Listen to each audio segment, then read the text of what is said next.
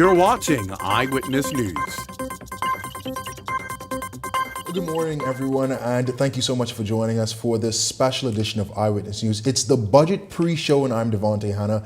In just a few moments, all eyes will turn to Parliament as Finance Minister Michael Halkitis rises to deliver the 2026-2027 national budget. It's the first full budget of the re-elected Davis administration and a major test of its second-term priorities. After securing a strong mandate at the polls, the government now faces growing expectations from Bahamians who continue to feel pressure of high cost of living, power bills, food prices, housing challenges, healthcare concerns, and crime. This morning, the country is watching for one central question: what will this government do next? And how will it pay for it? Will there be new taxes or fees? Will Bahamians see greater relief on the cost of living? Can government continue to fund major promises while maintaining fiscal discipline? And how aggressive will this administration be on energy reform, healthcare, investment, national security, and economic growth? This morning, we are breaking down the key issues expected to dominate today's budget communication with analysis from our panel, live reports from the ground, and a closer look at what today's announcements could mean for you, your family, and the country's economic direction over the next year. And at this moment, we understand the Prime Minister and the Minister of Finance have already made their way from the office of the Prime Minister and down to Parliament Square, where we'll now turn to where Rebecca Bain is standing by with all of the action in the city of downtown Nassau. Rebecca, what can you tell us?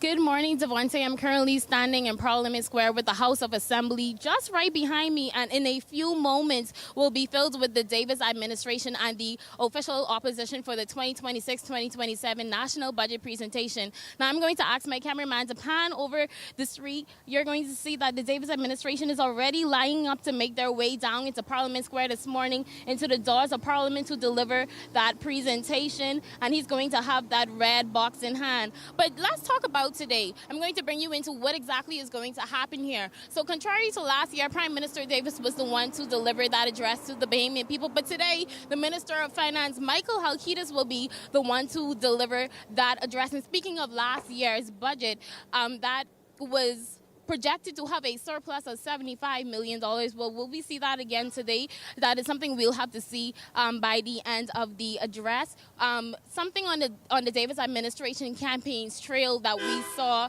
was that they were challenged with the cost of living, and that is something we are hoping is going to be addressed this time around for the Bahamian people, as this is the first budget under the Davis administration's term for the 2026 year. Some of the things that we are expecting to see is that housing rental control is going to be addressed from the Davis administration. Hopefully we can see that presented here today. We also do know in the last budget communication, healthcare was one of the pillars that the Davis administration built on, where we saw clinics and we saw revamping to those clinics across the Family Islands and in the capital city. We also saw a newly built hospital. Another topic that was pressed by the Davis administration in their last term was that we saw an increase in grants for entrepreneurs across the Bahamas, where men were able to be afforded grants to build their businesses, small businesses across the Bahamas. So these are some of the things that we are expecting to hear this morning. We're also expecting to hear expansion for education, and a lot of Bahamians have expectations of what's going to take place for today. Right now, as I mentioned, the Davis administration is currently across the street preparing to make their way down to Hall Parliament this morning. And for right now, we'll give you more updates as we are standing by. From right now, I'm Rebecca Bain. Send it back to you at the desk, Devontae. All right, thank you so much for that comprehensive report there, Rebecca. Well, joining me are two individuals who have been closely following the country's economic direction, Dr. Leo Roll and Crystal Rutherford Ferguson. Thank you both for joining us this morning. We talked a little bit earlier before the show about this. This is not your first rodeo. No. What I want to dive in first, we'd heard Rebecca talk about so many different things that could be in this budget, but what do you specifically want to hear from this 2026-2027 budget communication? Thank you so much for that. I do want to open, though, by saying that what is interesting about this budget this time around is this is the first time in nearly 30 years that we have an administration who is presenting solely their budget. So what we've found happening in the last 30 years is the flip-flop in administration. It made the case for the fact that preparation into the budget, as we know, takes months and months and months of preparation across many different agencies and ministries. But this time, they can certainly say that the preparation that went into this months ahead was all them. You had 5 years to get to this point. Right. What say you, Leo? It's a pleasure to be here, Devontae, and thank you for that. What I'm thinking of is continuity. So as Crystal rightfully mentioned, you have continuity of an administration, and with that, it brings continuity of plans, continuity of ideas, innovation. What I'm most impressed with is the timing of everything. We saw the election, and then we saw the administration being named rather quickly. Now we see the budget debate. We see everyone on time and ready to go in. And so I hope that this is, we would say, a forecast into the future relative to the financial acumen of the country and, of course, helping not only Bahamian businesses, but the Bahamas as a whole. You mentioned that this is the first time in nearly 30 years since we've seen a two-term government, and they've had the only reason we could possibly presume that they got to this point so quickly is because they were preparing months in advance. But does this now add more pressure to this administration to really get it right this time around in terms of the budget? I certainly think it does, because people will have lofty expectations of this budget. Earlier you asked about themes, possible themes, and a few things came to mind. The first thing is cost of living relief. You know, for the average Bahamian, they do want to feel better in their pockets. They want their households to feel more reassured. They want to feel their income, you know, being spent well and in areas that will benefit them and their families. I think about energy reform, foreign direct investment, and economic confidence, which confidence in itself is very important. Although it is a feeling, it is a very important feeling, and that is derived from policy decisions and this budget. The fourth thing I consider is the immigration and labor market reform.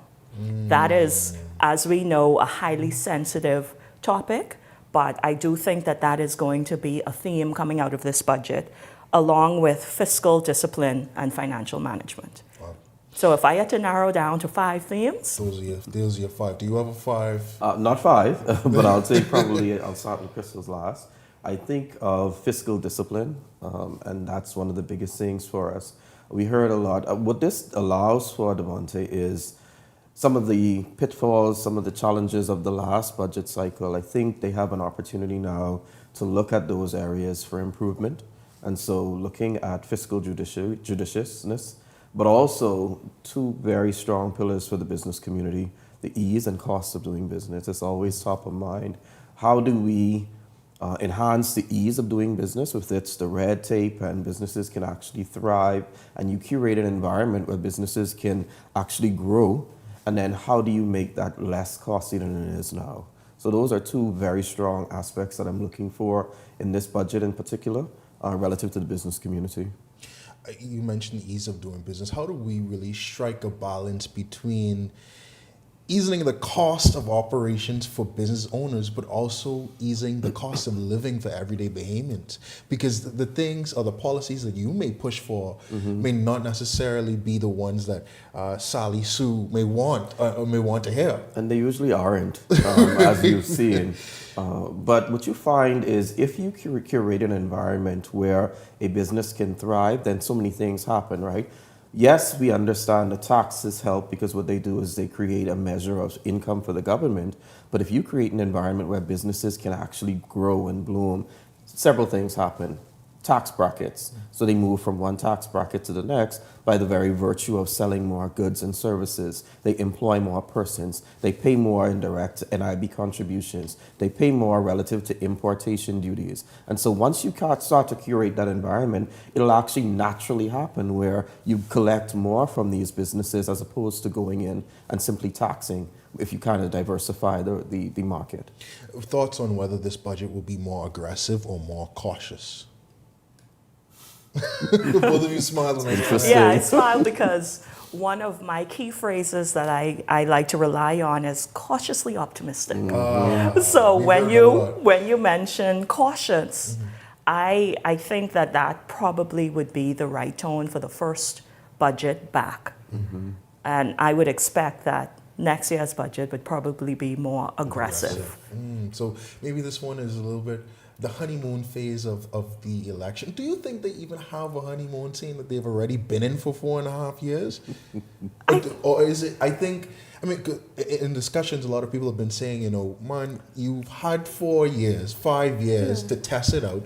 Now you need to put this in gear and get it going. Do you think the pressure is on this time? You know, you mentioned honeymoon phase, but even persons who get a second marriage, they also have a honeymoon phase. So needless to say, I do think that there is a honeymoon phase, and I do think that now is the time for the Davis administration to show the Bahamian people their thoughts in terms of how they will shore up the economy and how they will assist in lending or putting in place an environment that will lend to more monies in persons' pockets. Definitely. And I mean, when we look at some of that video that we just saw there, we saw things like housing projects, we saw BPL and energy costs. The Bahamas right now, we sit at a crossroads. When I say that, because we have geopolitical tensions that are rising, oil prices are now rising again. How does the government strike a balance to ensure that we can survive as we now face those tough economic times that are ahead? I think it calls for creativity. It also calls for greater diplomatic ties.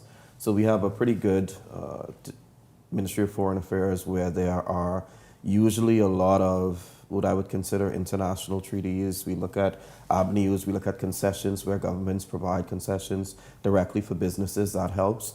And so I think it calls for creativity, diversification of our product, whether it be tourism, financial services. I think it also calls for fiscal prudence. Just understanding if I have run a household and I have $100, that $100 has to stretch. And so how do I then delineate my resources such that none are disenfranchised, but all are given equal access and equal opportunities? I think it calls for a bit of creativity from the government's part. Absolutely agree. Well, as Bahamians continue to feel the pressure of high food prices, rising bills, and economic uncertainty, many are looking toward today's budget communication for answers, relief, and a clearer path forward. Our Daniel Dean, she took to the streets and filed this report. And I think they need to go and help more with the people there in Abaco. As the newly re-elected government makes final preparations to present its 2026-2027 budget communication Wednesday, Bahamians are already voicing their expectations for how funding should be allocated. I would like for them to do increase the old age pension for the seniors on the national insurance, because you go to the grocery store, everything is going up. Back then, things was down, but now everything going up. Among the top priorities for many residents are greater relief from the rising cost of living, with some calling for more support for everyday Bahamians struggling to keep up with the increasing prices. Entrepreneurship and small business development are also high on the list of concerns, as many Bahamians say they want to see greater access to funding and opportunities for young business owners. There's a lot of entrepreneurs out here. There's a lot of people who need that little boost, but they're not getting any help. There's a lot of young entrepreneurs walking the road who have a lot of good business ideas, and they can't get it done because there's no funding to facilitate that. Others are hoping to see stronger investment in Family Island development, particularly for communities in Abaco and Grand Bahama that continue to recover from the devastation of Hurricane Dorian years later. Not where it used to be at all. No, it's not. It's not. The buildings and everything that is still going on there. I mean, even some down to their electricity. Every other week they are off. They need that to be done, fixed and done right. Affordable housing is also expected to be a major area of focus, especially for young Bahamians hoping to purchase their first home amid high property and rental costs. Opportunities for housing, affordable housing, where young families or single individuals can move out and get a home, because New Providence, the cost of land here is just too expensive. You know, they're just being saddled with significant debt just to get in a first home. And some residents are also pushing for greater and more serious investment into the orange economy, saying creatives, artists, and cultural entrepreneurs need more national support. We need to start enabling our own Bahamian creators. We don't have to go and hire whoever else. You know, let's start at home. And so, yeah, I think once we start there would be so much improvement in our country as a whole. But overall, many Bahamians agree that the cost of living remains one of the biggest challenges facing the country, with attention now turning to whether the government's new budget will offer meaningful relief. Danielle Dean, Eyewitness News. All right, thank you so much, Danielle Dean. There we have a look at the Trade Winds building at this hour, where obviously cabinet members are on the inside waiting to make that walk from the Trade Winds building, which is just across the street from the House of Assembly, and over onto Parliament Square, where we will see that red box, and we saw it all in the story. The red box is certainly a traditional part of the budget day and the budget communication. A lot of us, especially us in the media, we love to look for that red box. It's a nice pop of color. Yeah. It's a nice pop of color there. But you know, we heard from that story there are a lot of different issues, right? We heard about housing. We heard about just the cost of living in general. But we heard about the rising pension or increasing pension for senior citizens. And you know, Dr. Earl, you had a little comment there. I want to dive right into that. You know, when we talk about pension and raising the cost of living, what does that look like? So interestingly enough, we have had a really great relationship over the past few years with the Ministry of Labor. And so a lot of the labor reforms, we've actually been at the table helping to craft them. You've seen where there was initially a thought process to increase maternity benefit to 20 weeks. We think we've arrived at a happy medium. We saw where there was a thought process around mental health leave. I think it was somewhere around 5 paid days. We think we've reached a happy medium there. They've asked for an increase in the minimum wage. We don't think that'll happen this budget cycle. And there are other ancillary items that have been considered. We noticed that the gentleman asked for an increase in NIB. Now, I do believe that pensioners do get an increase every so often. I think it's every 2 years or every year. I stand to be corrected. But one of the things that we always have to be cautious about is that this has to be paid somehow. And either it's going to be paid on the backs of the Bahamians, or it's going to, well, businesses are Bahamians as well, right? And so you always want to balance how that happy medium comes about, because there are several things at play. We have a pension fund that we know is dying, and it's dying for a number of reasons. One of them, persons can argue, perhaps, is fiscal mismanagement, but by and large, it's because we have persons who are living, I'm from an insurance background, so we have a phrase, living too long or dying too soon. And we understand that they're now making their way out of the Trade Winds building there. You can see where it's getting a little bit of commotion is now getting there. We know that police are usually trying to clear a path there and you could see the other media there scrambling there to get a place. You also see some civilians who could possibly also be tourists who are trying to figure out what is going on at this hour. But we understand that the Prime Minister and the Minister of Finance, we see the door is now opening there.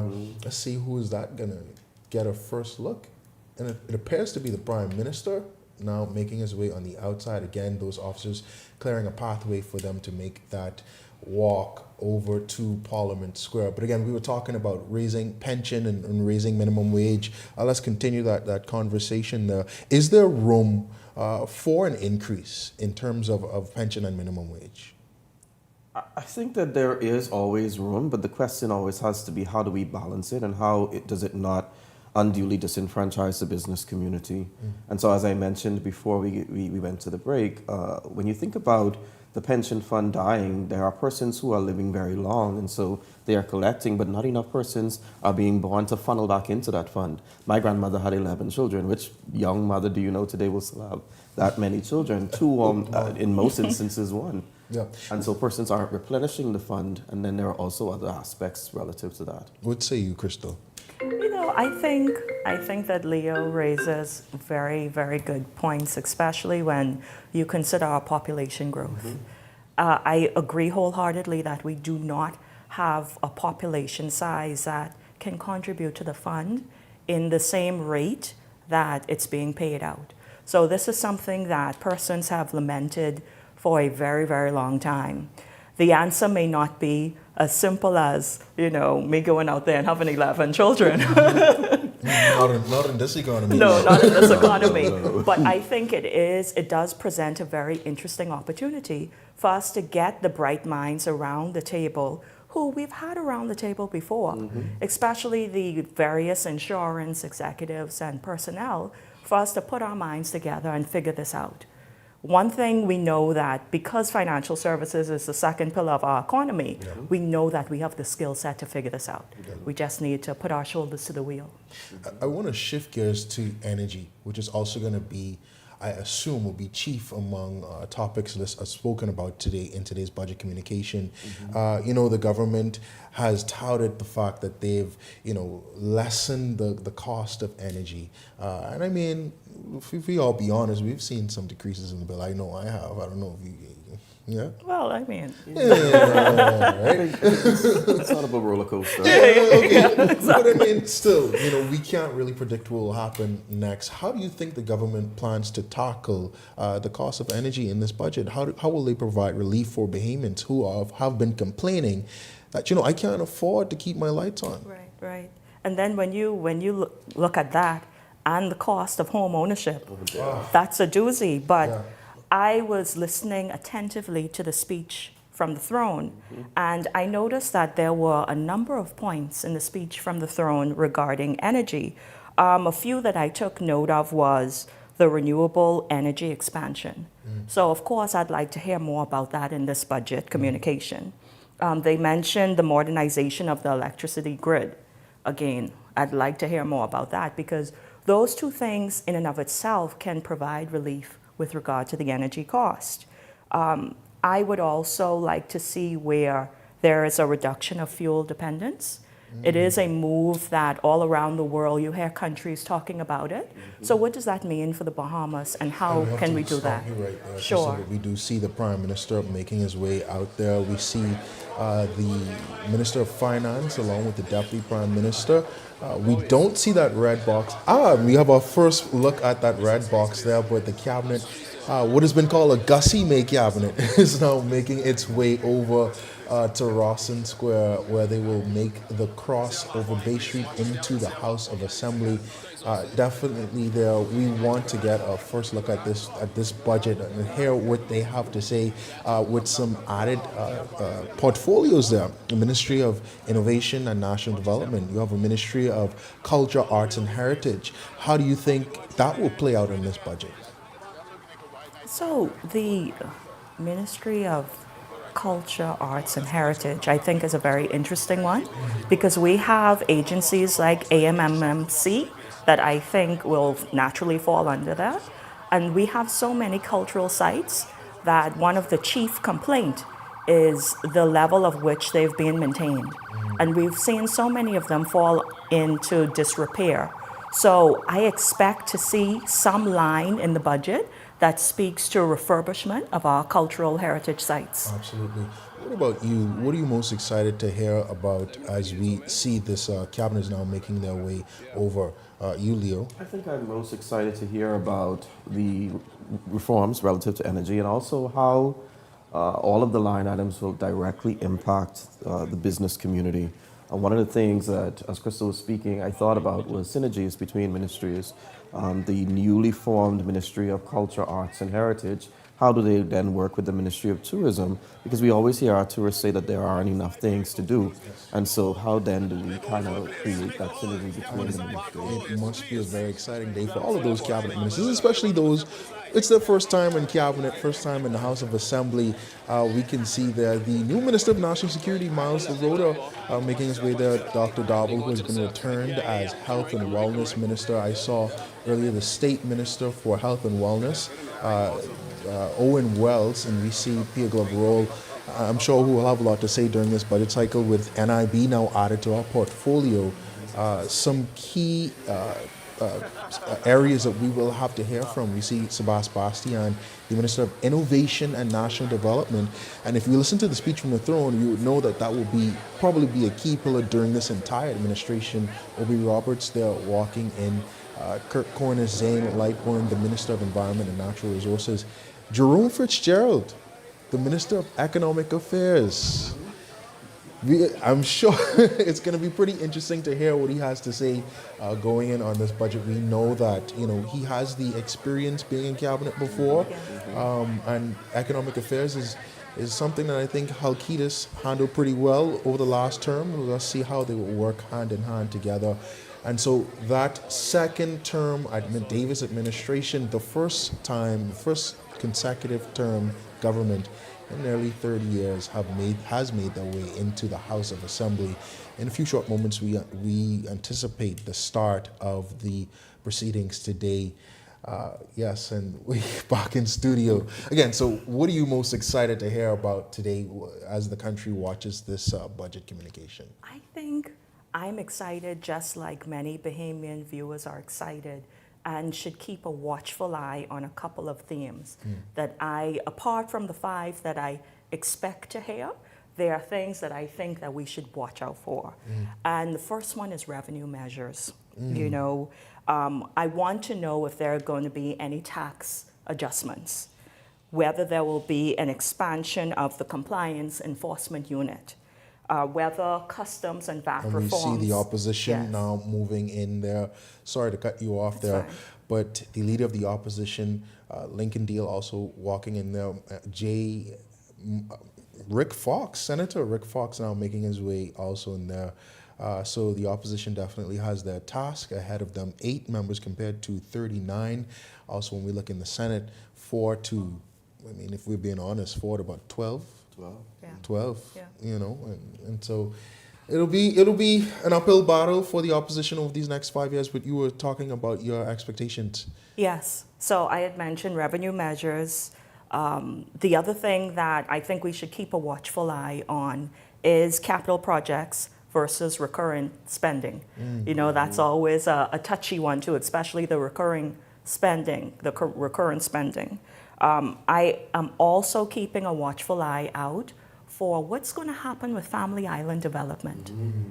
We are an archipelago, so that comes with our various challenges, benefits, but challenges principally. So I want to know what will happen from a development standpoint of our Family Islands. And then the last thing that I'm looking out for, the big ticket item for me, which is healthcare and education. Yeah, 2 very important, very, very important portfolios that we need to hear from. And I mean, when we look at healthcare, with this new hospital now coming on stream, we know that Darville's reappointment has had some controversy within itself. What do you think really needs to be principal in his communication or his contribution to the debate? I think his contribution should be clear. It should demonstrate very clear KPIs, key performance indicators. I think as a population, we are at a time in our country where we want accountability. We want transparency from our policymakers. And that means using your pulpit and your window into the public, meaning the House of Assembly, as a way to report on whether or not your ministry, your agency, will be meeting its key performance indicators. Yes. That's what I want to see. Yes. Because healthcare and education, those 2 areas really affect the quality of life of the average Bahamian and resident. Yes. One thing we didn't mention so far has been Grand Bahama. What will this administration do with Grand Bahama? What do you think should be done?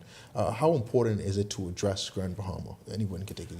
I think it's most critical. Grand Bahama is the second city, our sister city. And I think Minister Moxie, in her last iteration, spoke of some of the challenges, but also some of the opportunities. We see Carnival relative to the cruise port. We see a number of initiatives coming on board, some Royal Caribbean aspect. We have one of the largest shipping transports in Grand Bahama. And so I know we've been working very assiduously with a number of neighboring countries relative to importing through that port and sometimes relative to transshipment, looking to get into the African market and some of the other markets, because what we found is that if we go directly to these markets, we can actually reduce the cost of importation and procurement, and then that cost can be then shifted to the consumer. And so I'm looking to see beautiful Grand Bahama, some of those aspects, the Afro-Caribbean hub. I know she and I were in Algeria last year, and she spoke passionately about it and the plans that she has relative to that. So I'm looking to see continuity in those plans actually come to fruition during this budget cycle. And then, of course, how then do we diversify the Grand Bahamian economy? I have an aunt that lives in Grand Bahama, and I remember spending all of my summers there as a child, and it's so different than it was then. And so trying to get back to that place, looking at the sale of the hotel, looking at the actual fiscal revenue and fiscal measures, the creation or the actually redevelopment of the Grand Bahama Airport, we need an actual hub where persons can get in, because it's pointless building or having a hotel or a lodging when persons can't get to the island comfortably. And so all of those aspects, I'm hoping, are on the table and chief among them during this budget cycle. Yeah, definitely the hotel. I know a lot of people are concerned about. Definitely the airport is also a very chief concern. Crystal, you mentioned education also. We do see a new member of parliament or a new minister in education. The deputy prime minister is making his way over from tourism to education. A lot of people didn't know, and myself included, that he was a teacher. What do you think he can bring to education this term? I think he could bring innovation. I think when you consider education and the way of the world, we have to be very business focused when we consider our education environment. And we know that the DPM is a businessman. He has built successful businesses. So I'm looking forward to him bringing that same mentality, that business acumen, to the way he approaches being Minister of Education. I would like to see very much in the forefront a focus on financial literacy, because I think as a country we can do better and we can improve in that area. And once we have a better handle on understanding finances and financial literacy, I think that we will all benefit from that. You need numbers and finances to run your household. Definitely. We're here discussing the national budget, but the national budget is similar to the exercise that we should be doing in our very own homes. Absolutely. In running our household budget. Yeah. So again, this is an opportunity to speak directly to the Bahamian viewing public and residents so that we could have a clear understanding of the roadmap for education. So I'm looking forward to it. Definitely. We want to pause right there. We come to you with breaking news at this hour. Rupert Roberts Jr., the former president and CEO and founder of SuperValue, has unfortunately passed away, we understand this morning. We just got word coming in from Deborah Simonet, who confirmed the passing of, again, Rupert Roberts, the founder of SuperValue. So our condolences here to the entire SuperValue team and his family. Some unfortunate news here this morning as we anticipate what will be explained in this budget communication. Give you a chance to express condolences shortly to Mr. Roberts. Yes, I'd definitely like to express condolences as well, join in that. Putting on my former Chamber of Commerce chairman hat, the SuperValue chain and Mr. Roberts, along with Ms. Simonet, they were always very good supporters of the Chamber of Commerce, very active in sharing their views. So this is indeed a sad day and a blow to the business community. Absolutely, I'll echo the same sentiments. Now, I haven't had the opportunity to work directly with Mr. Roberts, but definitely Ms. Simonet, she's always, as Crystal said, ready to spring into action to support the Chamber of Commerce. And so I definitely want to express our sincere condolences that family, and we'll keep them in prayers. Definitely some unfortunate news there coming in. Well, the country will be watching closely as the government presents its national budget. But for many Bahamians, the real question is what exactly will emerge from the iconic red box and how could it impact their daily lives? Laurentia Smith reports. The last Wednesday in May, the iconic red box makes its way from the Cabinet Office to the House of Assembly, carried by the Minister of Finance. But what exactly is locked inside that box? Chief Clerk of the Parliament, David Forbes. The budget documents. It has the budget speech, all of the bills that are associated with the budget, and also the resolutions. The red box, also known as the ministerial or dispatch box, is a long-standing Westminster tradition originating in the United Kingdom. Introduced in the 19th century, it was designed to secretly transport classified government documents between the ministers and other officers. The red color is widely believed to have been a favorite color of Prince Albert, husband of Queen Victoria, but over time it has become a symbol of importance, authority, and government decision-making. Today, the red box remains a powerful symbol of government delivering its fiscal plan, national priority, and economic vision for the country. You don't see it often, of course. It attracts your attention, and it is red. It's difficult to avoid seeing that. Of the symbolism, the show of what is going on in the budget process, because they do it in England too. Now, the current budget cycle runs through June, and the new one is expected to come in effect on July 1st. Now, this marks the first major debate for the Davis administration since the May 12th general election. It is the most important debate in the parliamentary calendar because it really is the fuel that runs the government. You cannot run a government without money, and all of government activities is connected to the budget and the budgeting process. Forbes explaining that once the budget bill is passed in the House of Assembly, it then moves to the Senate for further consultation before final approval ahead of the July 1st, the start of the new fiscal year. It could be 20, 29, whatever it is. There's going to be more than 20 bills. Apart from the appropriation revenue account and the appropriation capital development bills, you'll have bills that will amend taxes, that will increase taxes. And while the red box carries the government spending plan, many Bahamians will also be watching closely to see whether there will be any changes that could impact their pockets. Laurentia Smith, Eyewitness News. All right, thank you so much, Laurentia Smith, reporting there. The iconic red box, we have already seen it. It's already moving. But, the budget is what we're concerned about right now. And I want to ask you, the government, when they came into office in 2021, a lot of what they talk about was recovery, inheriting this broken economy. And now, is it moving away from recovery to transformation in this budget? What do you think about that? I think it would be. In fact, I think about the word continuity. Yeah.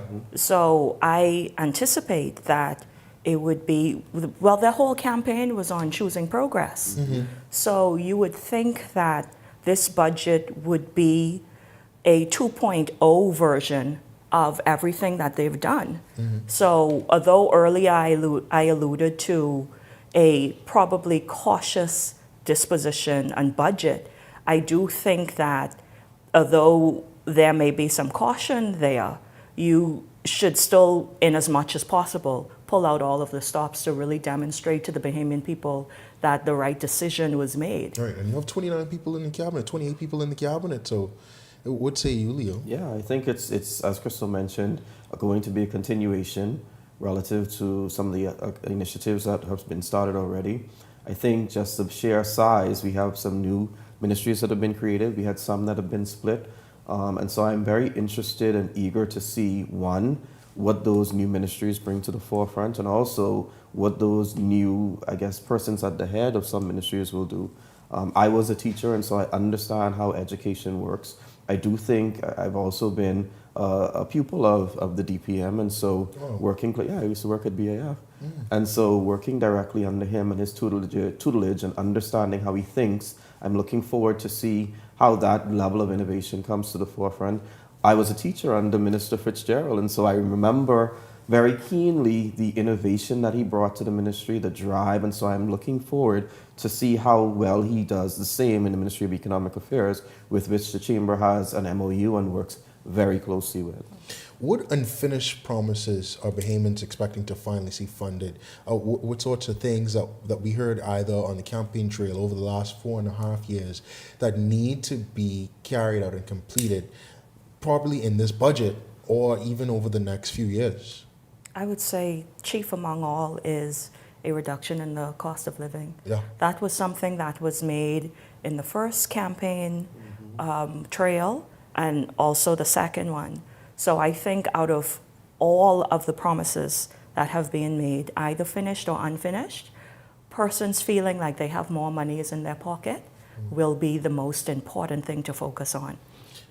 Yeah, for me, I think it's the expansion or the investment in entrepreneurship. You heard the Prime Minister, even from the speech from the throne, speak about more money being funneled into entrepreneurship.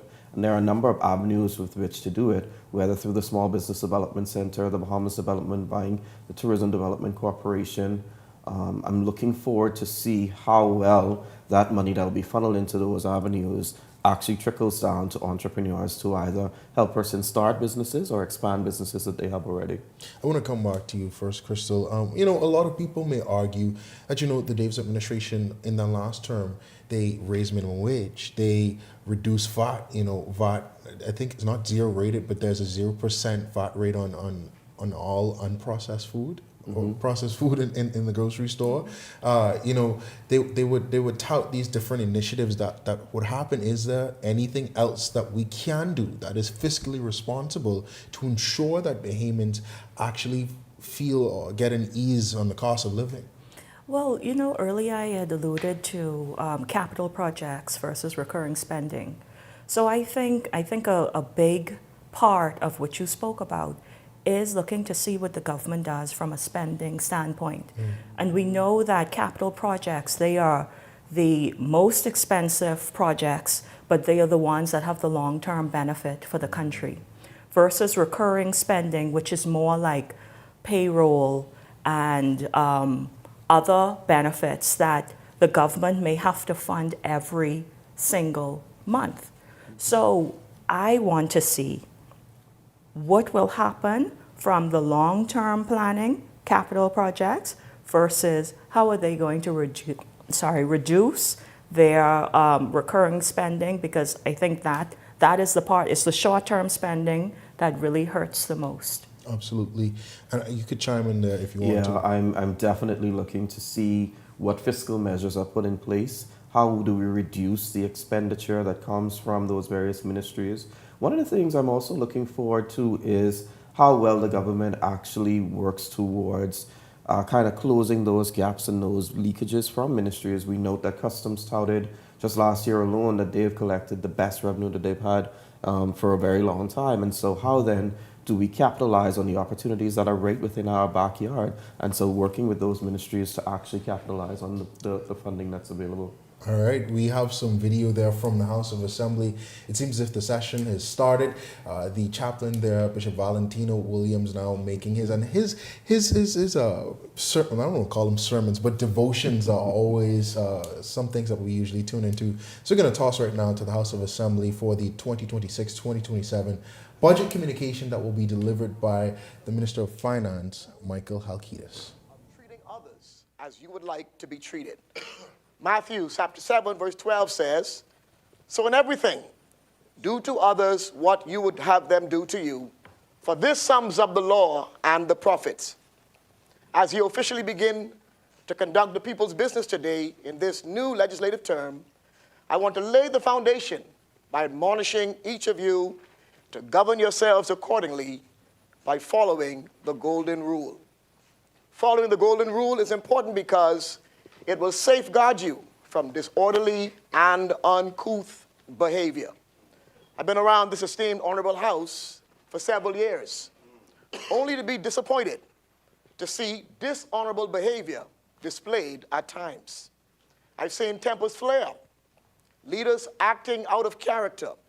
I've heard jeers being thrown at each other from both sides, name-calling and the list goes on and on.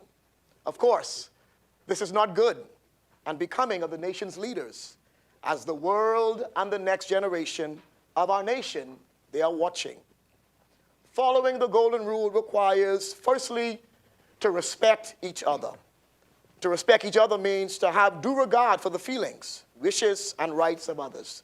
While you may disagree with each other, and that's your right, it's imperative to respect each other. I want to encourage each of you, honorable member, never to allow your differences of opinion and perspective to cause you to become diabolical, disingenuous, and destructive in your behavior towards each other. Secondly, following the golden rule requires you to be kind to one another. Be kind in what you say to each other. Don't belittle or use disparaging remarks towards each other. Words are very powerful. The Bible tells us death and life lies in the power of the tongue. And so I admonish each of you today to do your endeavor to tame your tongue. James chapter 3 verse 6 says, the tongue is also a fire, a world of evil among the parts of the body. It corrupts the whole body and sets the whole course of one's life on fire, as it is set on fire by hell. In conclusion, I leave you today with this final thought. Like the good old adage says, if you don't have nothing good to say about someone, don't say anything at all. Selah, think and act on these things. Let us pray. Our Father and our God, we praise and we exalt your name. For you said in your word that we can boldly come before the throne of grace to find help in the time of need. And we've come today, Almighty God, seeking you on behalf of our nation. Lord, if there's ever time our nation needs mercy and grace, it is now. We need your guidance. We need your divine providence. We need your very presence to be amongst us today. For without you, we are nothing. From Grand Bahama in the north to Inagua in the south, we cover these rocks, we cover these keys, we cover these islands under the blood of Jesus. Now, Heavenly Father, we pray for our political leaders as they begin the budget debate. We pray in the name of Jesus that both sides will do so with courage, with competence, with acumen, and with grace. Help our political leaders to follow the golden rule. May they be respectful and kind towards each other at all times during this debate. Almighty God, grant each of them strength, godly wisdom, and focus as they seek to provide stewardship over the nation's finances. Almighty God, bless the proceedings of this honorable house. And do, Lord, bless the Commonwealth of the Bahamas. These things we ask. In Jesus' name we pray. And all of God's people say, amen. Let us pray the Lord's Prayer. Father, who art in heaven, hallowed be thy name, thy kingdom come. Thy will be done on earth as it is in heaven. Give us this day our daily bread, and forgive us our trespasses, as we forgive those who trespass against us. And lead us not into temptation, but deliver us from evil. For thine is the kingdom, the power, and the glory, forever and ever. Amen.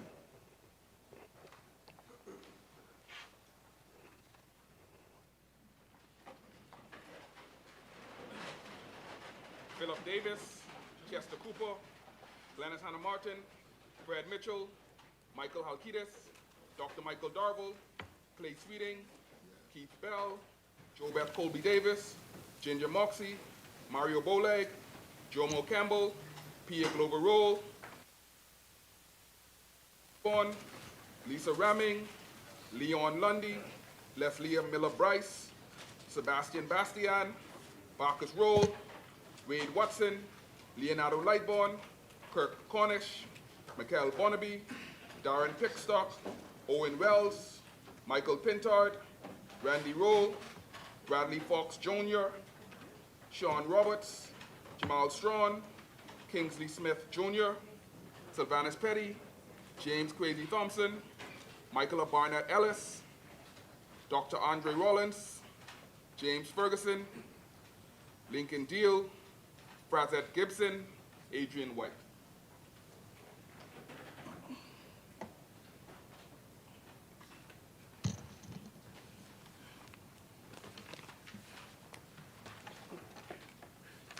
Good morning, honorable members. We will now go down the order of business as we conduct the people's business.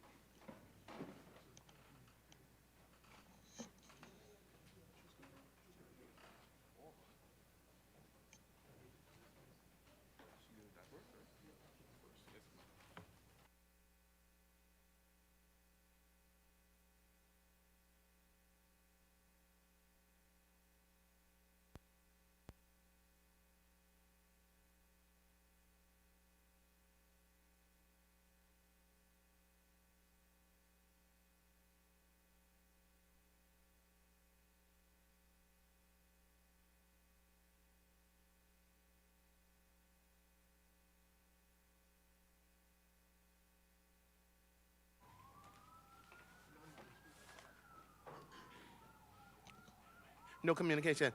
Yeah. Communications coming? Statement and communication by ministers. The chair recognizes the honorable member for Cat Island, Rumkey, and St. Salvador. Madam Speaker, it's been brought to my attention this morning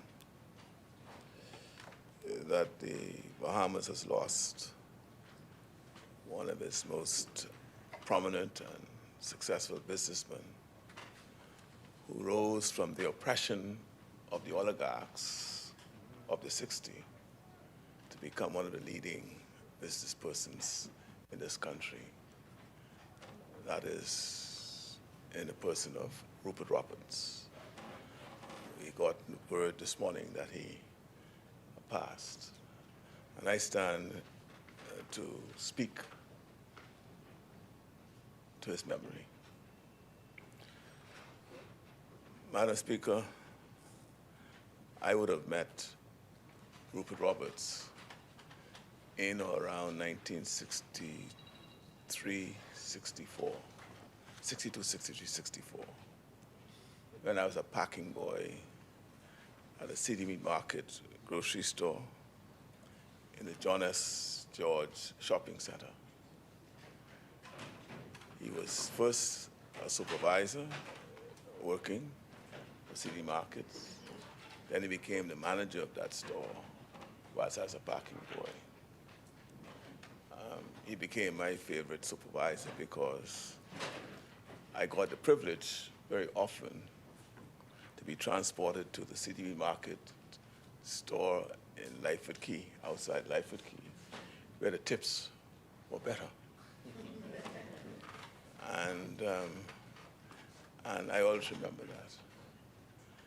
And again, Madam Speaker, the journey of some of our people. And we often, unfortunately, there's this view that the oligarchs treated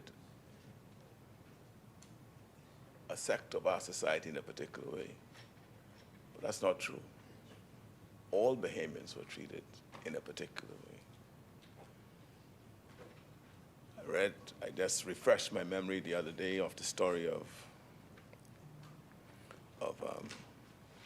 what's Bethel name? The school from Cherokee Sound. Patrick Bethel. I just refreshed my memory on the life and times of Patrick Bethel, who wrote about his schooling at the all-age school in Cherokee Sound. He spoke about conditions under which he found himself at that time. And they were no different than my conditions when I studied, when I was not studying, went to the all-age school in Old White Cat Island. He was a white Bahamian, treated the same way as me, black Bahamian, in Old White Cat Island. You should take a note and read his autobiography, and you'll see when I say that. They too had to leave school at the age of 12 or 13. There are no high schools for them to go to either. So they don't treat it any differently. And so when we posited this artificial divide between black and white in this country, I call it artificial, superficial. It's only put in the mind and perpetrated by selfish persons who want to promote their own selfish agenda. Rupert Roberts is one of those persons who came from that background and was a successful worker in that grocery business for the then city market. Was then owned by one of the oligarchs along with a foreign entity. And he was very successful. But then again, the story of that separation, of Mr. Roberts, city market, one day should be told. But he did not allow that disappointment of that separation to keep him down. And so he gloried in the fact that majority rule came in, and that he and all Bahamians had the ability to move and excel and invest their talent to be whatever they wish to be in this country. And that's what he did. That was under the Progressive Party after the majority rule, and hence where he is today. Many acknowledge it, but many don't accept it. But that's a fact of life. But Mr. Rupert became a successful businessman. He did not forget his roots. And his philanthropy and his assistance in social matters for this country is legendary. Though it was not publicized as much as many others, he did much for our inner city and people in the inner city that I'm aware of. And I'm grateful for his life. I'm grateful for the model he has left behind. And I trust that someday someone would tell his story if he hasn't told it yet. But to his daughter, Kathy, and Caddy, and the rest of his family, I express my condolences on behalf of the government and the people of Bahamas and Mrs. Roberts for his contribution to this country and this nation, and demonstrating that it's not how you start in life, not the circumstances in which you find, or to determine your destiny or where you end up. And that is the perfect model in the life of Rupert Roberts. Thank you, Madam Speaker.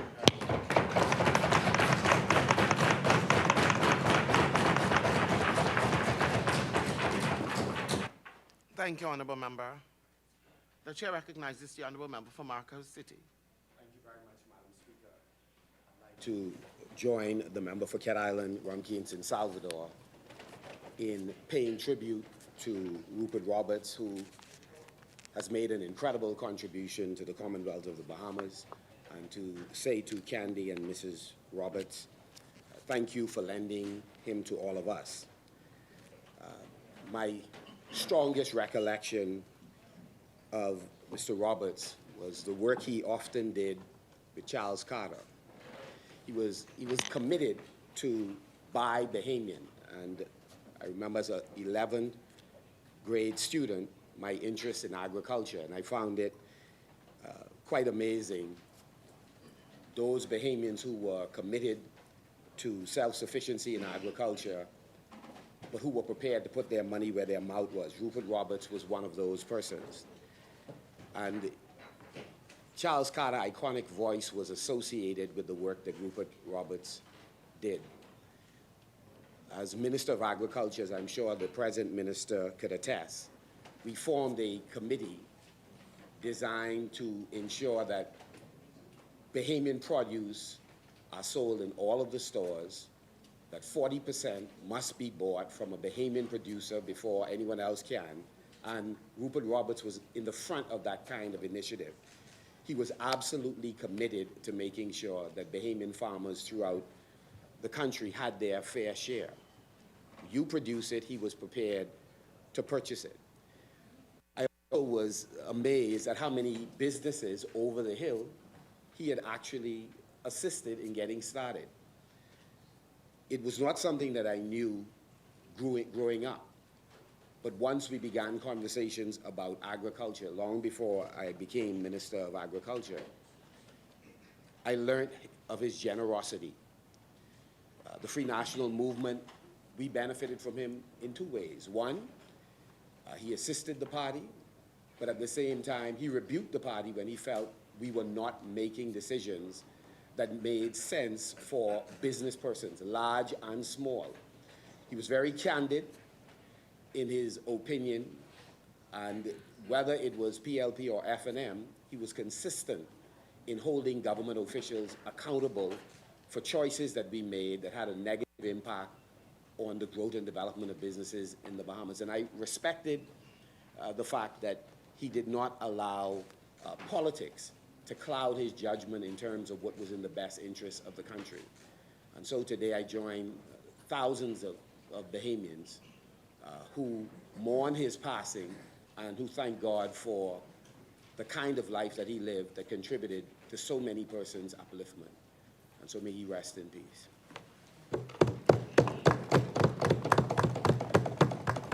Thank you, Honourable Member. Any further statement, communications by ministers?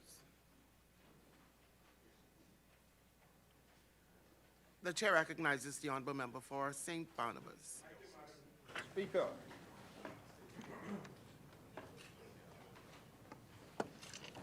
Madam Speaker, I rise today to present the fiscal year 2026-2027 budget communication under the theme, A Budget That Builds on Progress.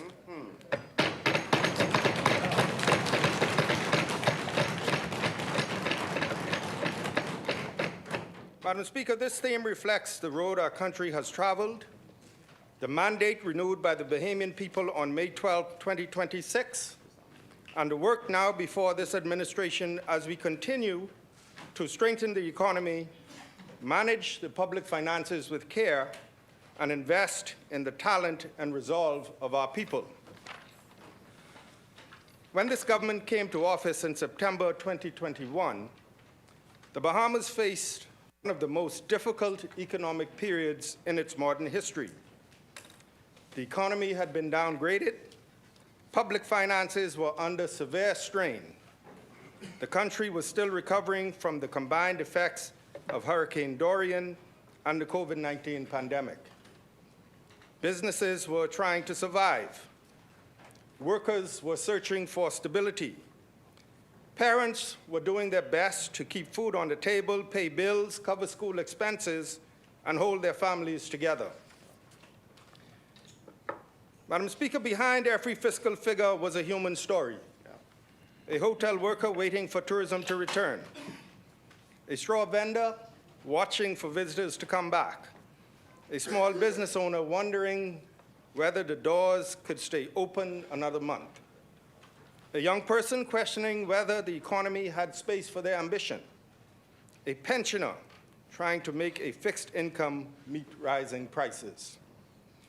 Madam Speaker, that was the condition of the country we inherited.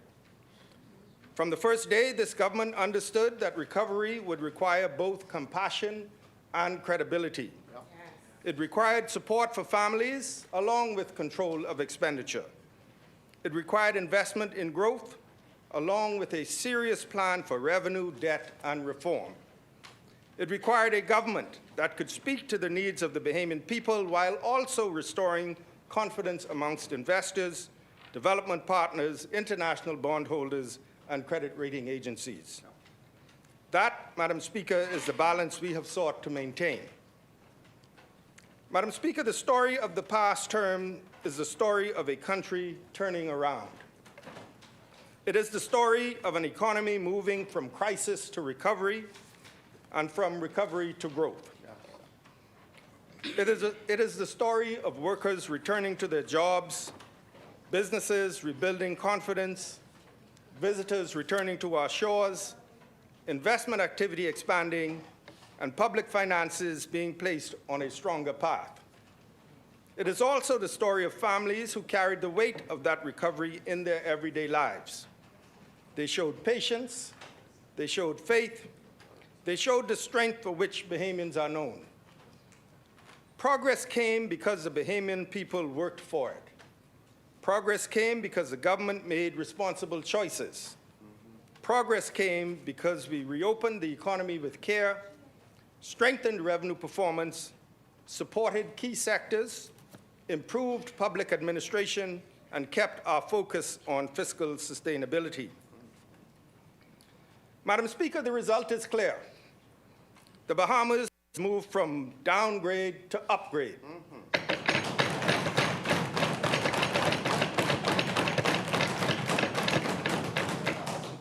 It has moved from emergency recovery to renewed confidence.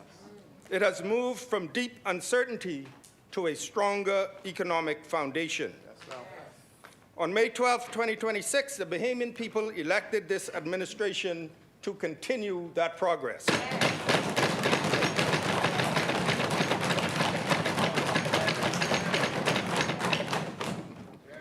They gave this government a renewed mandate to protect the gains already made, deepen the recovery, widen opportunity, and ensure that growth reaches more homes, more businesses, more communities, and more islands.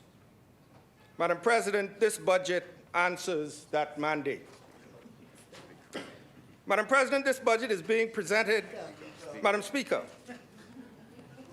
Welcome to the lower house. Force of habit. Madam Speaker. Apologies. Madam Speaker, this budget is presented at a time when the global environment remains uncertain. Across the world, governments are managing higher borrowing costs, geopolitical tensions, supply chain risks, energy volatility, climate events, food price pressures, and slower growth in major economies.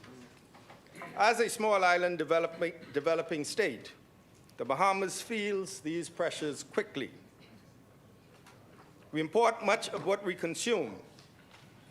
We remain exposed to global fuel prices, tourism trends, international financial conditions, and the growing cost of climate resilience. In this environment, the country needs steady leadership. It needs a credible fiscal plan. It needs policy consistency. It needs public investment that supports growth. It needs reforms that improve how government works. And above all, it needs confidence in the Bahamian people, their skills, their work ethic, their creativity, and their capacity to help build the next stage of national development. Because a country that manages its finances well is better able to support its people.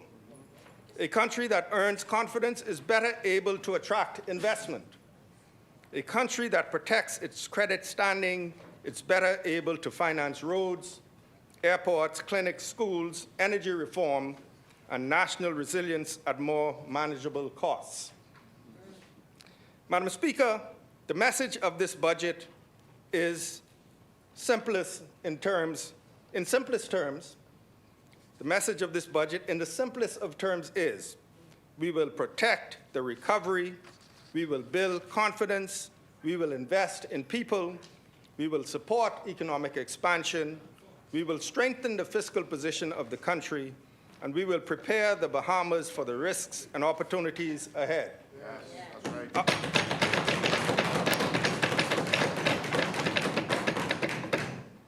Our policy framework remains anchored in 4 priorities: security, opportunity, affordability, and reform. Security means safer communities, stronger borders, better emergency response, and a country prepared to protect its people and its economy. Opportunity means pathways to jobs, training, entrepreneurship, education, investment, home ownership, and upward mobility across New Providence, Grand Bahama, and the Family Islands. Affordability means easing pressure on households where responsible and practical, especially in food, energy, healthcare, housing, and daily living costs. And reform means improving public administration, strengthening accountability, expanding transparency, and delivering better service to the Bahamian people. Madam Speaker, these priorities shape the work of the past term. We reduced the standard VAT rate from 12% to 10%. We reduced VAT on unprepared food sold in grocery and food stores. We reduced VAT on designated basic items, including select medical supplies and hygiene products. On April 1st, 2026, VAT was removed from all unprepared and uncooked food items commonly purchased in grocery stores. These measures were designed to bring relief to households while preserving the revenue framework needed to fund schools, hospitals, roads, security, social services, and the obligations of the state. Madam Speaker, we also invested directly in people. We introduced the National School Breakfast Program because children learn better when they begin the day ready to learn. We expanded access to training through Upskill and DigiLearn. We established the National Youth Guard Program and the National Apprenticeship Program to help young Bahamians connect training with service, work, and future opportunity. We created the Catastrophic Care Fund to assist families facing severe medical hardship. We established the Public Hospitals Authority Academy to train Bahamians for healthcare careers and strengthen our national capacity. We advanced major energy reforms to improve reliability, reduce costs over time, and modernize the electricity sector.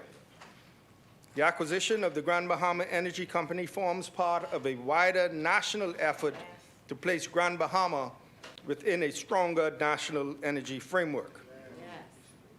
We invested in airports, roads, runways, and Family Island infrastructure because development must reach every island. We expanded free public Wi-Fi in parks and public spaces because connection now forms part of opportunity. We established the Creative and Performing Arts School of the Bahamas because Bahamian talent deserves training, structure, and a pathway to the world. We concluded more than 60 labor agreements in a single term, improving wages and working conditions for public officers across several sectors. Madam Speaker, we also strengthened the systems that support confidence in government. The enhanced e-procurement portal has expanded access to government contracts and procurement opportunities through a single public platform. This reform supports accountability, wider participation, and greater confidence in the use of public funds. Through healthcare reform, including the National Health Insurance Act 2025 and the planned integration of the National Prescription Drug Plan into the National Health Insurance Authority, we are working to improve access, efficiency, and service delivery. Through the $300 million external debt refinancing initiative under the Bahamas Debt Conversion Project for Marine Conservation, this government showed that sound debt management and environmental protection can move together in the national interest. Through legislative reform and stronger enforcement on economic substance requirements, the Bahamas was removed from the European Union's blacklist in 2024, protecting the standing of our financial services sector. Through major commitments, including Carnival Corporation's Celebration Key Development and Royal Caribbean's Royal Beach Club project, the Bahamas continues to attract investment, create jobs, and expand economic activity. At the same time, this government is strengthening foreign direct investment compliance so that commitments made to the Bahamian people are properly monitored and honored. Madam Speaker, this is the record on which this budget stands. A country downgraded in 2021 now stands with renewed confidence. An economy under pressure has returned to growth. A fiscal position under strain has been placed on a stronger path. A people tested by crisis have shown courage, patience, skill, and resolve. A government renewed by the Bahamian people on May 12th now returns to this honorable House with a budget designed to build on progress. Madam President, we are clear-eyed about the road ahead. Madam Speaker, it may take a while to get it out of my system. Madam Speaker, we are clear-eyed about the road ahead. The global environment remains uncertain. Costs remain a concern for families. Climate risks continue to threaten small island states.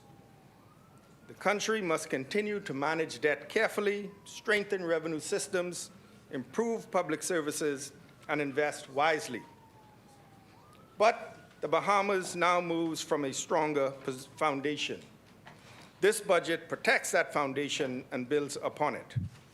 It is about making progress real in people's lives. It is about making sure economic growth reaches families. It is about giving young Bahamians a fair chance. It is about helping communities feel the benefit of national development. It is about proving that fiscal responsibility and human progress can move together.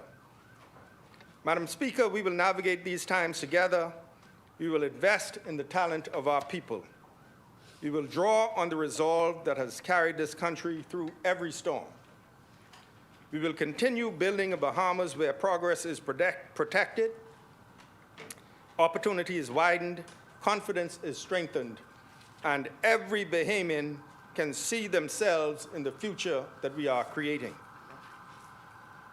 So, Madam Speaker, I now turn to the macroeconomic context amongst our regional and international partners. Madam Speaker, the current and future performance of the Bahamas' small, open economy remains closely linked to developments within the global economy, particularly those in the United States, our major trading partner and primary tourism market.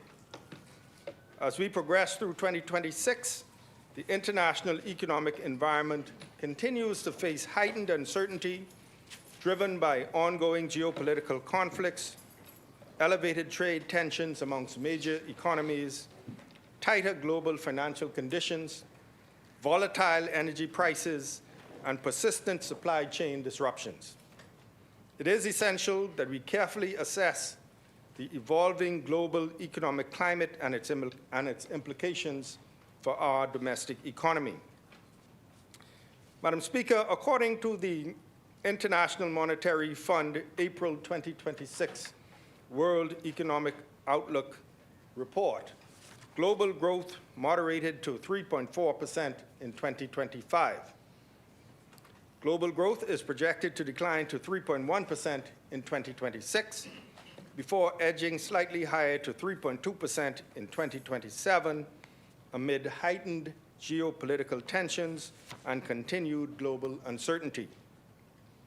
Despite persistent services price pressures and fluctuating energy costs, global inflation eased to 4.1% in 2025 and is projected to rise slightly to 4.4% in 2026, before declining to 3.7% in 2027.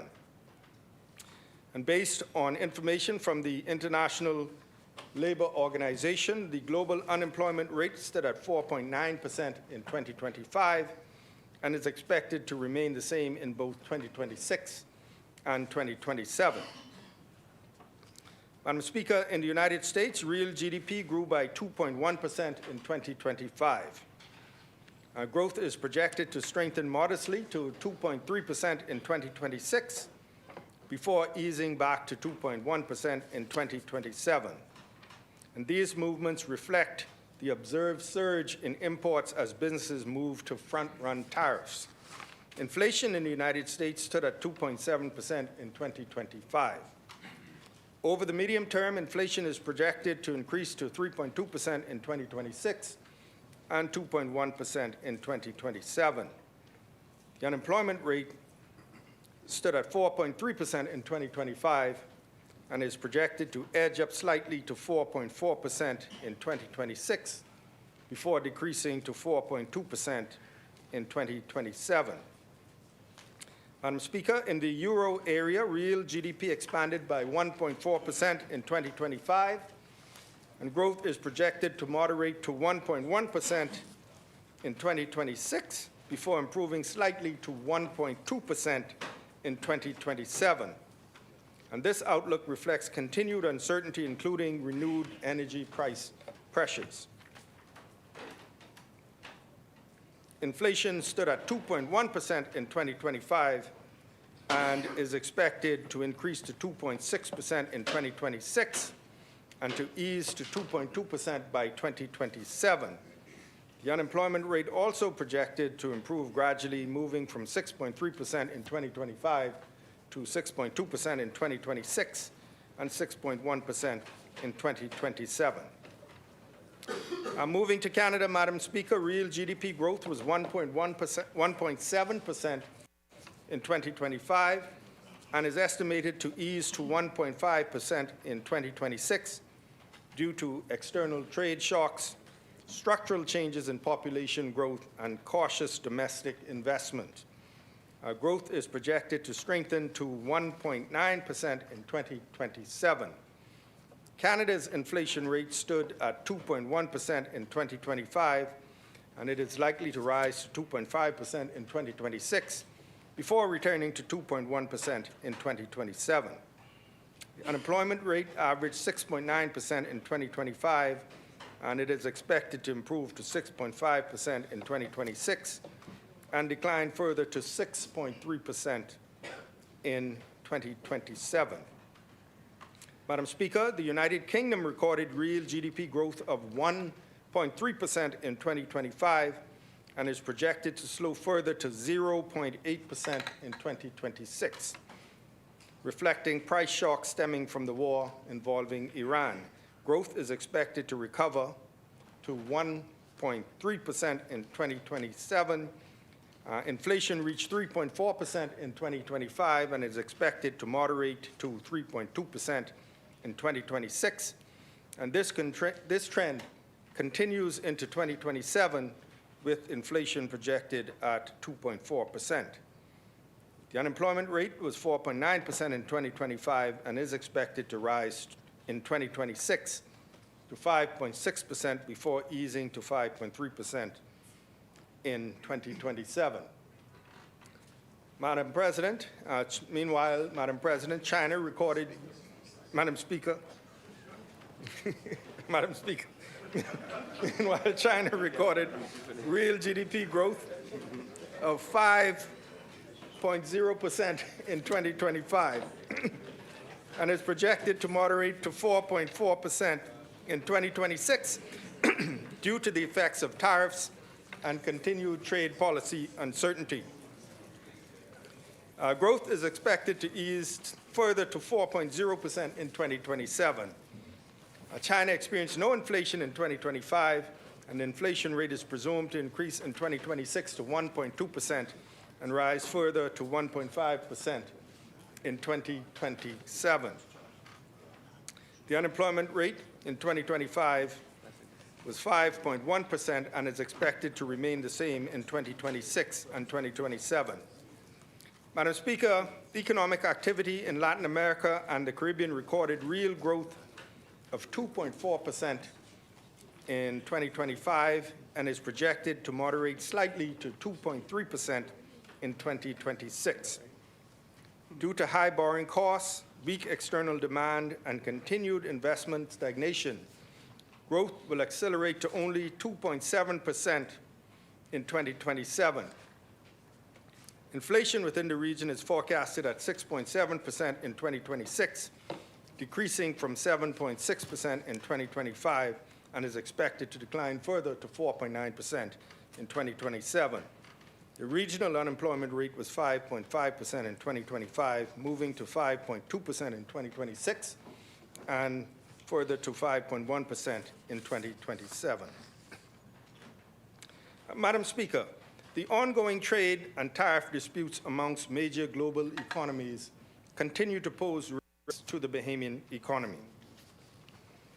As a small island developing state that relies heavily on imported goods, the Bahamas remains vulnerable to increases in global prices for food, fuel, and other essential commodities. Higher tariffs and disruptions in international supply chains continue to pose risks by increasing operating costs for local businesses and placing additional pressure on household expenses across the nation. Any slowdown in economic activity within our major trading partners could adversely affect tourism demand, foreign direct investment, and overall economic growth within the country. In addition, the prolonged crisis in Haiti, coupled with economic and social pressures in Cuba and Venezuela, continue to affect migration patterns, regional security, and economic dynamics. Despite these challenges, this government will continue to pursue sound economic policies aimed at protecting Bahamian households, supporting businesses, safeguarding macroeconomic stability, and ensuring that our economy remains resilient in the face of global uncertainty. I will now provide a more detailed review of our English-speaking regional pairs for a deeper context. Madam Speaker, Guyana continues to demonstrate exceptionally strong growth, with real GDP expanding by 19.3% in 2025. This pace, while still robust, is anticipated to ease to 16.2% in 2026, before increasing further to 19.7% in 2027. Inflation was recorded at 3.3% in 2025 and is expected to increase to 4.1% in 2026 and further to 5.1% in 2027. The latest available statistics show that the unemployment rate stood at 6.8% in 2025. As one of the world's fastest growing oil producers, the sharp increase in oil prices due to the conflict in the Middle East will likely translate into higher government and export revenues. Madam Speaker, the Cayman Islands recorded real growth of 2.7% during the first half of 2025, supported by demand in financial services, accommodations, and restaurants. Growth is expected to moderate thereafter, partly due to weaker activity in mining and quarrying, manufacturing, and construction. Real GDP is projected to grow by 2.2% in 2026 and 2.5% in 2027. Inflation stood at 1.9% in 2025 and is expected to rise to 2.6% in 2026 before easing to 2.3% in 2027, mainly due to food, housing, and utility costs. The unemployment rate remained low, moving around 2.8% through 2025 to 2027. Madam Speaker, Barbados recorded estimated real GDP growth of 2.7% in 2025 and is projected to moderate slightly to 2.5% in 2026. Further normalization of the economy places expected growth for 2027 at 2.2%. Inflation was estimated at 0.8% in 2025 and is expected to rise to 2.3% in 2026, then stabilize to 2.2% in 2027. The unemployment rate stood at 7.2% at the end of December 2025. Madam Speaker, in the case of Trinidad and Tobago, the economy was estimated to record real GDP growth of 0.8% in 2025, and this rate is expected to remain unchanged in 2026. Our forecasts point to real GDP growth increasing to 3.0% in 2027. Inflation, which was estimated at 1% in 2025, is projected to increase to 1.8% in 2026 and 2.8% in 2027. With respect to employment, the unemployment rate fell to 4.3% in 2025 and 4.2% in 2026. This points to an economy maintaining stability and growth, even as price pressures are expected to edge upward in the period ahead. Turning to Jamaica, Madam Speaker, the economic outlook points to modest contractions after Hurricanes Beryl and Melissa. Real GDP declined by 0.1% in 2025 and is projected to continue to weaken by 1.2% in 2026, with a 3.1% recovery in 2027. Inflation stood at 3.9% in 2025 and is expected to rise further to 6.1% in 2026 and 5.5% in 2027. As it relates to unemployment, the rate in January was 3.6%, down from 3.7% recorded in the same month in 2025. Madam Speaker, these developments in the region point toward a mixed environment. A solid growth in some countries is tempered by slower activity, inflationary pressures, and ongoing vulnerabilities in others. Madam Speaker, on the domestic front, the Bahamian economy continued to distinguish itself throughout 2025 and into the first quarter of 2026, demonstrating resilience, momentum, and a degree of stability that speaks to the strength of our national recovery. This mold-breaking and indeed outstanding performance is supported by sustained tourism activity, improving labor market conditions, continued investment, and stable domestic financial conditions. These developments point to an economy that is not merely recovering, but advancing with confidence into the next calendar year.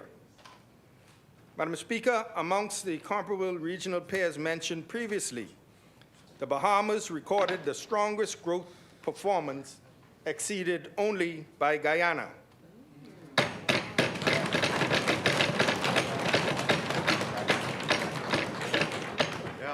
This is no small achievement. It represents the continuation of a remarkable period of economic expansion that has been underway since 2021.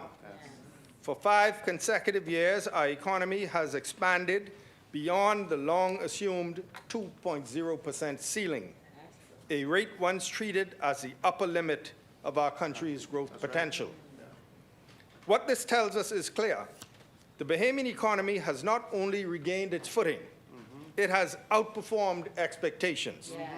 It has moved beyond the old assumptions placed upon it, and it continues to demonstrate that with sound policy, sustained investment, and the industry of the Bahamian people, our national economy is capable of achieving more than many once believed possible.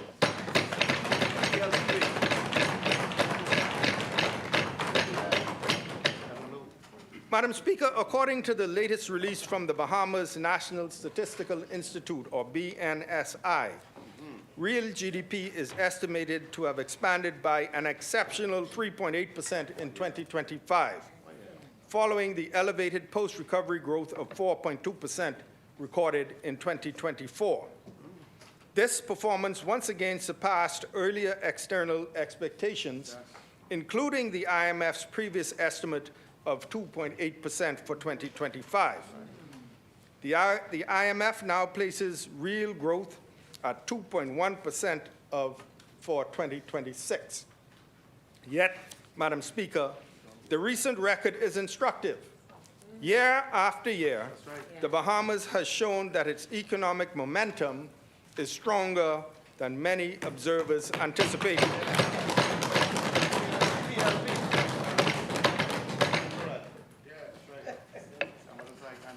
The strength of our economy, Madam Speaker, is also reflected in the share each Bahamian contributes to our income on average. Based on calculations using figures provided by the Bahamas National Statistical Institute, Nominal GDP per capita is estimated at $42,722.80 in 2025, and this represents growth of 6.9% over 2024.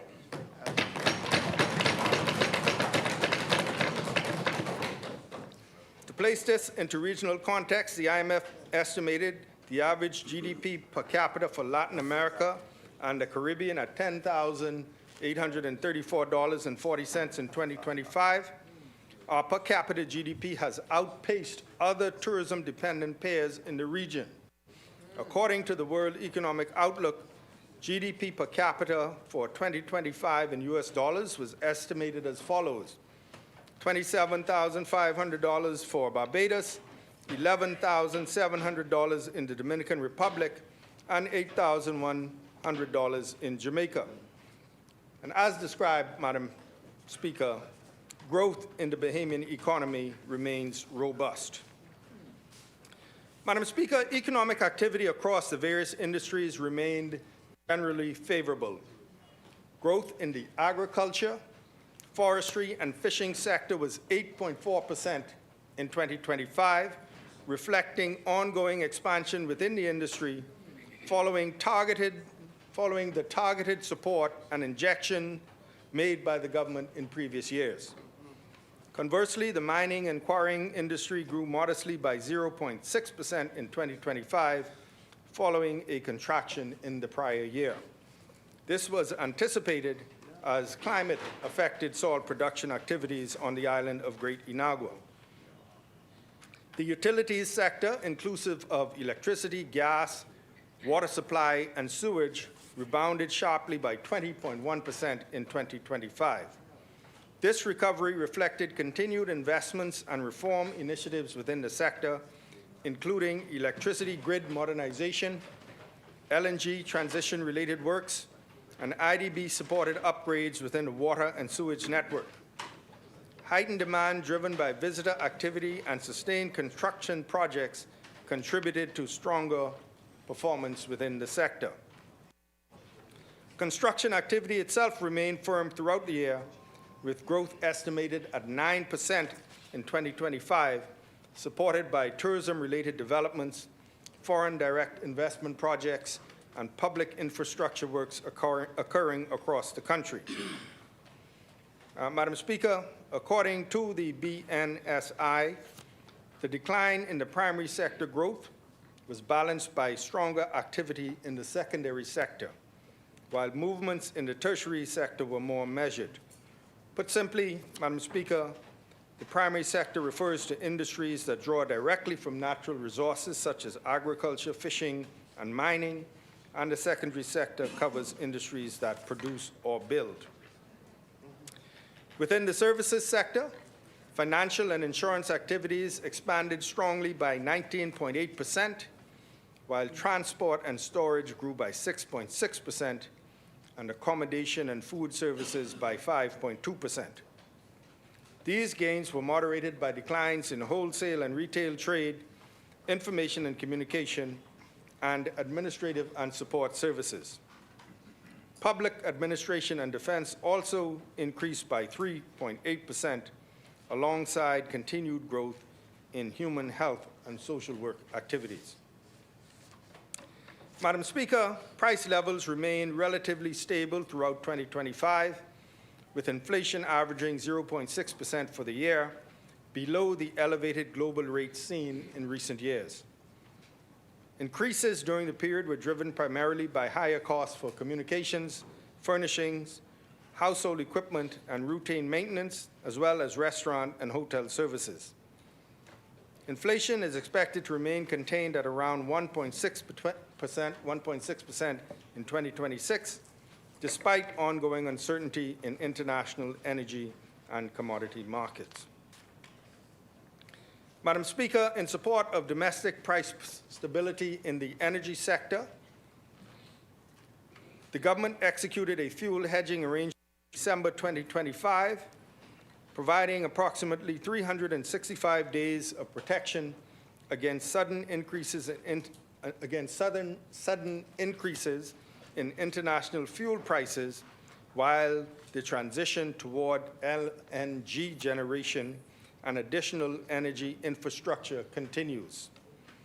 The arrangement covers approximately 2.5 million barrels of fuel oil and is intended to help stabilize electricity generation costs and reduce exposure to external oil price shocks. To extend this protection more broadly, it is intended that the hedging arrangement now supporting Bahamas Power and Light be extended to the Grand Bahama Power Company.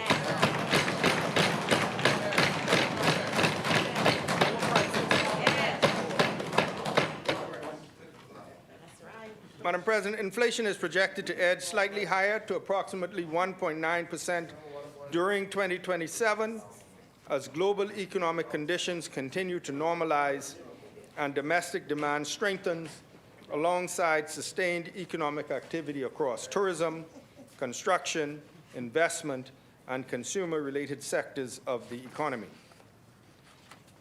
Madam Speaker, labor market conditions strengthened further during 2025 as economic activity continued to expand across several sectors of the economy. Preliminary figures from the Bahamas National Statistical Institute showed the unemployment rate declining from 10.8% in March 2025 to approximately 9.3% by June 2025, supported by continued growth in tourism, construction, transportation, and investment-related activities across the country. The IMF Article 4 report that was published just this year estimates improvement over the medium term, with the unemployment rate projected to moderate from an annualized 9.5% in 2025 to 9.4% in 2026 and further to 9.2% in 2027. These developments reflect ongoing economic recovery and continued expansion in employment opportunities for Bahamians throughout the domestic economy. Madam Speaker, I now turn to tourism performance for 2025. Madam Speaker, tourism continues to perform exceptionally well throughout 2025 and into the first quarter of 2026. Total visitor arrivals reached approximately 12.5 million visitors during 2025, representing growth of 11.4% over the previous year.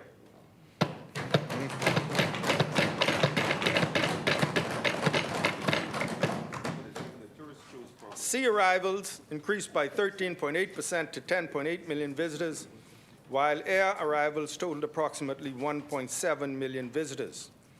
As of March 2026, total visitor arrivals stood at approximately 3.9 million visitors, representing growth of 17.5% over the same three-month period of the year before.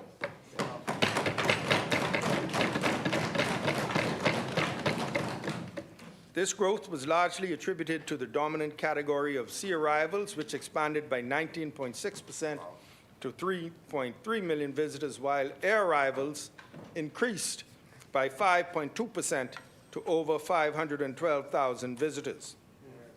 Madam Speaker, Grand Bahama recorded particularly strong growth during the review period, supported in part by the launch of Carnival Cruise Line's Celebration Key in July 2025.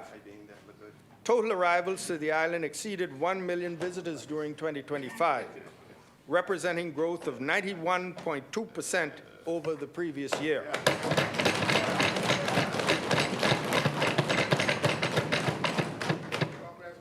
This momentum continued into 2026.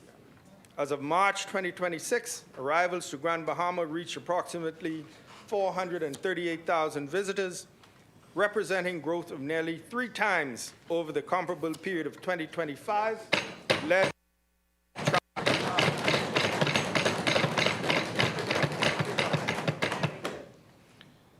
Madam Speaker, tourism demand continued to support activity within the accommodation sector. Average occupancy rates for large Nassau hotels stood at 82.6% during February 2026, while the average daily room rate increased by 15.3% to $509.20 compared to the same period in 2025. Short-term rental activity also remained active during the period, with Airbnb occupancy rates increasing from 55.1% during 2025 to approximately 57.7% as of March 2026. Madam Speaker, foreign direct investment activity continued across several islands during 2025 and into the first half of 2026, supporting tourism expansion, infrastructure development, and construction activity across the country. In Abaco, approvals were granted for the expansion of the Delphi Club Boutique Hotel and Fishing Lodge at Rolling Harbor into a multi-purpose villa condo hotel development. There was also additional activity with plans to redevelop the Leeward Yacht Club in Green Turtle Key into a marina resort destination featuring upgraded marina facilities, villa accommodations, and recreational amenities. In Eleuthera, Coral Sands Inn and Cottages received approval for expansion through the acquisition of neighboring properties, allowing for additional hospitality and wellness offerings. Madam Speaker, Grand Bahama also continues to attract significant investments. Approval was granted for the development of a new cruise ship pier complex and berthing facility at Billy Key, Freeport Harbor by Freeport Cruise Terminal Limited. By Freeport Cruise Terminal Limited and MSC Cruises SA. The project is expected to include retail outlets, entertainment facilities, and transportation infrastructure. Further, MAG Grand Bahama Limited was approved to provide airport management services for the Grand Bahama International Airport, including operational improvements, infrastructure support, and training initiatives for Bahamian personnel. Madam Speaker, investments are not limited to the northern Bahamas. A significant investment is also taking place on the islands of Great Inagua and Long Island. Lusker Group Industrial Investment Holding Company and owner of subsidiary Grand Bahama Salt Company has received final regulatory approval for its acquisition of 100% of the shares of Morton Bahamas Limited in Matthewtown, Inagua. The company has committed to investing up to $125 million, not only into the facility itself, but across the island at large. The company will prioritize investments in critical areas such as power generation, airport modernization, food store upgrades, community infrastructure, and support for local activities and initiatives that will directly and positively benefit residents of Inagua. In Long Island, approval was granted in principle for the development of an exclusive residential community at Stella Maris Village, including luxury homes, high-end estate homes, a restaurant, bar, supermarket, and a medical and dental suite. Madam Speaker, alongside these developments, ongoing investments within the tourism, infrastructure, transportation, and energy sectors continue to support activity across the domestic economy. I now turn to banking and credit conditions as of March 2026. Madam Speaker, banking and credit conditions remain stable through the end of March 2026, reflecting continued improvement in economic activity and household financial conditions. Private sector credit, which represents lending to households and businesses for activities such as mortgages, business expansion, vehicle purchases, and consumer financing, increased by 5.3% to approximately $6.4 billion. Wow. Liquidity within the banking system also remains strong. Liquid assets held by domestic banks increased by 6% to approximately $4.8 billion, while surplus liquid assets remained well above the statutory requirement. These conditions indicate that banks continue to maintain strong cash positions and sufficient resources to support lending activity and meet financial obligations. Domestic deposits increased further to approximately $10.4 billion, reflecting continued growth in funds held by households and businesses within the banking system, supported by sustained tourism activity and stronger economic confidence. The country's external reserves also remain strong at approximately $2.8 billion at the end of March 2026. These reserves support the stability of the Bahamian dollar, strengthen the Bahamas' ability to meet external payment obligations, and help cushion the economy against external shocks and global uncertainty. Madam Speaker, non-performing loans, which represent loans with overdue payments, declined by 2.8% to approximately $289.2 million. This continued improvement suggests stronger household and business financial conditions during the period. Meanwhile, lending conditions remain relatively stable through the end of March 2026. The weighted average loan rate stood at 10.88%, broadly in line with recent periods, while the weighted average deposit rate moderated to 0.49% amid continued high liquidity conditions within the domestic banking system. Madam Speaker, I now turn to the fiscal performance in 2025-2026. Madam Speaker, the government's fiscal position for fiscal year 2025-2026, which ends in about 6 weeks, continues to be monitored against the approved budget, the medium-term fiscal framework, and the broader objective of strengthening the public finances. For this communication, the review is based on the first 9 months of the fiscal year, covering July 2025 to March 2026. And these figures provide the most current basis for assessing in-year fiscal performance, while allowing for a more measured view of revenue and expenditure trends before the close of the fiscal year. In terms of revenue, Madam Speaker, total revenue for the 9-month period amounted to $2.5 billion, equivalent to 65.3% of the full-year budget target. When compared to the same period in the previous fiscal year, total revenue increased by $74.7 million, or 3%. This outturn points to a generally stable position in revenue, although performance across individual revenue categories was mixed. As final quarter data becomes available, the Ministry of Finance believes that these trends will remain consistent through the end of the fiscal year.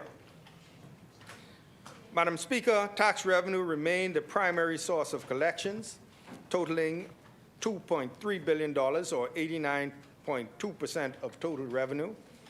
This represented an increase of 4.1% relative to the same 9-month period ending March 2025. Non-tax revenue totaled $255.5 million and declined by 5.6% over the same period. Madam Speaker, I will now speak to the revenue developments that contributed to this outturn. Amongst the major revenue categories, the following movements were recorded. Value-added tax receipts amounted to $1.1 billion, accounting for 43.8% of total revenue, and VAT collections increased by $69.4 million, or 6.6% year over year, supported by continued administrative improvements, compliance efforts, and the general pattern of domestic consumption activity. Effective April 1st, 2026, the VAT Act was amended to remove VAT from unprepared foods that are essential to a balanced diet. Precursing this, in 2025, the VAT rate was reduced by 5 percentage points on selected essential items, including baby diapers, medications, and medical and dental supplies. VAT relief was also extended on building materials for religious institutions in recognition of their role within communities. These rate reductions were designed to provide direct relief in areas that matter to households, health, and community support. At the same time, the revenue impact is expected to be partly offset by VAT collected on imports and services provided by the private cruise destinations and continued efforts to collect all outstanding VAT arrears. Excise taxes totaled $7.4 million, increasing by 3.5% over the prior year. Gaming taxes increased by 8.9% to $30.9 million for 54.2% of the budgetary projection. The majority of these receipts, approximately 61.7%, came from gaming houses, while the balance was collected from casino tax collections. Taxes on the use of goods and permission to use goods totaled $273.5 million. This represented an increase of 22.2% and accounted for 81.3% of the full budget target. This category was one of the stronger performing areas during the review period. Within this category, receipts from licenses to conduct special business activities amounted to $211.7 million, an increase of 49% over the prior year, and this represented 88.2% of the full year budget target and was the main contributor to the overall growth in the sector. Company license receipts, on the other hand, declined by $5.2 million or 19% to $22.1 million. Within non-tax revenue, sales of goods and services totaled $211.1 million, and this represented 82.6% of non-tax revenue and reflected an increase of 7.4% over the comparable period. In the prior year, this category benefited from immigration and customs fees along with surplus bank fees. For the current year, sales of goods and services have provided some support. However, other non-tax revenue lines have not moved at the same pace. Madam Speaker, marginal decreases or movements in minor revenue categories are as follows. Taxes on financial and capital transactions, inclusive of taxes on banking, legal, mortgage, and property activity, amounted to $82.2 million. During the review period, receipts declined by 13.2% when compared to the prior year, reflecting timing differences in transactions-based collections. Taxes on property totaled $156.4 million, representing 61.4% of the full year budget target. This category increased by $16.6 million or 9.6% compared to the same period in the previous fiscal year. Decreased. Yes, this category decreased by $16.6 million or 9.6% compared to the same period in the prior fiscal year. And while the government continued efforts to modernize and strengthen the real property taxation system, collections were below expectations, particularly within the foreign-owned property segment. In this new budget year, we will introduce measures to address issues within this sector of the real property tax base. Taxes on international trade and transactions amounted to $620 million, reflecting a modest decrease of 1.2% when compared to the same period of the prior fiscal year. Departure taxes at the end of March 2026 increased slightly by 1.7% to $259.3 million, accounting for 65.2% of the overall target. And this outturn reflects outstanding billings for the period. Customs and other import duties totaled $192.5 million, a 0.4% decrease and 62.6% of the full year target. Taxes on exports amounted to $167.5 million, decreasing by 10.8%. While targeted duty relief may moderate customs receipts in selected areas, departure tax collections are expected to continue to reflect the level of tourism activity through the remainder of the fiscal year. Madam Speaker, I now turn to expenditure performance. Aggregate expenditure for the first 3 quarters to March 2026 amounted to $2.7 billion, or 70.7% of the full year budget target. Of this amount, recurrent expenditure totaled $2.4 billion, while capital expenditure amounted to $271.7 million. Recurrent expenditure increased by 2.9% relative to the same period in the previous fiscal year and represented 70.5% of the full year target. This level of expenditure remained broadly consistent with the normal execution of the budget. It also reflects the government's ongoing obligations in relation to public service delivery, debt servicing, and the implementation of programs prioritized throughout the year. Within recurrent expenditure, personal emoluments totaled $681.8 million, representing an increase of 5.1%. This movement, mainly associated with salary adjustments across the public service, represented 72.5% of the overall target. Spending on the use of goods and services declined by 4% to $493.6 million.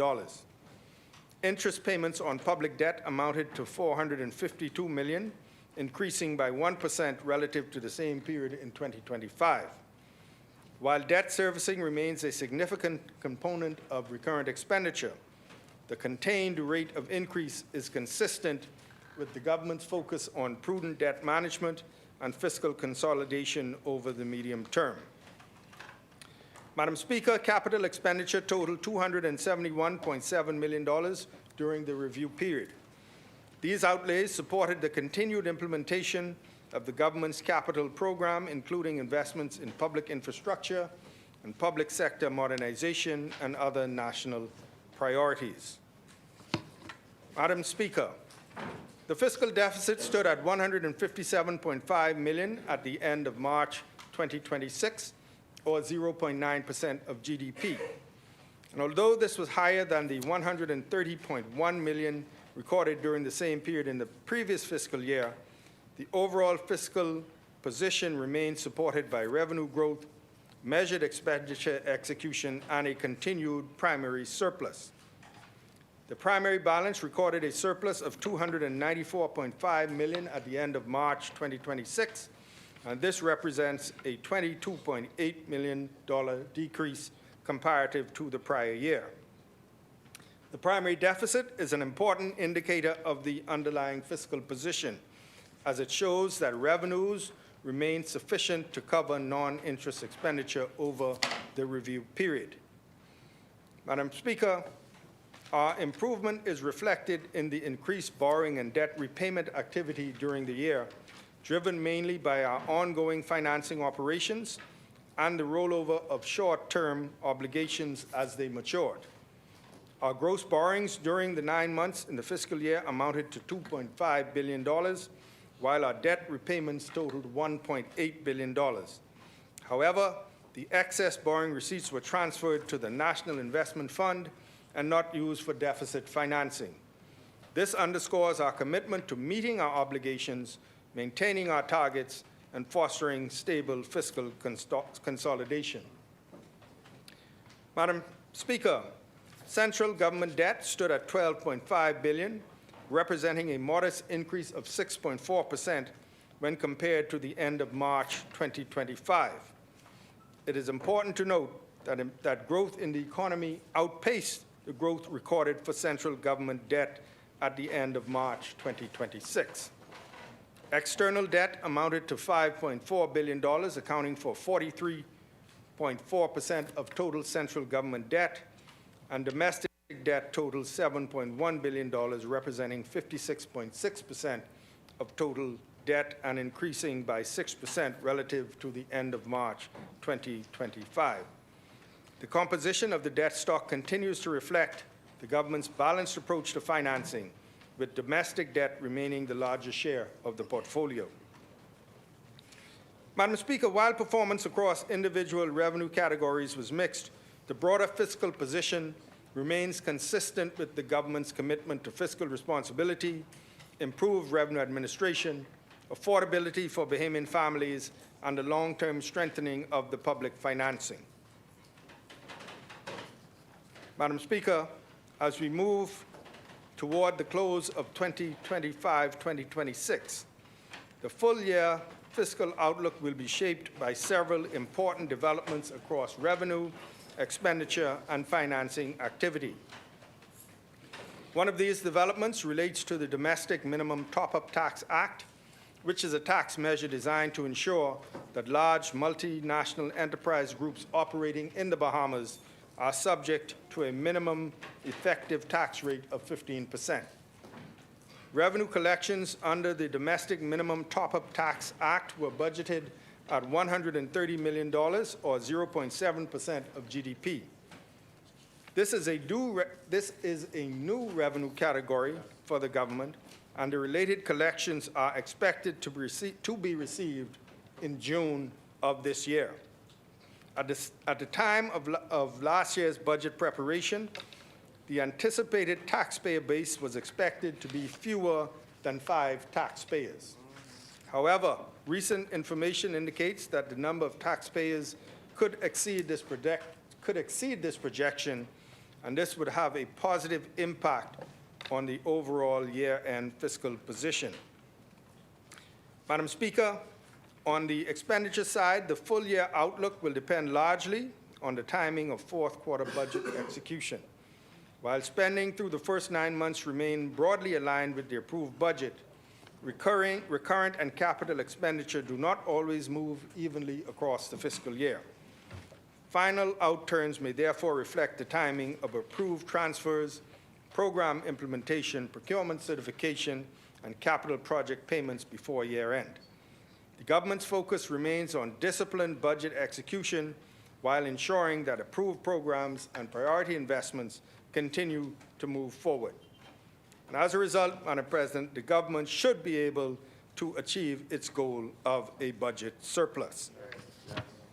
Madam Speaker, government debt is projected to follow a firm downward trajectory over the medium and long term, declining from $11.4 billion in 2025-2026 to $8 billion by 2035-2036.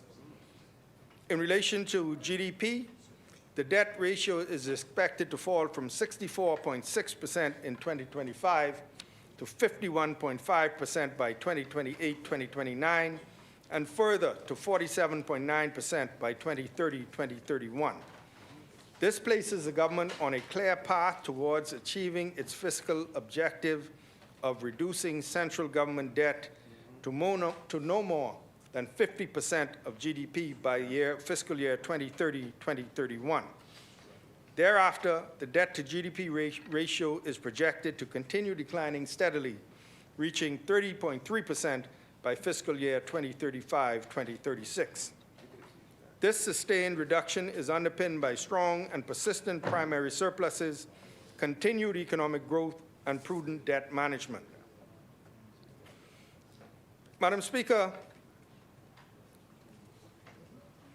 external debt is projected to decline from $5.1 billion in 2025 to $2.8 billion by 2035-2036, while domestic debt is expected to decrease more gradually from $6.3 billion to $5.1 billion.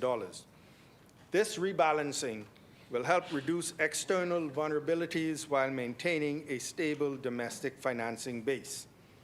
This projected debt trajectory remains consistent with the pace of economic expansion, with the growth of the debt stock not exceeding GDP growth. This alignment demonstrates that debt dynamics remain well contained and reinforces confidence in the sustainability of the government's fiscal outlook. Yes.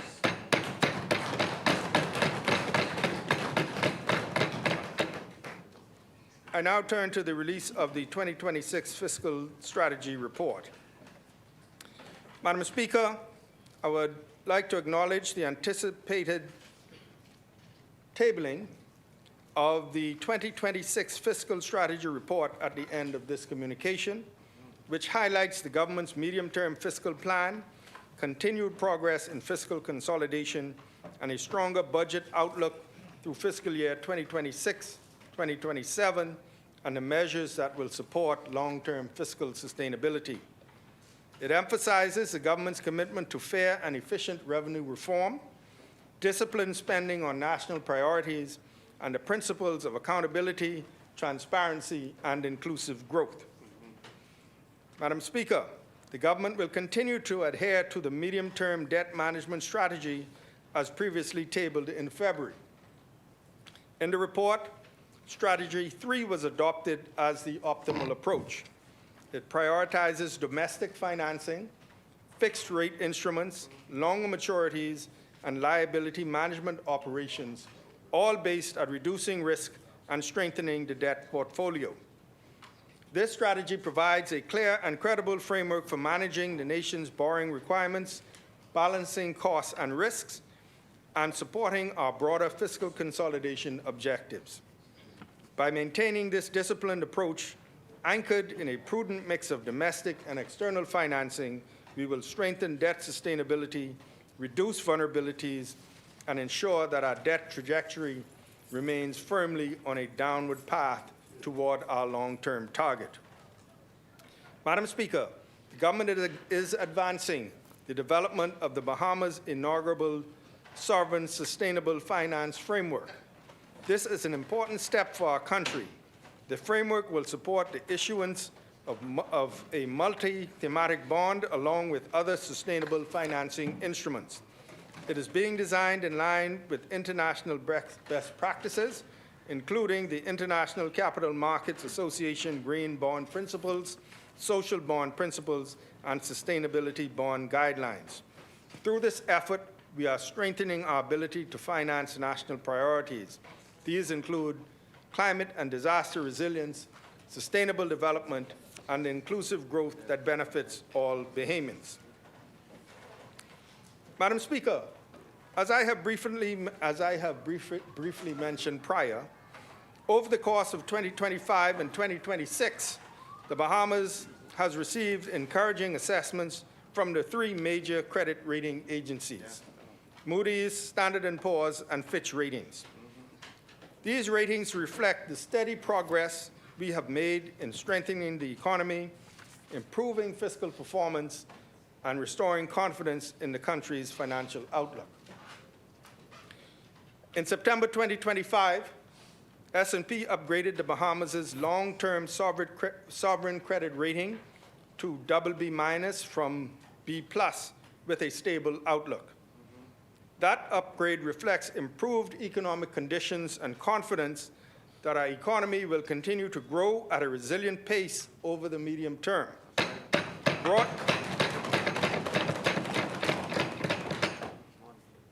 Broadly in line with peer countries at a similar stage of development. Barring any major external shock, this positive trajectory is expected to continue. As of April 2026, Moody's has also acknowledged this progress, upgrading its long-term issuer and senior unsecured ratings and pointing to the sustained strengthening of fiscal performance, as well as improvements in the government's liquidity and funding profile. The agency also recognized the Bahamas' strong track record of fiscal consolidation, supported by the continued strength of the tourism sector. Fitch, in its most recent March 2026 review, also noted that the Bahamian economy continues to expand at a solid pace. This performance supports the Bahamas' standing with the BB rating category and further underscores the resilience of our economy.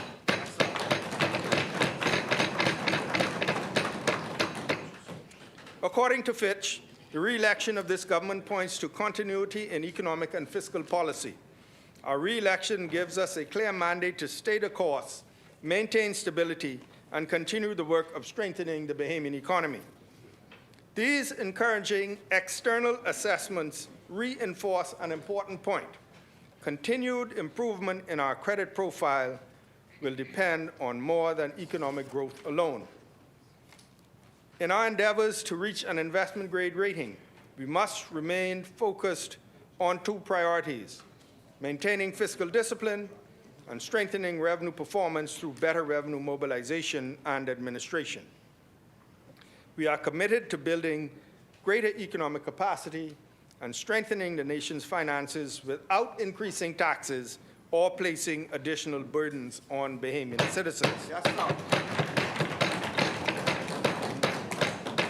Choose progress.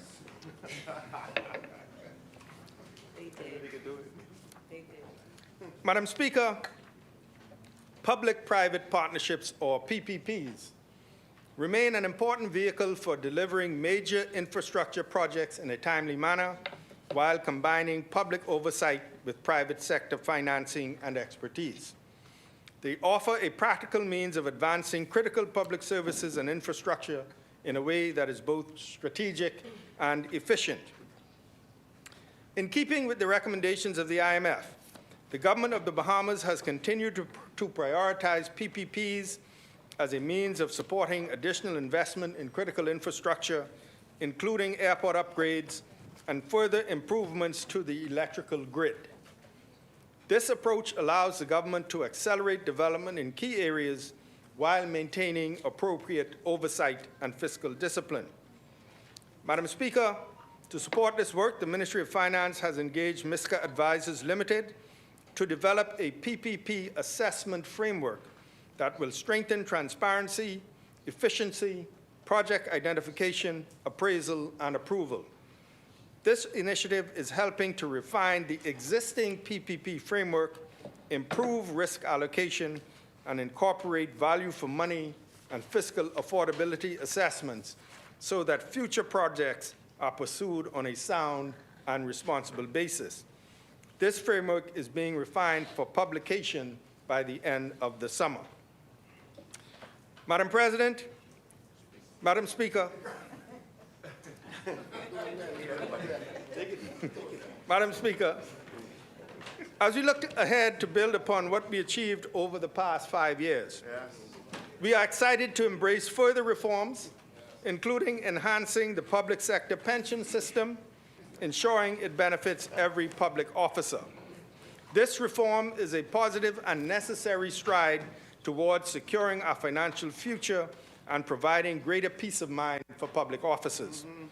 By addressing the pressures of the current pension model and ensuring comprehensive coverage, we are laying the foundation for a brighter and more secure tomorrow.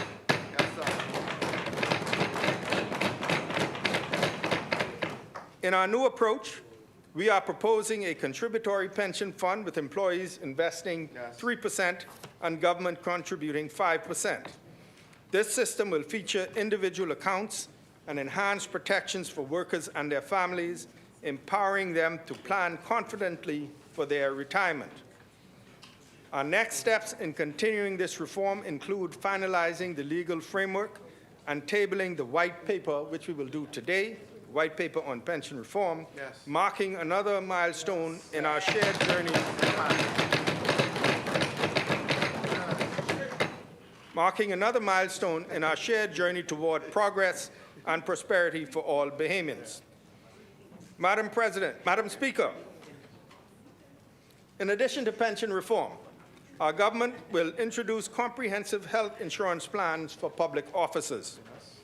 3 plan options will be available, allowing public officers to choose coverage that best reflects their healthcare needs and income level. The government will cover a significant portion of the cost depending on which plan is selected by the officer. These plans will also include vision and dental benefits, survivor benefits, and options for family coverage. Comprehensive health care access for all is a priority for this government, and further details will be provided by the Ministry of Public Service in the weeks ahead. Madam Speaker, the government remains committed to building a more transparent, accountable, performance-driven public sector. In preparation for the 2026-2027 budget, the Ministry of Finance advanced significant work to strengthen compliance with the Public Finance Management Act 2023, including the continued implementation of annual plans, business plans, and statements of corporate intent across ministries, government business enterprises, and public agencies. During the 2026-2027 budget preparation cycle, the Ministry of Finance sent formal written communication to all public entities requesting their compliance with the preparation, submission, and publication of the reports required under the Act. Each entity was also asked to return a signed copy of the letter from the relevant permanent secretary, chief executive, chairperson of the board as applicable. As guided by the Act, contents of the annual plan outlines the key priorities, objectives, programs, performance measures, and service delivery standards for the period. It also addresses statutory requirements and operational priorities across core areas such as revenue management, expenditure control, debt sustainability, procurement oversight, and capacity building.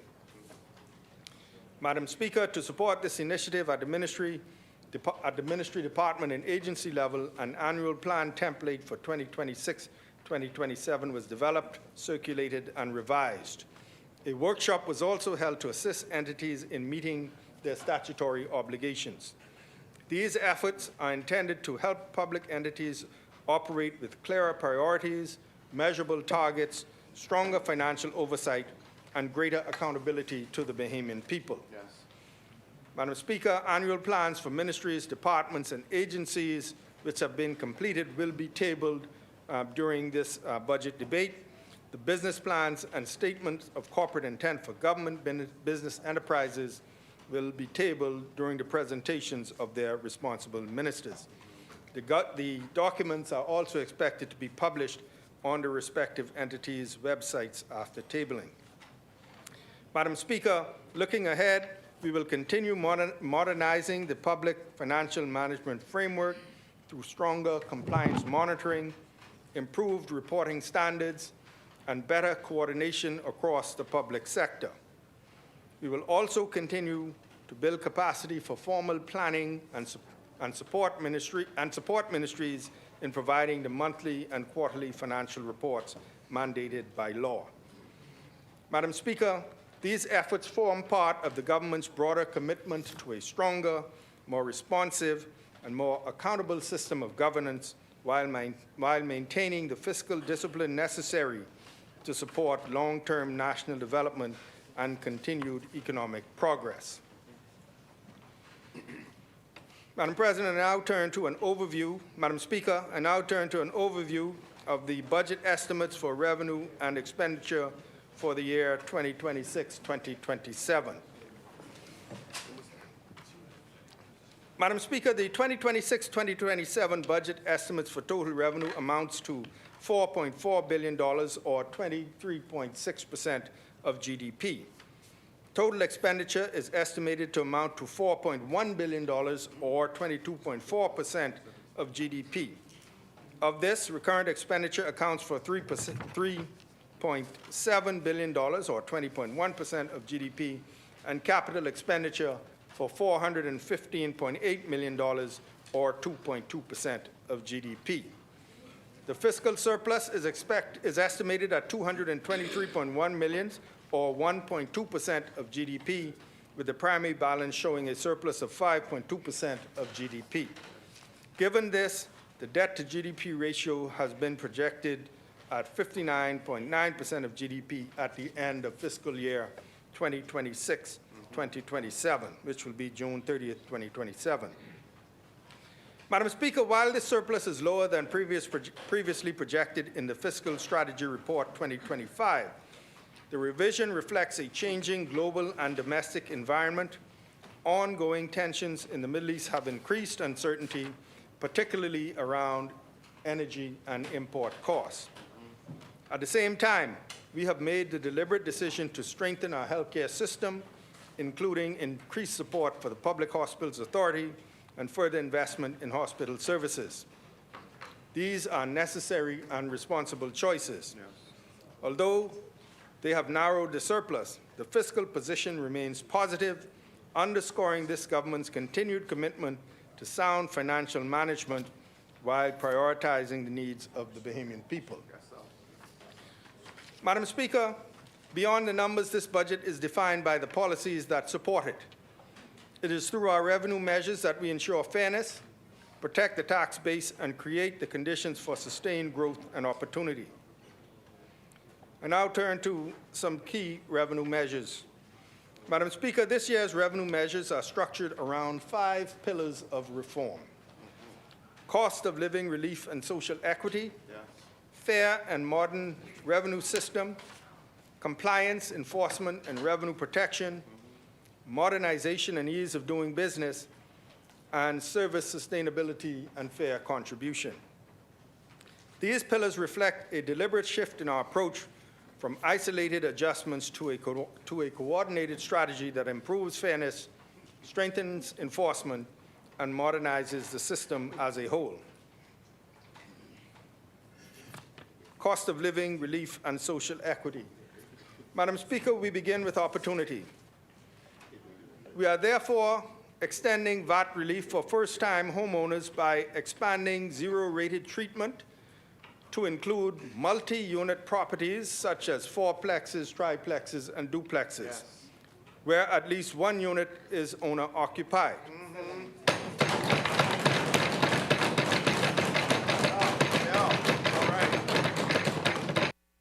To clarify, this VAT relief will be on the entire building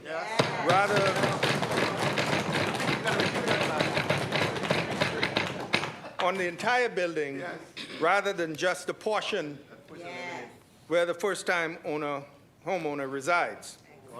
This reform reduces the upfront cost of home ownership, supports small-scale investment and rental income, and reflects how Bahamians are increasingly entering the housing market today.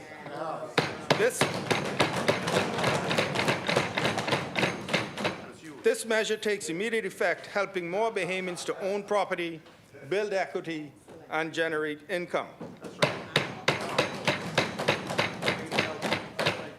Madam Speaker, our review of the tariff regime revealed that several essential and sensitive goods were being taxed at rates that did not reflect their purpose or their importance to households. We are introducing a duty-free tariff line for chairlifts designed for the elderly and people with disabilities, reducing the duty from 45% to 0. These items were previously grouped under general machinery, an approach that failed to recognize their essential nature. Madam Speaker, today we align policy with reality. We are also addressing medical needs with dignity. To help patients with cancer, alopecia, and similar conditions, we are revising the treatment of human hair and wigs by reducing their duties and creating clear classifications so they are no longer grouped with cosmetic items like forced beds or eyelashes. At the same time, we are easing the cost of everyday living by reducing duties on common household plastic items, paper goods such as tablecloths and serviettes, and sanitary products. These measures are targeted, practical, and designed to deliver real and meaningful relief to Bahamian households. Madam Speaker, we are also taking steps to improve fairness and access in everyday systems. We are eliminating the registration fee for non-motorized bicycles, removing an outdated burden, and encouraging affordable and environmentally friendly transportation options. At the same time, we are modernizing the regulatory framework for items such as electric bicycles, ensuring that they are properly registered in a simple and accessible manner, while also encouraging safe and efficient means of transportation. Madam Speaker, we are also advancing energy equity through the development of legislation to ensure that residents of the Family Islands are not burdened with higher electricity costs simply because of where they live.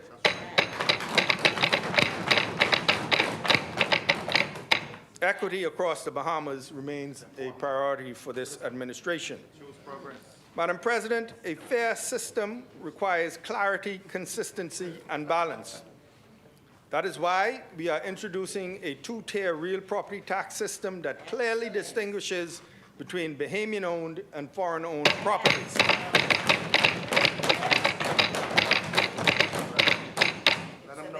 Under this reform, a new category of foreign-owned property will be established, subject to a defined tax rate of 0.625% and a maximum cap of $200,000. This regime will no longer depend on how many days a person spends in the Bahamas. Instead, it will be determined by whether the property is used as a residence, replacing the former 180-day test with a clearer, more practical standard. We are also strengthening the support for Bahamian families by increasing the first-time homeowner exemption under the Real Property Tax Act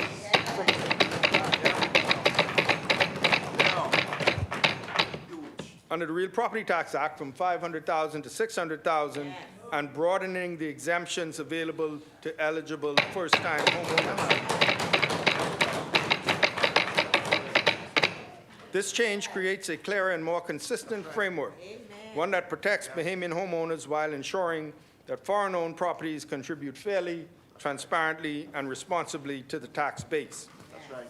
Madam Speaker, we are also advancing fairness by completing the work we began last year in the maritime sector. Last year, we regularized and strengthened the framework for Bahamian-owned vessels. This year, we are addressing a long-standing gap by introducing a structured regime for foreign-owned recreational vessels and non-resident users of our waters. And let me be clear, Madam Speaker, these measures are not directed at Bahamian boaters. They ensure that foreign users contribute fairly to access our waters. That's right. We are introducing a formal registration regime for foreign-owned recreational vehicles where none previously existed. Clear classifications and fee schedules to ensure equitable treatment across all users, and defined anchorage zones, improving order, safety, and environmental management across our waters. Yes. Madam Speaker, these reforms are designed not only to clean up legacy gaps in the system, but to establish clear, enforceable standards going forward, ensuring that compliance becomes the norm rather than the exception. Madam Speaker, our greatest challenge is not our low tax rate, it is revenue leakage. There are still too many areas where taxes are not collected, not remitted, or not enforced, and we are closing those gaps. Yes. We will introduce during this fiscal year the Bahamas Identification Number, or BIN, to further strengthen compliance, improve accountability and support more effective enforcement. At the same time, we are advancing the ease of doing business through our One Tax Bahamas initiative, focused not on raising taxes, but on delivering a more efficient, modern, and service-oriented system. Madam Speaker, we are also strengthening compliance in public finance as well, such as enhanced reporting requirements, including domestic minimum top-up tax filings and accountability frameworks for tax representatives. These measures strengthen accountability and ensure that the system operates as intended. This is about ensuring that what is due to the Bahamian people is actually collected in a seamless manner. Madam Speaker, we will engage in public consultation on the development of 3 major pieces of legislation: a review of the Business License Act, a consolidated and modern fiscal incentive legislation, and the creation by statute of a national domestic revenue agency. Madam Speaker, we are also taking firm action to recover revenues due to the Bahamian people. Following the recent arbitration between the government and the Grand Bahama Port Authority, the tribunal confirmed that the government's cost recovery rights remain fully enforceable. Accordingly, the government has formally invoked its review rights and issued a demand for reimbursement of administrative costs incurred in the port area. The administrative cost demanded has been independently assessed and reflect the legitimate cost of services provided by the government. This action reinforces a simple principle: where obligations exist, they must be honored, and where revenue is due, it must be collected. We are strengthening enforcement not only in taxation, but across our wider regulatory framework. We are introducing fixed penalties for environmental nuisances, allowing for direct enforcement action to address issues impacting public health and community conditions. We are also enhancing compliance in the transport sector by introducing title clearance certificates to verify proof of ownership before vehicle transfers, and empowering officers to issue spot fines for violations of public service drivers. Madam Speaker, in our maritime space, we are also introducing defined safe speed requirements for boaters in Nassau Harbor, expanded inspection and registration enforcement for commercial watercraft. These measures ensure that rules are not only established, but enforced. Madam Speaker, we recognize that this robust economy has brought significant returns to the largest businesses, and they have the capacity to contribute more to national development. In this regard, we are increasing the business license rate for businesses which earn more than $175 million by 0.25% to 1.5% per annum. Madam Speaker, we are modernizing how the system works. A major issue uncovered in our review is that many of the problems in customs are not about rates. They are about misclassification, and we are correcting this through targeted reforms. We are creating new tariff headings for emerging goods, such as smart glasses, placing them in the appropriate category. At the same time, we are introducing proper classifications for construction materials, such as specialized shingles, eliminating ambiguity in assessment, and undertaking tariff cleanup exercises to remove outdated or conflicting descriptions across entire chapters. Yes. Madam Speaker, we are also reforming regulatory systems. We are strengthening tax administration by standardizing processes, improving dispute resolution, and ensuring that decisions are made based on timely and complete information. Madam Speaker, we are introducing structured, transparent fee schedules across the environmental approvals process, where project-based fees will now be reflected by the complexity and size of the project. We are also modernizing the motor vehicle registration system through a new weight-based vehicle classification framework, the introduction of a dedicated category for electrical vehicles, which will lower licensing fees, recognizing their carbon-neutral impact on the environment, and the formal integration of ATVs and recreational vehicles into the licensing regime. Madam Speaker, there's also a fifth area of focus this year, one that speaks directly to the sustainability of the services we provide. This is ensuring that those who benefit from public services contribute fairly to their costs, and those systems remain sustainable. Madam Speaker, as our economy grows and services expand, it is important that we maintain systems that are not only effective, but also sustainable. We are therefore undertaking reforms within the immigration framework. Yes. These include adjusting fees for permanent residency, adjusting fees for certain work permit categories covering senior and executive management, introducing a late payment regime, introducing amendments to the Immigration Act, making zero-coupon bonds a more attractive option for those seeking economic permanent residence. Madam Speaker, we are also making it easier for investors to do business in the Bahamas. We are revising the Trusted Traveler Program, ensuring that frequent visitors for business-related purposes are not unfairly penalized by introducing annual as opposed to per-visit fees. And finally, we are lowering the work permit fees for caregivers who help our most vulnerable, the elderly, or those who are bedridden.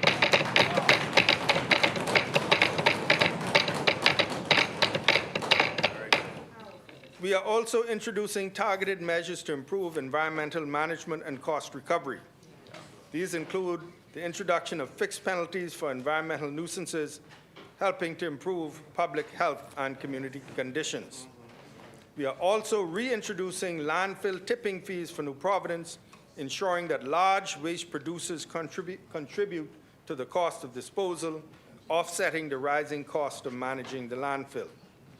We are also introducing new cost recovery mechanisms where none previously existed, including seabed lease fees, aligning commercial and industrial use of marine space with their fair economic value.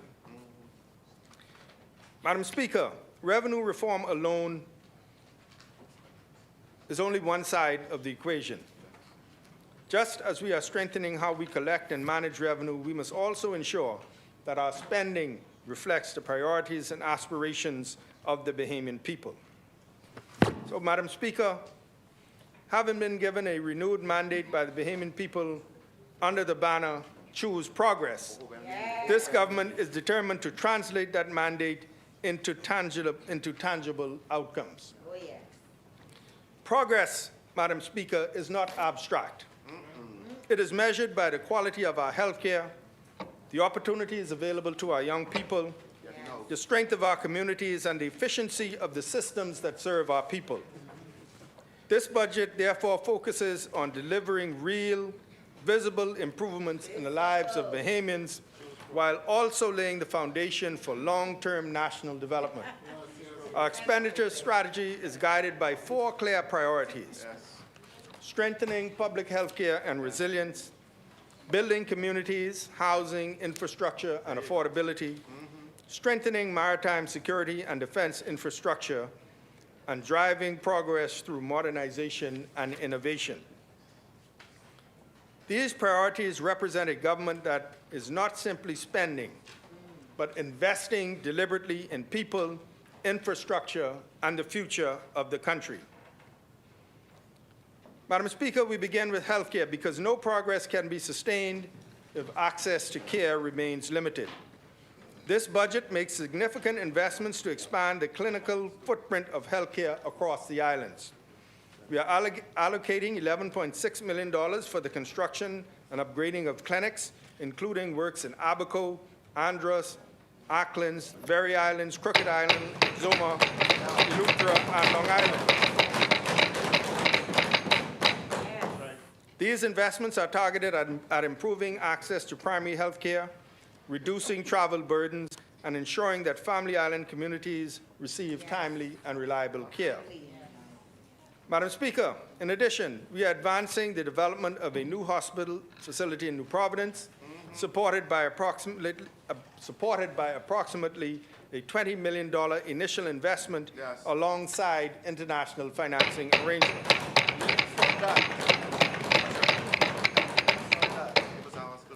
This project represents a major step in modernizing tertiary care in the Bahamas.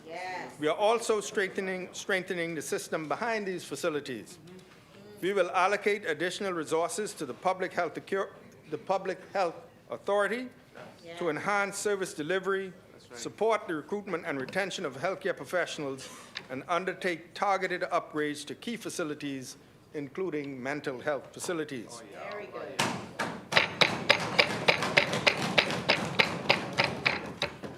Through the National Health Insurance Authority, we are advancing major reforms: expansion of the proposed prescription drug program, implementation of the standard health benefit, improving coverage and long-term efficiency, and improved data sharing platforms to create a more connected healthcare system. Madam Speaker, progress must be felt where people live, in their homes, in their communities, and in the cost of everyday living. This budget makes deliberate investments to improve housing access, strengthen infrastructure, and support affordability across the country. We are advancing major housing initiatives in both New Providence and Grand Bahama for subdivision development and expansion.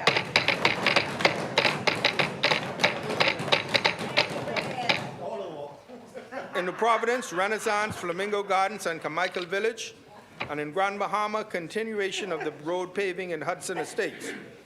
Additionally, Madam Speaker, this upcoming budget will focus on small home repairs and other enhancement measures for government small housing program, which will be partly funded through a multilateral institution.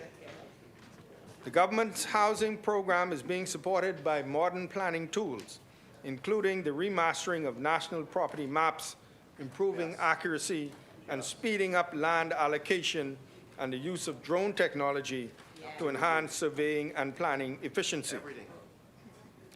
This work corrects decades-old mapping system and allows the government to deliver housing more efficiently, transparently, and at scale. Madam Speaker, we are also strengthening critical infrastructure that supports daily life. The Water and Sewage Corporation will invest approximately $21.5 million in water mains and systems upgrades in Abaco, Exuma, Andros, Acklands, and other family islands.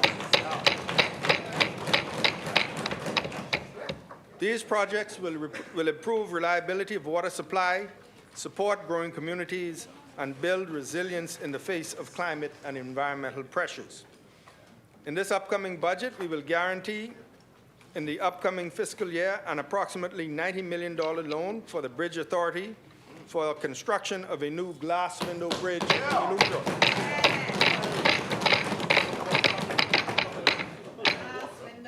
Additionally, funding has been secured through the Inter-American Development Bank for the development of a major drainage system in the Pinewood Gardens area.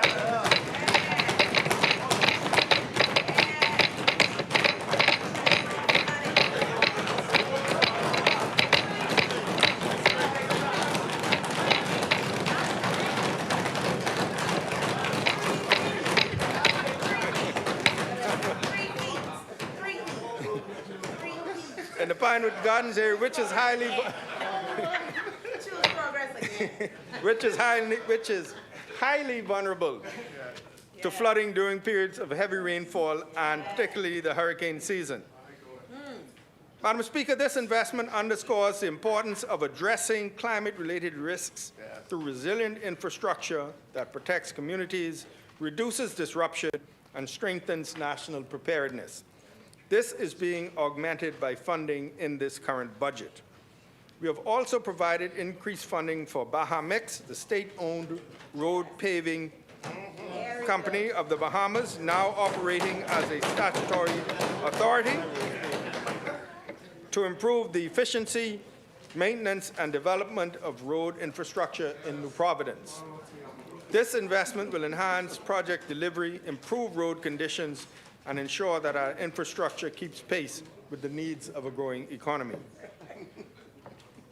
Madam Speaker, we are also taking decisive steps to modernize and diversify the country's energy sector, reducing costs, improving reliability, and strengthening resilience. The Bahamas Power and Light Company, under the guidance of the Ministry of Energy, have advanced major reforms in how energy is generated and delivered. Yes.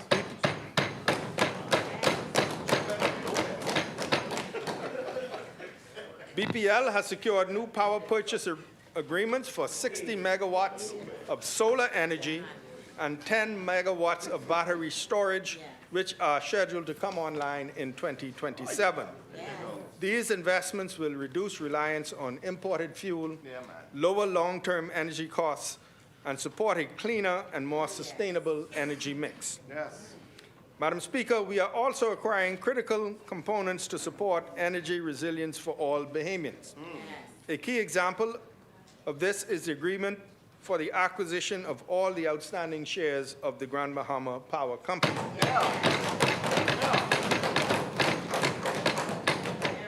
Through this transaction, Grand Bahama Power Company will adopt the Bahamas Power and Light Company tariff structure with effect from the date of acquisition, May 12, 2026.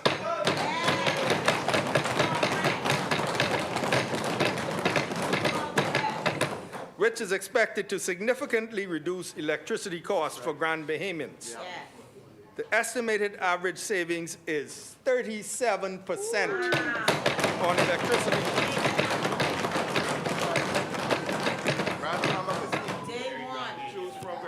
On electricity costs for the typical Bahamian household. Madam Speaker, this acquisition represents a major policy accomplishment that not only alleviates the financial burden on Grand Bahamians, but also strengthens investor confidence and enhances Grand Bahama's position as a more competitive and attractive destination for investment. In the medium term, it would also help the national electricity sector through the infusion of another cadre of skilled Bahamian workers. Other critical energy infrastructure includes the development of an 18-mile dual-fuel pipeline from Clifton Pier to the Blue Hills Power Station, allowing for the use of both diesel and liquefied natural gas. This project introduces greater fuel flexibility, improved system reliability, and a stronger foundation for long-term energy security. Madam Speaker, in addition, we are introducing a transformative project at our Waukee. The Shore Power Project will be a 70-megawatt combined cycle power plant, the first of its kind in the Caribbean for shore power applications. This is not just another power station. This is a modern, highly efficient system that uses liquefied natural gas alongside advanced steam generation technology. In simple terms, Madam Speaker, instead of allowing heat from power generation to be wasted, this system captures the heat and converts it into additional electricity.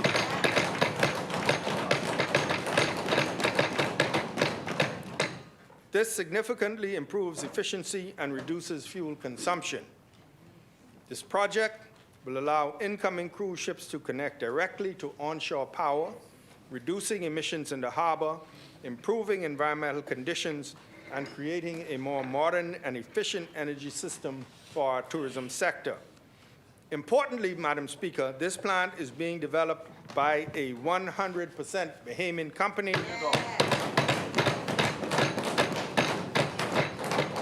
ensuring that this transformation in our energy sector also supports local capacity and national development. Madam Speaker, affordability is also closely tied to food security. We are strengthening local food production and supply chains through targeted investments in agriculture and agribusiness development across the islands. This includes increased funding for the Center for Food and Nutrition Security in the Ministry of Finance, which would operate as a think tank for food security and agriculture development initiatives in the country. The completion of cultivation centers in New Providence and Eleuthera, designed to expand domestic food production capacity and support modern, climate-resilient farming practices.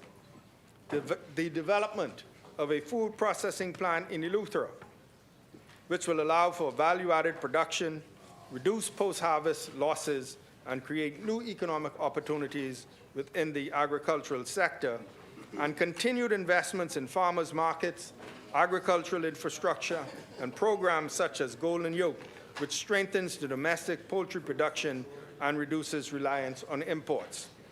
These initiatives represent a comprehensive approach to food security, supporting farmers, improving supply chains, and increasing the availability of affordable, locally produced food. Over time, this will help reduce costs for Bahamian families while building a more resilient and self-sufficient national food system. Madam Speaker, we also recognize that building strong communities requires continued investment in education and infrastructure. This upcoming budget, through the Ministry of Education, Science and Technology, will provide for the upgrading of schools across the country, ensuring that our students have access to safe, modern, and well-equipped learning environments. Key initiatives include the implementation of summer repair and upgrade programs across public primary and secondary school, addressing critical maintenance needs and improving the overall learning environment, alongside increased grants for the school boards of our special schools, such as the Stapleton School, the Center for the Deaf, and School for the Blind. Through the Caribbean Development Bank, there will be the construction of a new high school in Grand Bahama.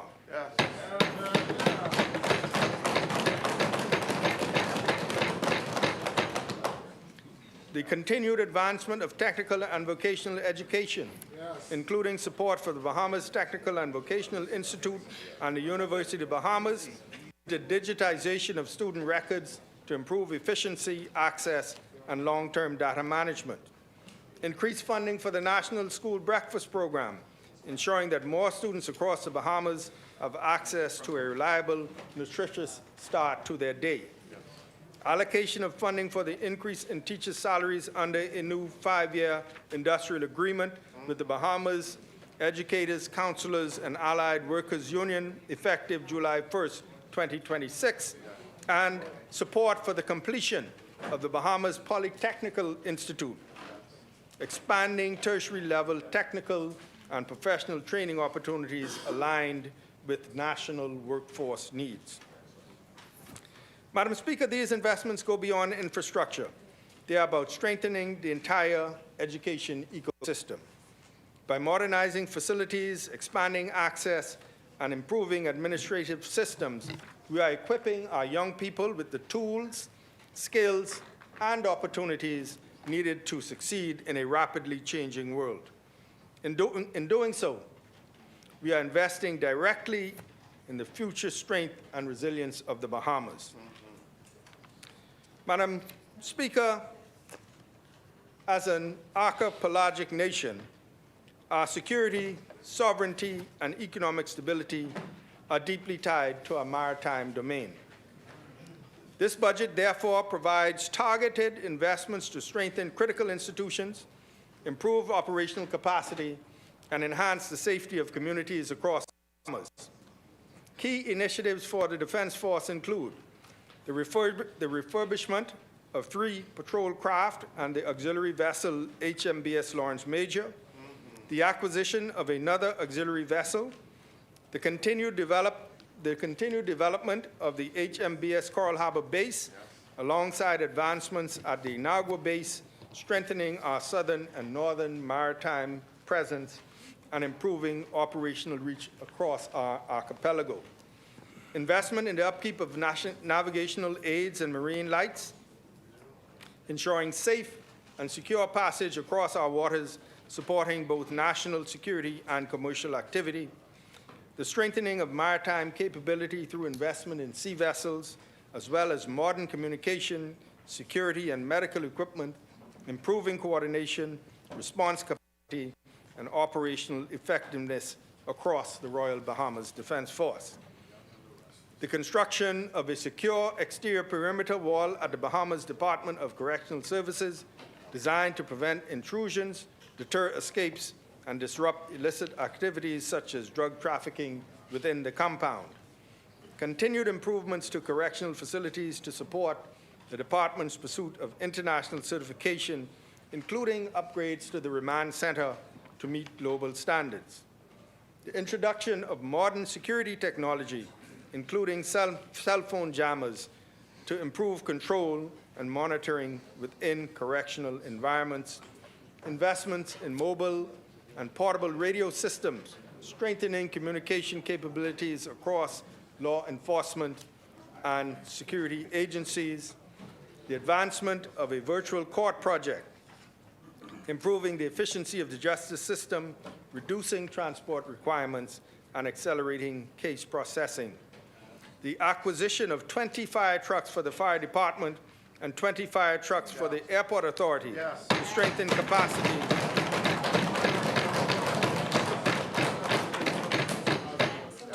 capacity and responsiveness in protecting lives and property.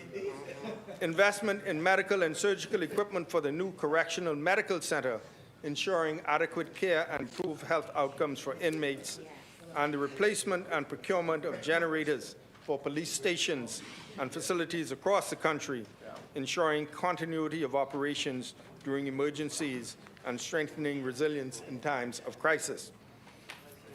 These investments represent a comprehensive approach to national security, strengthening maritime and land-based capabilities, modernizing our justice system, and ensuring that our institutions are equipped to meet current and emerging challenges.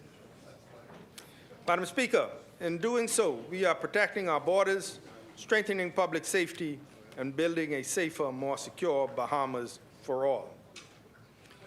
Madam Speaker, progress is not only about building more, it is about building smarter. The government continues to place strong emphasis on digital transformation as a tool to improve efficiency, strengthen service delivery, and enhance the experience of every citizen. This national effort to be led by the Ministry of Innovation and National Development.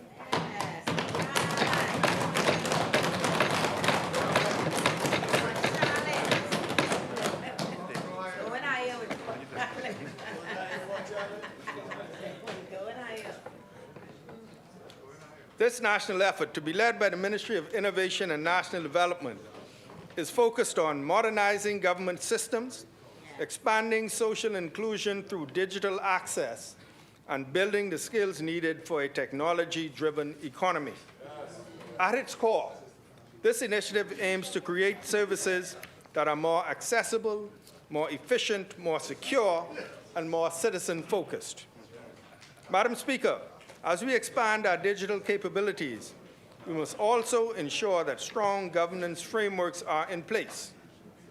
We will introduce, through the Ministry of Innovation and National Development, an Artificial Intelligence Governance Act. Yes. This legislation will provide for the establishment of a National AI Commission and set out clear ethical safeguards to guide the development and use of artificial intelligence in the Bahamas. This ensures that innovation is pursued responsibly with appropriate protections for citizens, businesses, and public institutions. We will also continue strengthening enforcement under the Data Protection Act, including the introduction of mandatory breach notification requirements. These measures will enhance transparency, improve accountability, and ensure that individuals are properly informed and protected in an increasingly digital society. Madam Speaker, digital transformation is not only about technology. It is about how people interact with government. It is about improving transparency, increasing access to information, and making it easier for Bahamians to engage with public services through modern digital platforms. Through the Digital Transformation to Strengthen Competitiveness program,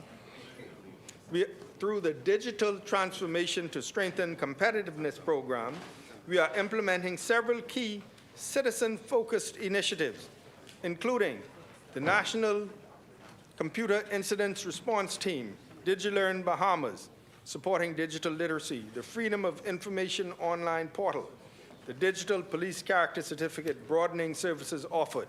And we are also advancing new digital tools, such as the Bahamas Emergency News app, the Smart City Cruise Port app, and a new unified government website, amongst other services to be launched online. Madam Speaker, at the same time, the department continues to support ministries and agencies in digitizing internal processes, improving workflows, strengthening interagency coordination, and enhancing the overall delivery of services to both staff and the public. We are also making major investments in the government's digital backbone. The government is committed to transforming how public services are delivered by investing in digital systems, modern infrastructure, and more efficient ways of doing business. At the core of this transformation is our investment in data, technology, and digital government. This includes the Oracle Data Center supporting transition to modern financial and administrative systems, cloud infrastructure, including Amazon Web Services environments, and a government-wide digital transformation unit supported by international partners. Madam Speaker, we are also modernizing how we manage borders, identity, and national security systems. This includes intelligence targeting and analysis systems, improving data-driven decision-making in immigration, a biometric identification system, and airport e-gates and automated kiosks, improving the efficiency of arrivals and departures. Yes. We are also upgrading surveillance and security systems, including detention center CCTV upgrades, ensuring modern, unified monitoring systems. These investments improve both security and ease of movement for residents and visitors. Madam Speaker, we are also investing in how we understand and plan our country. Through the Bahamas National Geographic Information System, we are, or BINGIS, We are advancing national mapping initiatives, including international and aerial mapping through Blue Sky. These projects will produce high-resolution national maps critical for land management, infrastructure planning, and environmental monitoring. This is modern governance decision-making based on accurate real-time data. Madam Speaker, we are also investing in the future of digital payments and financial inclusion. To support this, the government has allocated an additional $4 million to advance the integration of the SAN dollar into the government payment system. This funding would strengthen infrastructure, expand adoption, and improve accessibility, ensuring that Bahamians and businesses can benefit from a secure, efficient, and modern digital payment ecosystem. Madam Speaker, this government, through the Ministry of Culture, Arts, and Heritage, will implement the National Junkanoo Authority Act,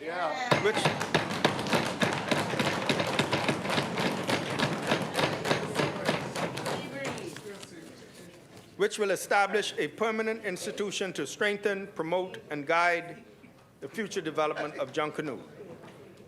This important initiative is fully aligned with our Blueprint for Change and reflects our commitment to preserving and advancing one of the most treasured expressions of Bahamian culture.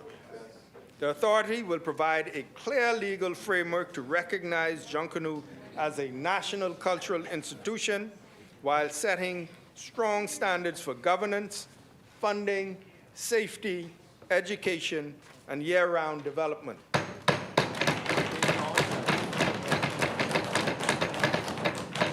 Funding for this implementation is allocated within the budget. Madam Speaker, in doing so, we are not only protecting our cultural heritage, but also creating new opportunities through innovation to advance Junkanoo for future generations. And so, Madam Speaker, as I conclude, I return to the heart of this budget. It is about people. It is about the family trying to hold steady. It is about the young Bahamian looking for a fair chance. It is about the senior citizen who deserves dignity. Amen. It is about the small business owner, the teacher, the nurse, the police officer, the farmer, the fisher, the public officer, and every Bahamian who wants to see progress reach their home. We have shown that with sound policy, careful management, and a clear sense of purpose, the Bahamas can recover, grow, and regain confidence. That's right. We have reduced the deficit, stabilized debt, strengthened transparency, and delivered growth while keeping the daily pressures of Bahamian families at the center of our work. That's right. Madam Speaker, we will never take for granted the trust of the Bahamian people. No. That trust is a serious responsibility. It must be earned every day through service, through honesty, through careful decisions, and through results that people can feel in their lives. Right. I believe that we can do this as a nation. I believe in the talent of our people. I believe in the strength of our families. I believe in the promise of our young people. And I believe that every island, every settlement, and every community has a place in the future we are building. The years ahead may test us. The world around us remains uncertain. Costs still weigh on families. Climate risks still threaten small island states. But we will weather these next years together with steady hands, clear priorities, and a faith in the Bahamian people. This budget is balanced, it is responsible, it is focused on the future, but above all, it is rooted in a simple commitment to drive progress home by home, island by island, and community by community.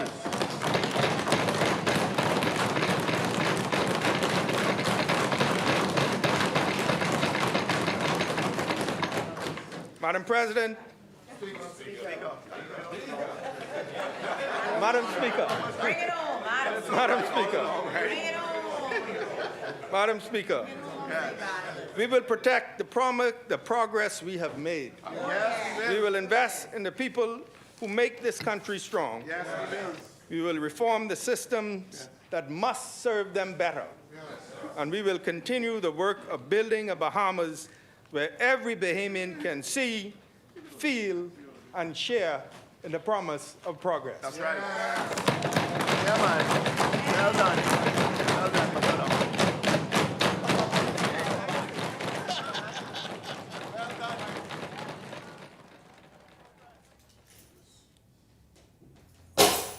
Well, there you heard it, the 2026-2027 budget communication done by the Minister of Finance, Michael Halkitis, wrapping up what I think was about a 2-hour speech there. Right now, joining me in studio, I do have Dr. Leo Roll.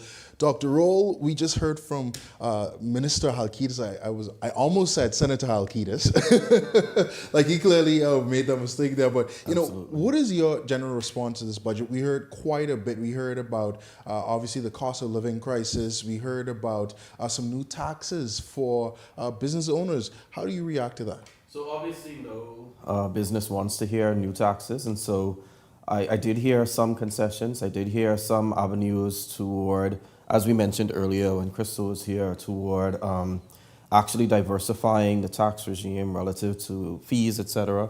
And so it's going to be interesting to understand how those new taxes, based on businesses that make, I think he said 175 million or more, how that will impact those businesses. Obviously, as I said before, no business wants to hear new taxes. But as Crystal mentioned, the devil is in the detail. And so you want to make sure as each minister gives their response relative to their ministry, how the overall macro filters down into the micro. Definitely. I also heard the DMT, domestic top-up tax. It was interesting. He mentioned initially they thought there were about 5 or less businesses. And in doing some further digging, he realized, or based on the comments, that there are more businesses that fall in that category, which will then yield a boost to the revenue of the Bahamas. Definitely. It'll be interesting to hear more about it as the debate continues, or begins, I should say. Absolutely. But for right now, we're going to take it down to Parliament Square, where our Danielle Dean is standing by just moments after Minister Halkitis brought that address. Danielle, you there? Well, yes, Devontae, it has been a long day so far. Just over 2 hours ago, we all walked in, all of the cabinet ministers, members of parliament, and media and other personnel walked into Parliament to have the 2026-2027 budget communication read. We know that the government dubbed this budget communication, the budget that builds on progress. But before we got into that budget, there were some happenings outside of Parliament. We had some protesters, holding up signs, questioning who politician number one is in that scandalous case with a plane crash recently that leaves questions within the Bahamian community as to who a politician is allegedly involved in a case that's going on right now. We saw that there were the members of the opposition walking in with name tags that said, "I am not politician number one." So all of this happening before we even got into the proceedings today. And of course, the Prime Minister and leader of the opposition, Michael Pintard, paying tribute to a business extraordinaire, Rupert Roberts, who was chairman and president of the largest food store chain, SuperValue, passing away today just before the budget communication. But again, it's been a long afternoon. We heard a lot of figures today, but promptly at 10:34, the newly installed Member of Parliament for St. Barnabas, as well as the Minister of Finance, Michael Halkitis, obviously taking over that position from Prime Minister Philip Davis. He commenced and said that the government stands strong on these 4 principles: security, opportunity, affordability, and reform. And of course, got into what they believe, the government has believed or believes that they've successfully done in this past tenure, this past fiscal year, 2025-2026. And of course, some of those items, I have them listed here. The reduction in VAT on essential items beginning in September of last year, and then obviously the full removal of VAT on items in April of this year. We had them touting the tourism numbers, record-breaking tourism numbers. Air and sea travels were up for an all-time high in Bahamian history. So that's something that they also touted. The National Breakfast Program, obviously, the National Youth Youth Guard and National Apprenticeship Program. There was the acquisition of the Grand Bahama Power Company, where government members said that this is supposed to provide some sort of relief for Grand Bahamians, reduce their electricity bills. That's something that they're also touting. We know that there has been the commencement of road work and infrastructural upgrades, especially on the Family Islands, for some of them in the amount of $200+ million. We know that Exuma, Eleuthera, and Cat Island, they had road work started there. And, some members of the community are saying that they don't necessarily see what the government claims that it's budgeted on those infrastructural progress reflected in the communities. But the government stood there this morning and defended the expenditure over the past fiscal year. We also had CAPIS in support of the orange economy. We had the investments like the Royal Beach Club and Celebration Key, the government touting that it's bringing in foreign investment. But the expenditure plans for this year, this was the reason that we were here to hear this consecutive government, the historic consecutive second term by a government since the 1990s, this first budget reading, to hear what their plans are for the next fiscal year, 2026, 2027, and just a little bit from there. Healthcare, they said that this is a number one priority because from healthcare stems all of the other industries, and it is the heartbeat of the nation. So they're talking about providing comprehensive health insurance plans for public officers. Of course, groundbreaking on multiple clinics across the country. We have islands like Exuma, Berry Islands, Cat Island, the recipients of those clinics. So the government is also saying that they're going to continue those projects on those islands to create easier access to healthcare for Family Island residents. Of course, the specialty hospital that has everyone talking in the amount of $280 million in investments. The Minister of Health as well as the Minister of Finance today talking about how that will provide some kind of relief again for the Princess Margaret Hospital that has experienced many challenges over the years. We know that infrastructural upgrades, again, the $90 million loan for the construction of the Glass Window Bridge was also mentioned. Housing, cutting back on fees for first-time homeowners. That is also available to those first-time homeowners. And then the continued development of housing subdivisions so that persons can have affordable government housing.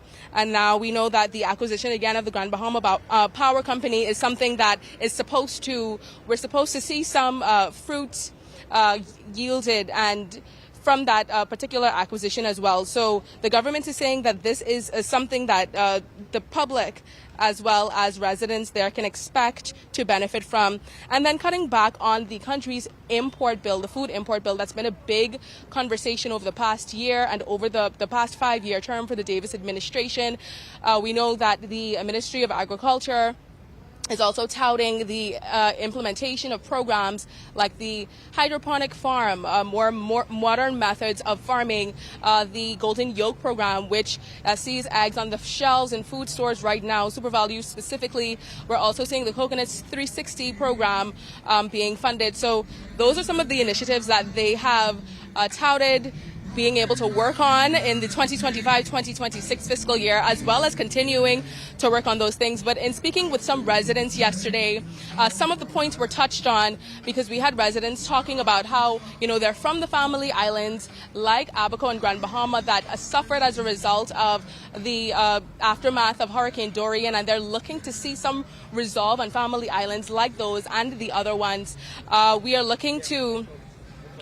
There were also some persons talking about entrepreneurship. We know that entrepreneurship numbers are higher than they've ever been this year as well. There are young entrepreneurs looking to have funding as well. So all of this mentioned, of course, that's only a mouthful. There was a lot that went on this morning. Obviously, we have our live stream that can be used as a point of reference for those interested in seeing the comprehensive report by the government. But in a matter of moments, we will be having the response from the opposition, which our Rebecca Bain will be covering. So stay tuned for that. But for now, Devontae, I'm going to throw it back to you at the desk.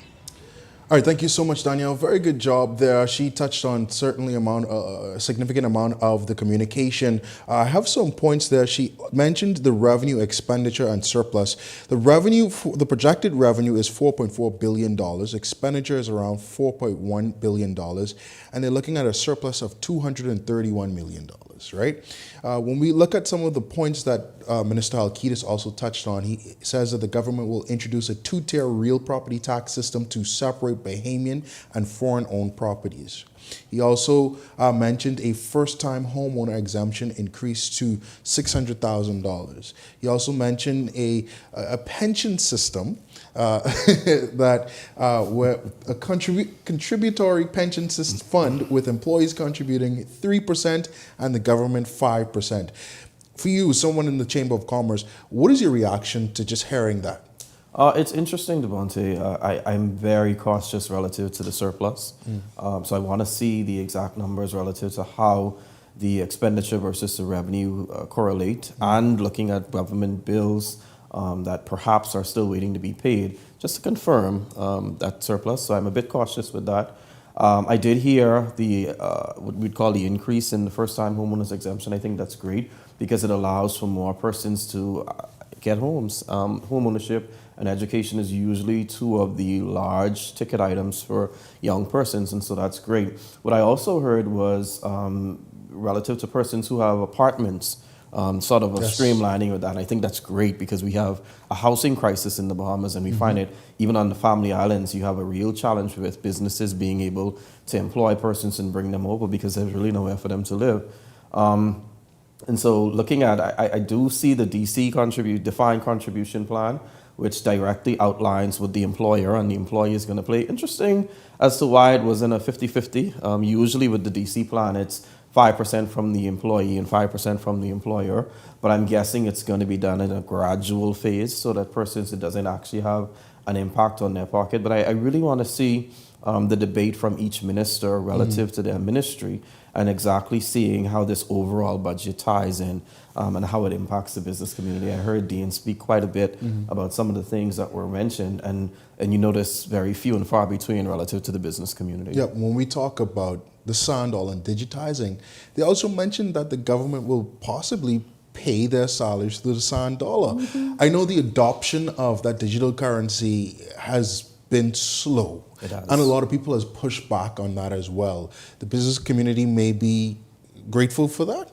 I do believe so. There needs to be an educational campaign as well relative to persons understanding what the sand dollar is, understanding that it's just as good as cash. I think it may mean some systems reconfiguration for businesses to be able to accept it, etc. But I think it's a move in the right direction, especially for a digital currency. And looking at some other points in terms of infrastructure, funding is secured for a major drainage upgrade in the Pinewood area, which has been receiving rain nonstop since election day. Absolutely. There's also going to be a focus on small home repairs, partially funded by a multilateral institution. We also see an investment of over $11 million in the upgrade of clinics across the Family Islands. And so definitely in this budget, it seems as if the government is prioritizing some infrastructural upgrades across the country. Yeah, and that was expected. We look at recurring expenditure and we also look at infrastructural upgrades. And we think that aspect was one of them that was needed. What I am very hopeful for is that most of these projects will have homegrown Bahamian infusion through the use of persons from the construction industry, procurement, shipping, logistics, and then of course staffing these places. So I think it's going to have a ripple effect where businesses will feel the economic prowess that comes with a lot of these infrastructural developments. Another point that we talked about in the pre-show was Grand Bahama. Yes. So he also spoke about that. He said that Grand Bahamians are expected to get up to 30% in electricity costs because of that acquisition, and the government will continue to acquire the remaining shares in there. There's also going to be a new high school to be constructed in Grand Bahama through the Caribbean Development Bank. Do you think that's too pretentious, or do you think that's doable, especially when we look at the 8 Mile Rock High School that took a decade to build, to construct? I think it's needed. That's the first thing. As I told you before, I am from the education system, and so I understand the nuances. I also understand the aspect of ensuring that more persons have access to equitable education. And so the CDB is one that we, the Chamber, have worked with in the past and continue to work with. And so I think as long as there aren't any restrictive covenants in that loan, I think it's going to be one where it allows for the Bahamian people to see greater relief relative to the school system. So I'm anxious about that. I did hear the relative points made towards the fuel reduction or the reduction of cost in energy for Grand Bahama. I think that's important. I think it will help businesses because usually when we speak to the Grand Bahama Chamber of Commerce, they talk about businesses and the disparity between what they make and what they pay out. And one of those largest payouts is always energy cost. Yes, definitely. I think in the Minister of Energy, Joette Colby Davis, when they first did the acquisition, she said, you know, a home in Nassau may pay $200 for electricity, but the same home using the same amount of electricity may end up paying about $700 in Grand Bahama. And I could see where businesses who are running electricity all day, running electricity even in the night just to keep their stores well lit, I could see where they may suffer. Yeah, and I remember speaking to one of the businesses that has dual footprint, both in Grand Bahama and in New Providence. And one of the things I asked her about being a successful business owner, and she said, well, the economy of Grand Bahama is small. The population is small. And so she has to ensure that she has tentacles on all different islands. And so you can imagine being multifaceted in that way, where you also have to cater to the Grand Bahamian economy and all of these other pockets of economies, and trying to do it on a scale where electricity costs, procurement costs, all of these other aspects is so much more higher. And so I think that will be met with quite a bit of applause, but also cautious optimism from the Grand Bahamian economy of persons. We move now to national security. There's apparently the government plans to refurbish 3 patrol crafts, acquire another vessel, and also advancements to the inaugural base and improving operational reach. There's also going to be 25 trucks for the fire department and 25 trucks for the airport authority. What do we say about that? Coupled with those acquisitions and those renovations, I'm hoping that there is also a level of upskilling, because what I find is a lot of times we will pump money into the infrastructure, into the tools that we need, but then we don't train the persons who are operating them, and so in a year or so they're back down. Right. And so I'm hoping that those persons who have the helm of those various fire trucks or fleets of vessels, etc., have that level of upskilling, retooling, so that they can actually use these equipment and use them to the highest potential. But I think that's great because it allows for us to be able to, I know in the blue economy, one of the challenges we have is securing our borders from poachers, etc. And so I think that allows us to be able to do that, where Bahamian fishermen don't feel disenfranchised when persons come in and take what they've worked so hard towards. And so I think that's a great investment. But I do also want to see it tied and coupled with the necessary training, retooling, and educational acumen. Speaking about retooling and upskilling, the next ministry is Innovation and National Development. They says Halkida said, you know, they're going to create more efficient, accessible services through expansion of digital capabilities. We already touched on that with the Sand Dollar. They also said that there's going to be a creation of an Artificial Intelligence Act to be accompanied by a committee to oversee the responsible use of technology. This was from the speech from the throne, right? And when I first heard it, I was like, an AI act or an AI committee to govern artificial intelligence? How do you, because I see your reaction. So let's dive right into that. Break that down for me. What do you think that could look like?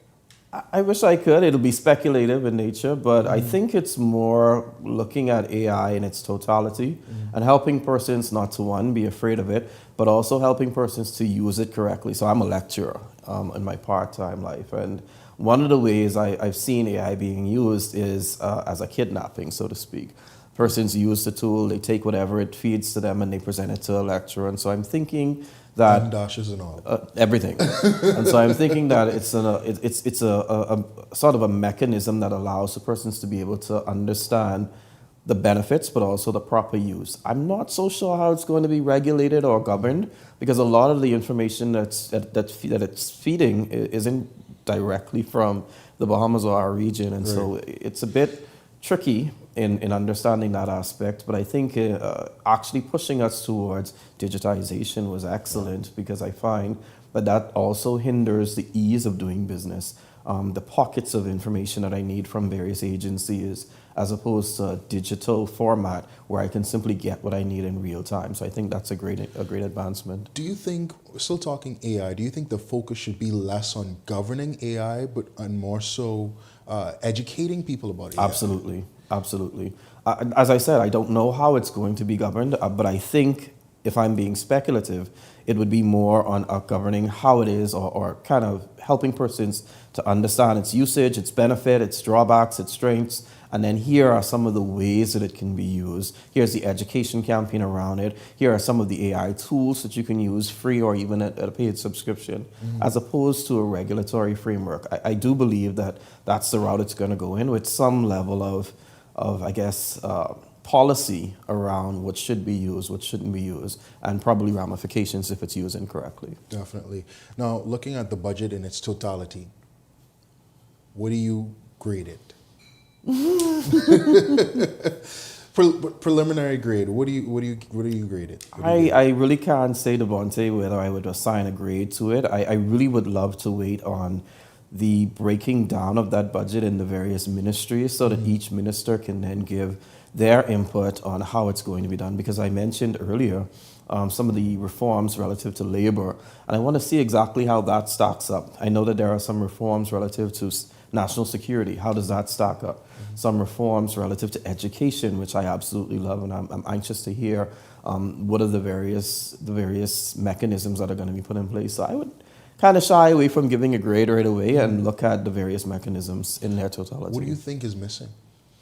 I didn't hear very much relative to the business community, and as I said, it's probably tied into the various structural changes that I hear, some of the initiatives.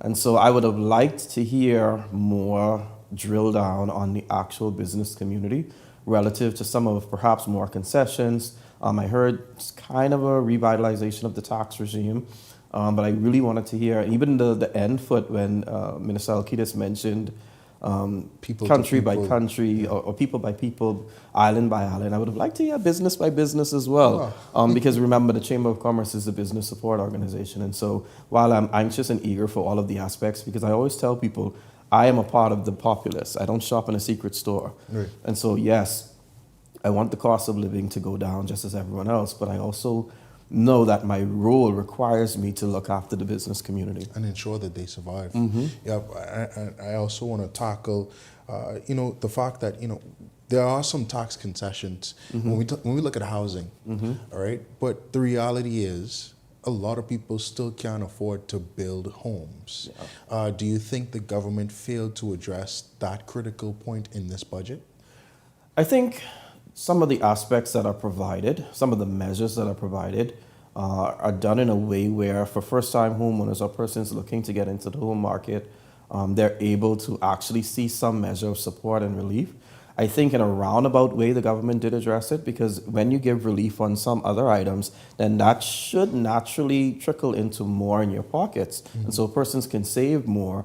Then the thought process is, I can save more on the front end, or based on these revenue measures, I can save more. And so on the back end, I'm able to, afford a home or to afford a down payment. I think the latest IDB report speaks to quite a bit that some persons need to have in order to get a home. Definitely. And so I'm thinking, and then of course the Minister of Housing spoke, or the report spoke to the Ministry of Housing, and speaking of more homes, I think they mentioned 3 communities. Flamingo Gardens was one of them. Yes, Flamingo anxious Gardens, to see where that even is. Renaissance. Yeah, and I think the other one was in Abaco. It was in Abaco. And so making those aspects available, making low-cost homes available, and helping Bahamians to save on the front end, I'm thinking that the government should, or in their thought process, believes that this will naturally equate to more persons being able to afford a home. Looking at this budget through the lens of somebody who may be extremely less fortunate, am I looking at this budget with hope, or am I looking at it saying, my situation won't change? I think it's hopeful. You saw a VAT reduction. You saw the increase in first-time homeowners exemption. You see, even for public services, for public service, you see that pension plan. You see healthcare getting a boost. You see national security getting a boost. And so I think you should be hopeful, but you should also look at it in a lens as to pulling out those aspects that are specifically for me. So what do I need as a person to get ahead? And looking through that budget, I know it's usually an exercise that really goes over the heads of Bahamians and regular households. And so I want Bahamians to be able to kind of dissect that budget in a way where it's easier, it's manageable, it's in bite-sized pieces, and then they can understand how this budget impacts their various individual households and themselves as individuals. Yes, definitely. And hopefully over the course of the debate, once those ministers get out and speak, we can now start to understand it. Because, you know, we listen to all of the lingo and the jargon used in the budget debate, and even sometimes for us, the stakeholders who may be communicating in that way or breaking down information in that way, when you first hear it, it may sound very complicated. It is. You know, and so you have to really sit down and break that down for yourself. Agreed. And so it's incumbent upon all of us stakeholders to actually help the general public to understand how does this really impact them. And really, it's incumbent upon the government itself, which is why I've been so happy to see government agencies create communications departments so that it's not just I wait on the news at 7, even though I want y'all watching this at 7. But I could still understand that in bite-sized pieces on social media or in an infomercial or something of that sort. You know, I was in the barbershop yesterday, and the question was, is the country headed in the right direction or in the wrong direction? And so I want to ask you that same question. We heard the first budget communication of this 2-term Davis administration.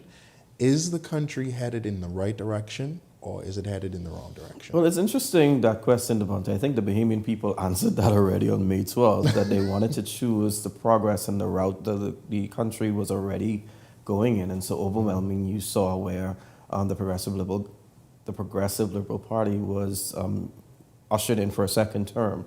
I think once we continue on the trajectory of a lot of the promises, the plans, and the trajectory of the country, I think we're headed in the right direction. We and other organizations like ours are here to help the government to stay on track as they're headed in that direction. And so, of course, looking at fiscal measures, looking at the initiatives that are being raised, giving our input. The Chamber of Commerce is privileged to sit on very many of the boards, the committees, the councils of the country. And so that's when I spoke earlier about us actually impacting the budget as it's being crafted through these various ministries. It's actually true, because from the lens that we sit, we're able to give our input. We're able to say, this may not work, that may work, the business community can't handle that. And so I think as long as there are organizations like ours that continue to hold the government accountable and also provide that measure of support through the lens that we have relative to our stakeholders, then we will continue to go in the right direction. Definitely. And of course, today is the budget, and the government is starting their governance. But it could be nothing without its political theater today. Obviously, we saw what happened outside. I understand that there was a protest outside of Parliament. We saw all of the members of the opposition came in with attacks that said, I am not politician number one. As a business owner, as a Bahamian, do you think there should come a time where we put aside politics, especially on an important day like this, and just focus on the greater good of Bahamians? Yeah, I mean, I agree with you wholeheartedly. I think today was an exercise in looking at the fiscal trajectory of the nation. And so I saw the protests, I saw the name tags. It is political theater, as you said. But by and large, I'm not sure that anyone really paid much attention to it, because our concern, our focal point, our drive today is understanding where we are as a nation fiscally and where we are going as a nation. I think that takes precedence beyond name tags, beyond a scare showing outside the House. And really and truly, that's where our focus was. That's where my was as the business community. Scared showing outside the house. You got to be real, right? But I mean, we expect to hear from the opposition. At some point, we know that is customary for the opposition to provide their response to the budget. Looking at, I don't know if there's much that they can say today. What do you think? Usually, I think it's a time to be preemptive. And so I think that they would have prepared cliff notes and prepared items that kind of preempts what the budget would be, and then looking at our fiscal trajectory from the past. And so I think they are going to look at, one, the revenue measures, looking at some of the tax initiatives that were mentioned. They're going to look at infrastructural changes that are being made. They're also going to look at the public service.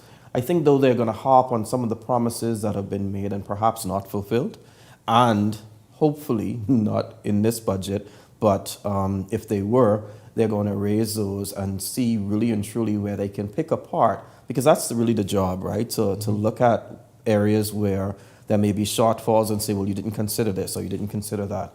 And knowing the opposition, I do believe that they're going to give give some level of credence to some of the things that may have been good ideas. And I think that will be what they will say during their response. All right. So at this point, we thank you so much for that. We are now going to take you back to the House of Assembly. They're now wrapping up some of the bills, and then we're going to go straight to the opposition's response. And then we'll come back here and wrap. Hopefully, we don't spend too much time there. The following bill be read for the first time. A bill for an act to amend the Domestic Minimum Top-Up Tax Act.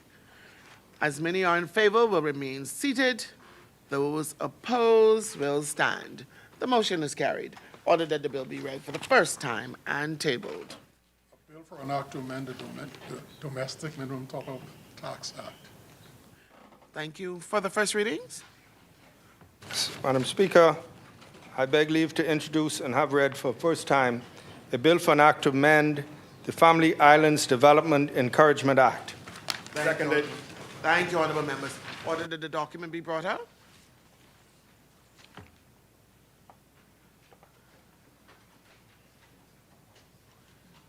Thank you. It has been moved and seconded that the following bill be read for the first time. A bill for an act to amend the Family Islands Development Encouragement Act. As many are in favor, will remain seated, though those opposed will stand. The motion is carried. Ordered that the bill be read for the first time and tabled. A bill for an act to amend the Family Island Development Encouragement Act. Thank you. For the first readings? I beg leave to introduce and have read for first time a bill for an act to amend the International Persons Landholding Act. Seconded. Thank you, honorable members. Ordered that the document be brought up.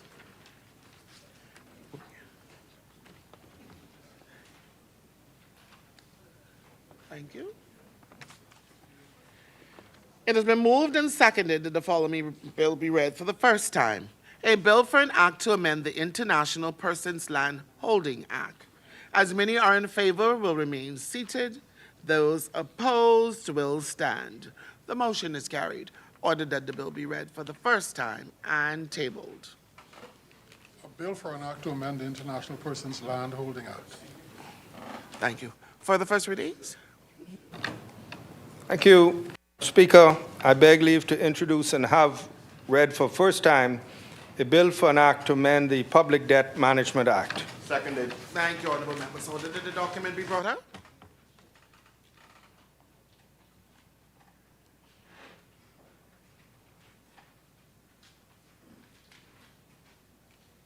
Thank you.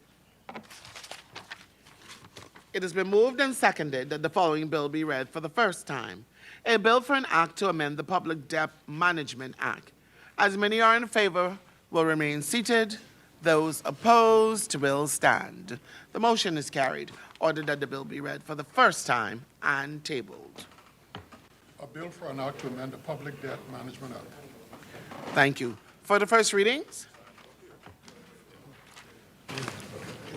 Madam Speaker, I beg leave to introduce and have read for first time a bill for an act to amend the Real Property Tax Act. Seconded. Is there a seconder? Thank you, honorable members. Order that the document be brought up.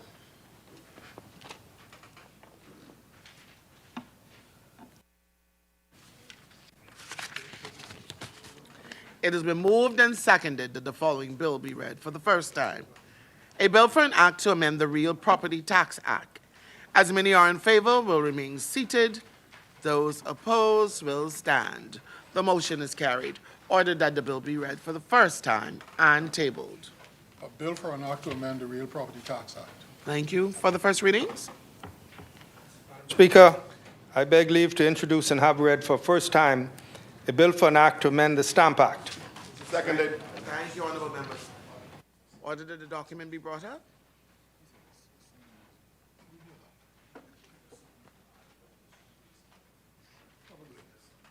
Thank you. It has been moved and seconded that the following bill be read for the first time. A bill for an act to amend the Stamp Act. As many are in favor will remain seated. Those opposed will stand. The motion is carried. Ordered that the bill be read for the first time and tabled.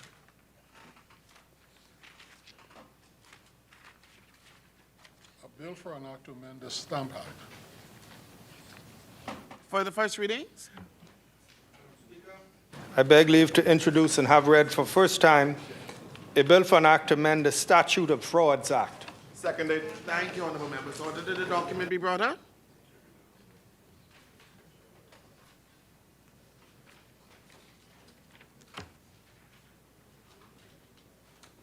Thank you. It has been moved and seconded that the following bill be read for the first time. A bill for an act to amend Statute of Frauds Act. As many are in favor will remain seated. Those opposed will stand. The motion is carried. Ordered that the bill be read for the first time and tabled. A bill for an act to amend the Statute of Fraud Act. Thank you. For the first readings? Thank you, Madam Speaker. I beg leave to introduce and have read for first time a bill for an act to amend the Tariff Act. Seconded. Thank you, honorable members. Order the document be brought up.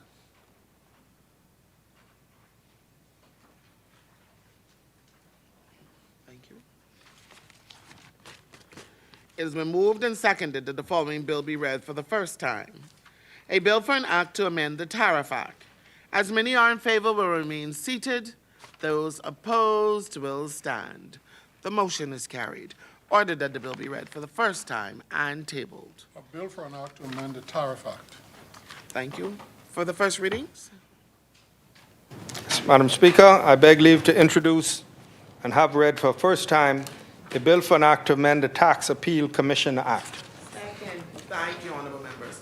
Order that the document be brought up.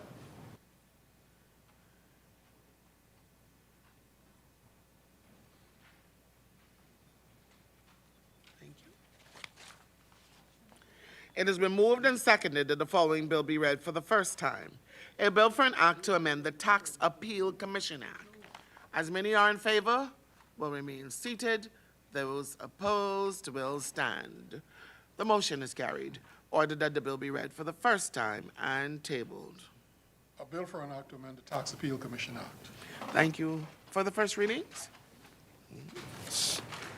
Madam Speaker, I beg leave to introduce and have read for first time a bill for an act to amend the Value-Added Tax Act. Seconded. Thank you, honorable members. Order that the document be brought up.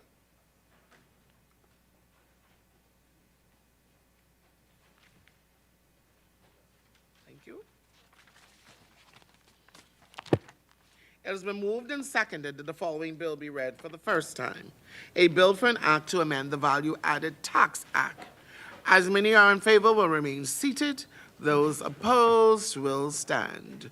The motion is carried. Ordered that the bill be read for the first time and tabled. A bill for an act to amend the Value-Added Tax Act. Thank you. For the first readings? The chair recognizes the honorable member for Foxhill. Madam Speaker, I beg leave to introduce and have read for the first time a copy of the following, a bill for an act to amend the Immigration Act. Thank you, honorable member. Is there a seconder? Second. Thank you, honorable members. Order that the document be brought up. Thank you. It has been moved and seconded that the following bill be read for the first time. A bill for an act to amend the Immigration Act. As many are in favor, will remain seated. Those opposed will stand. The motion is carried. Ordered that the bill be read for the first time and tabled. A bill for an act to amend the Immigration Act. Thank you for the first readings. The chair recognizes the honorable member for Yamacraw. Thank you, Madam Speaker. Madam Speaker, I beg leave to introduce and have read for the first time a copy of the following, a bill for an act to amend the Environmental Health Services Act. Thank you. Thank you, honorable members. Order that the document be brought up.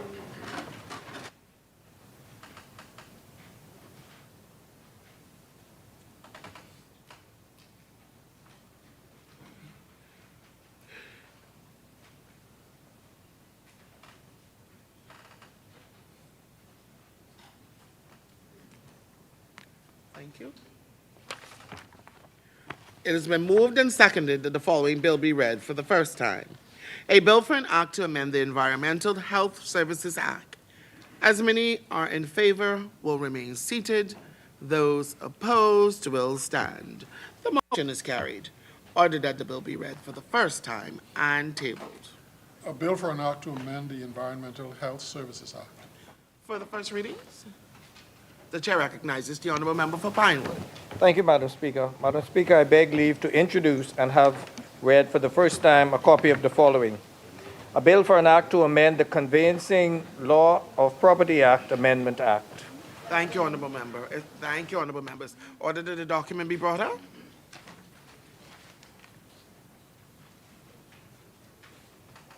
Thank you. It has been moved and seconded that the following bill be read for the first time. A bill for an act to amend the Conveyancing and Law of Property Act. As many are in favor, will remain seated.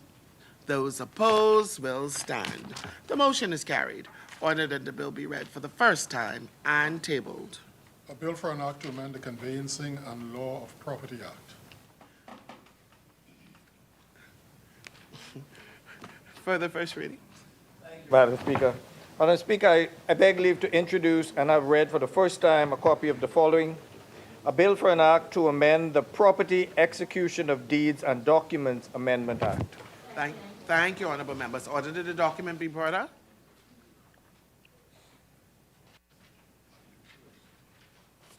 Thank you. It has been moved and seconded that the following bill be read for the first time. A bill for an act to amend the Property Execution of Deeds and Documents Act. As many are in favor, will remain seated. Those opposed will stand. The motion is carried. Order that the bill be read for the first time and tabled. A bill for an act to amend the Property Execution of Deeds and Documents Act. Thank you for the first readings. The chair recognizes the honorable member for Central, Mangrove Key, and South Andros. Yes, thank you, Madam Speaker. I beg leave to introduce and have read for the first time a copy of the following, a bill for an act to amend the Port Authorities Act. Thank you. Thank you, honorable members. Order that the document be brought up.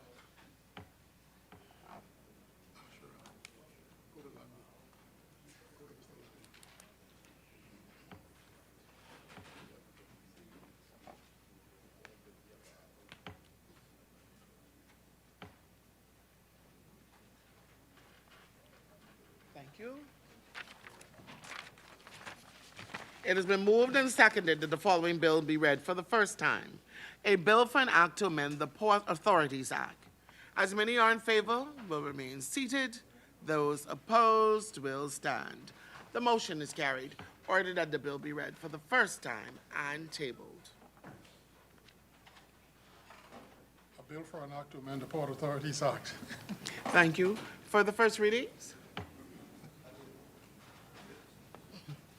Madam Speaker, I beg leave to introduce and have read for the first time a copy of the following, a bill for an act to amend the Boat Registration Act. Thank you. Thank you, honorable members. Order that the document be brought up.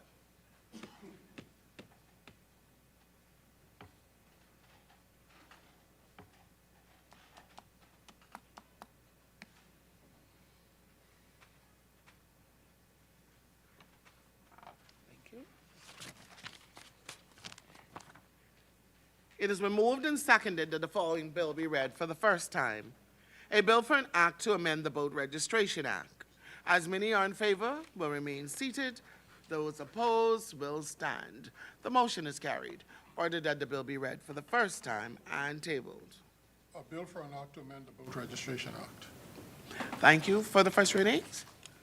Speaker, finally, I beg leave to introduce and have read for the first time a copy of the following, a bill for an act to amend the Commercial Recreational Watercraft Act. Thank you, honorable members. Order that the document be brought up. That's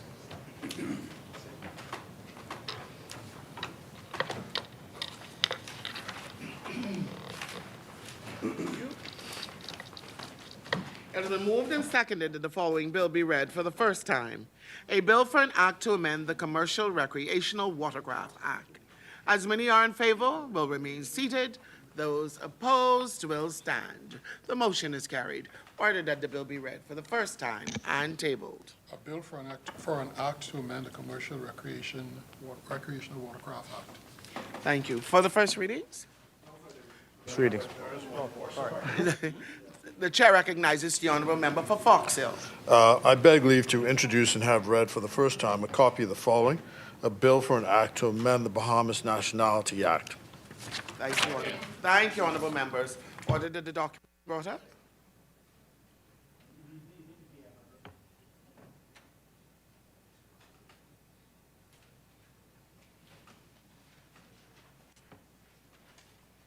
Thank you. It has been moved and seconded that the following bill be read for the first time. A bill for an act to amend the Bahamas Nationality Act. As many are in favor, will remain seated. Those opposed will stand.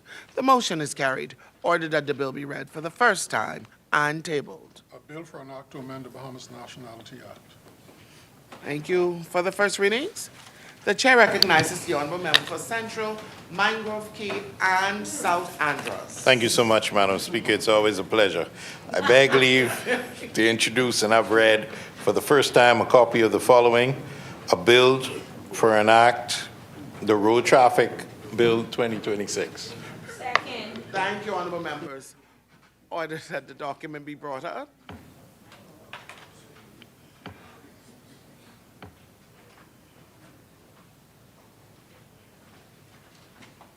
Thank you.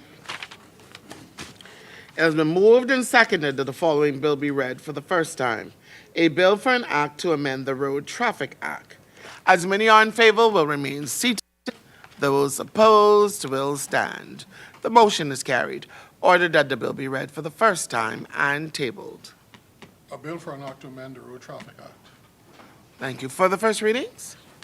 What? Yes, Madam The Speaker. chair recognizes the honorable member for Central, Mangrove Key, and South Andros. And finally, for the second time, Madam Speaker, I beg leave to introduce and have read for the first time a copy of the following, a bill for an act to amend the Water Skiing and Motorboat Control Act. Second. Thank you, honorable member. Did the document be brought up?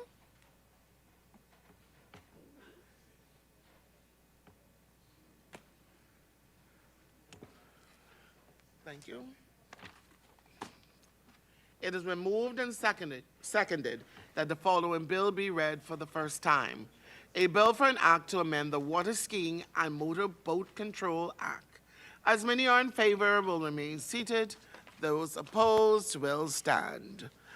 The motion is carried. Ordered that the bill be read for the first time and tabled. A bill for an act to amend the Water Skiing and the Motorboat Control Act. For the first readings? First readings, Madam Speaker. Thank you, honorable member. Second reading and committal of bills. No second reading, Madam Speaker. Committee of the whole House. Third reading and passing of bills. No third reading. Consideration of Senate amendments. Resolutions. Member statements.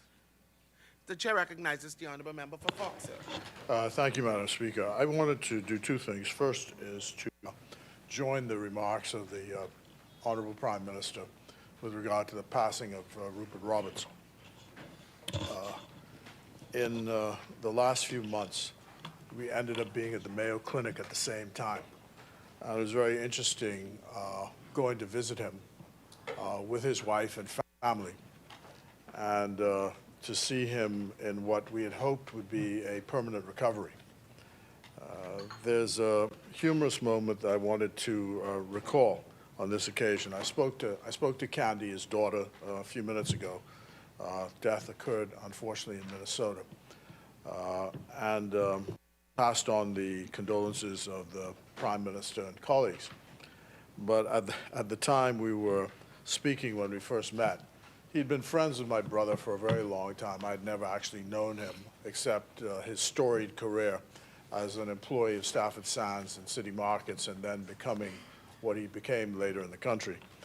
But he said to me, you know that there are three currencies in the Bahamas during the height of the campaign. There are three currencies in the Bahamas, he said. One is the Bahamian dollar, the other is the US dollar, and the other is super value vouchers. That is true. So I never forgot it.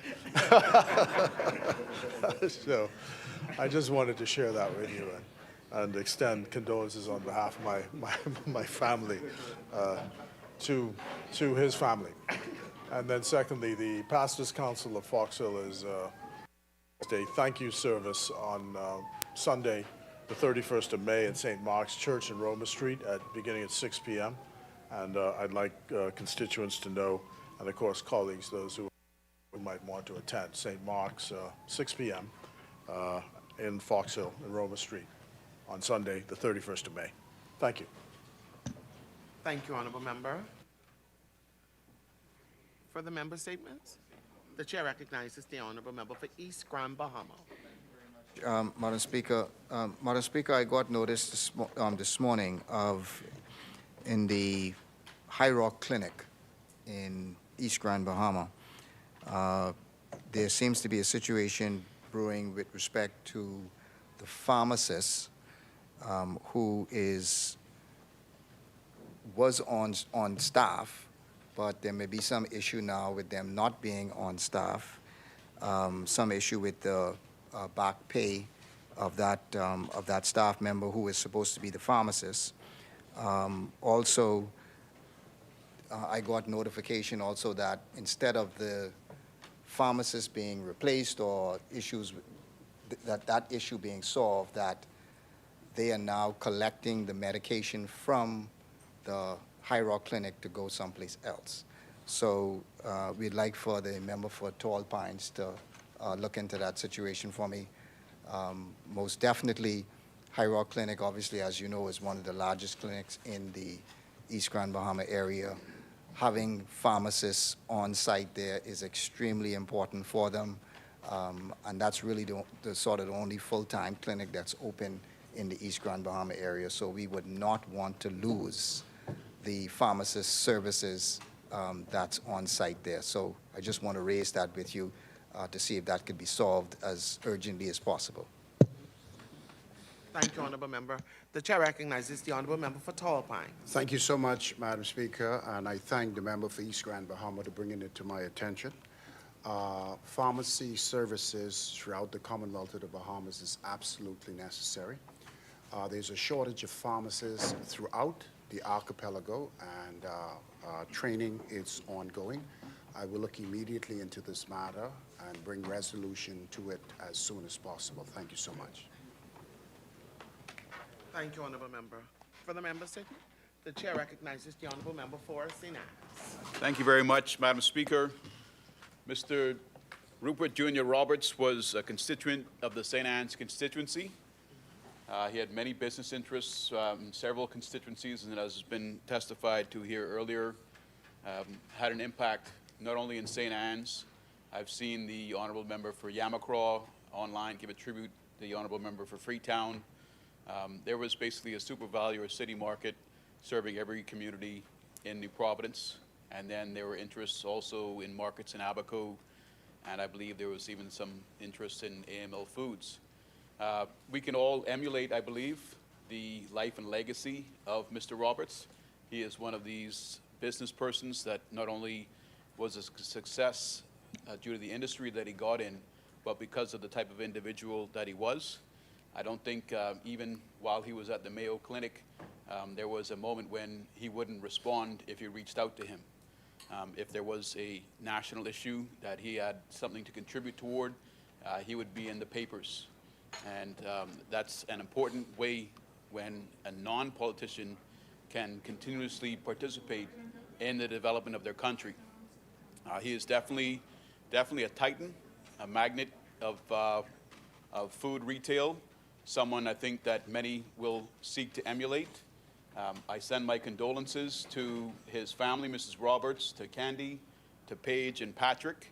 He was and will continue, I think, to have a legacy of contributing to Bahamian industry and the agricultural markets here. I hope the honorable member for Centerville will do something to honor his contributions over the years as Minister of Agriculture and Marine Resources. But there were times when the farm on Cowpen Road had hogs to go to market. It was seen as the best meat that was on the shelves, even though it was, I think, 3 times the price. He left a window for Bahamian pork, Bahamian products to be marketed there. And during the last term, when there was difficulties with the feed mill at Gladstone Road being down for several months, and the pigs would begin to lose weight, starve, and show their ribs, he made available produce that was no longer fit for human retail to be collected and gathered primarily from the Golden Gates location that kept some of those hogs alive.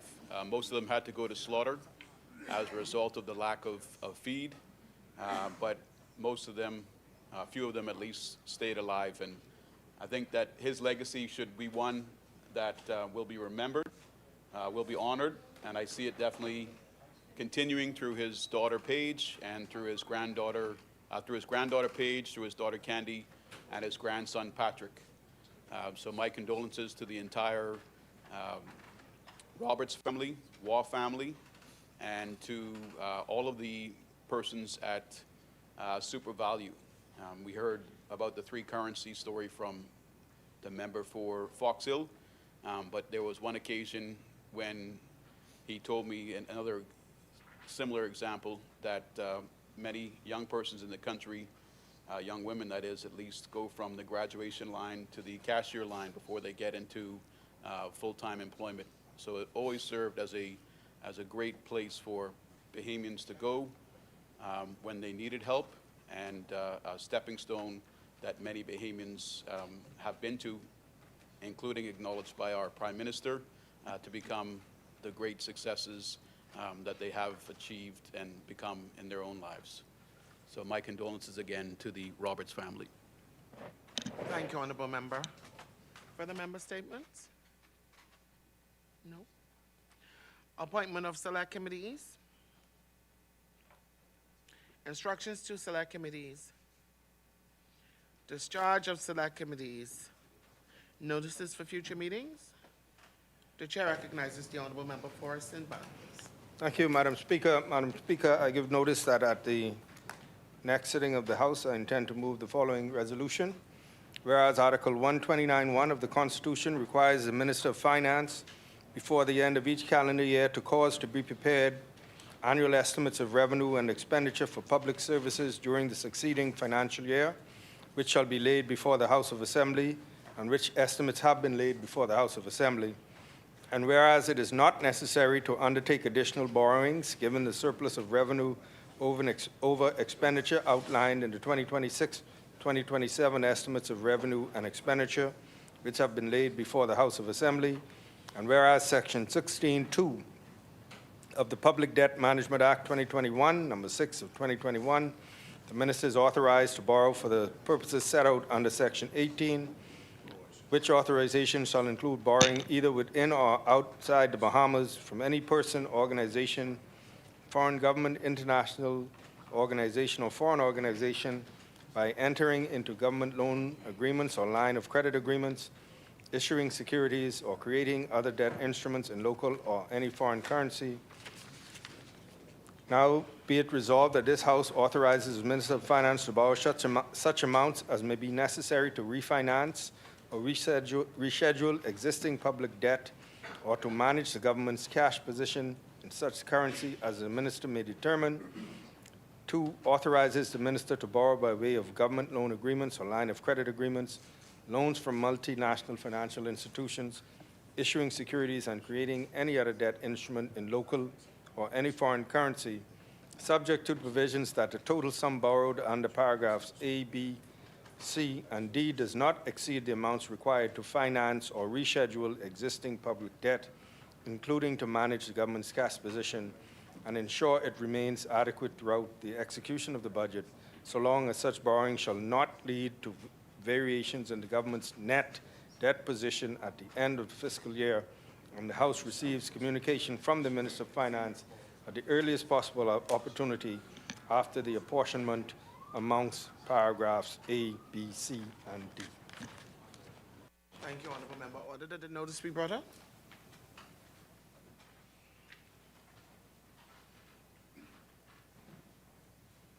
Thank you. Order notice to lie on the table. Any further notices?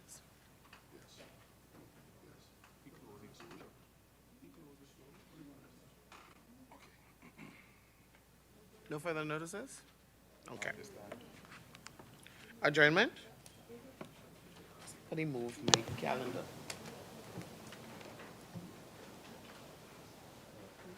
The chair recognizes the honourable member for Pinewood.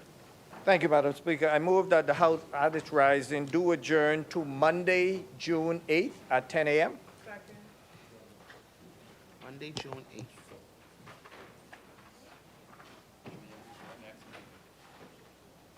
Thank you, honourable members. It has been moved and seconded that the House at its rising do adjourn to Monday, June 8th at 2026 at 10 a.m.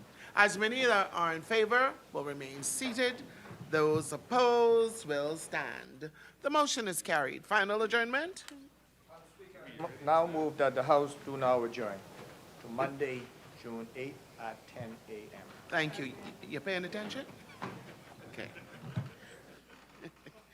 It is moved and seconded that the House do now adjourn to Monday, June 8th, 2026 at 10 a.m.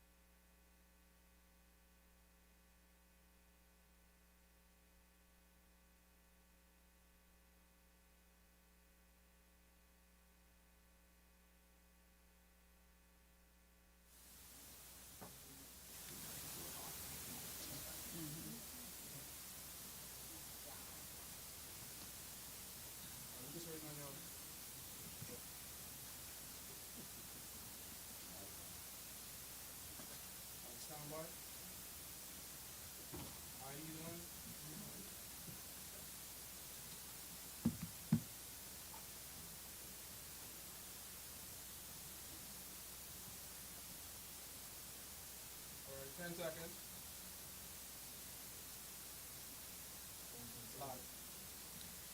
Good afternoon, ladies and gentlemen of the press. Good afternoon, Bahamas. We've just come from Parliament. We've heard the budget communication by the Minister of Finance, and we want to share our initial thoughts on this budget. We'll have an opportunity to comment more fully on the budget communication over the course of the next 2 weeks. One thing is true. Every single day, Bahamians arrive at the gas pump or go into the grocery store or go to any other place where they have to pay bills. They have a particular experience. And that experience, we believe, has not been captured by this budget. For many of the Bahamians that you and I know, their experience is one of anxiety because of the challenges they face and the high costs that they experience every day. Working people know that the economy is not a statistic. It is a lived experience. It is about what people feel they can achieve with the resources that they have, what's in their wallet, what's in their bank account. And sadly, the answer for too many of our people is that they don't have enough to meet those demands. So this time, as we provide our initial comments, we want to keep it real about how people are being impacted and what they are feeling every single day on this road. There are several key issues that this budget does not speak to, it seems to avoid. And so before we get into the broader fiscal issues, there are two matters that demand a direct explanation from the Minister of Finance, which he did not provide. First, we would have expected that the Minister of Finance would make it clear in his initial statement how they went about spending $200,000, having those funds leave the Ministry of Finance and end up in Abaco in the form of vouchers used to aid the political campaign in Abaco. That appears very clearly to be an illegal act of misappropriation. At a minimum, the Minister of Finance should have advised the country on the status of any investigation into how public monies were moved from the Treasury to advance a political campaign. Our Minister of Finance must give an accounting for that. Secondly, the elephant in the room, and the question that the Bahamian people are still asking, who is politician one? So we come into a budget period, and we intend to discuss fiscal matters and all things related to the economy of the Bahamas. But we believe that that remains an important question. The past and present Minister of Housing still has not explained how they have been able to provide $40.2 million of the people's money to the housing project, Renaissance, through the Carmichael Village project. This is a matter that we hope to discuss during the course of this budget. Have you been able to produce $10 million, $20 million, or $40 million worth of homes in that development? We asked the new Minister of Finance a similar question. For the record, did he serve at any point as president or director of top-notch builders? If his answer is yes, is this the same top-notch builders involved in the 8 Mile Rock government building project under the PPP deal? Is it the same top-notch builders connected to Jonathan Eric Gardner in custody? The Minister of Finance must explain and declare his involvement if, in fact, it existed. Let us turn our attention for a moment to the budget that we believe is built on concealment, not transparency. One of the things we view as a central flaw in the budget is what it leaves out. We've raised this issue before.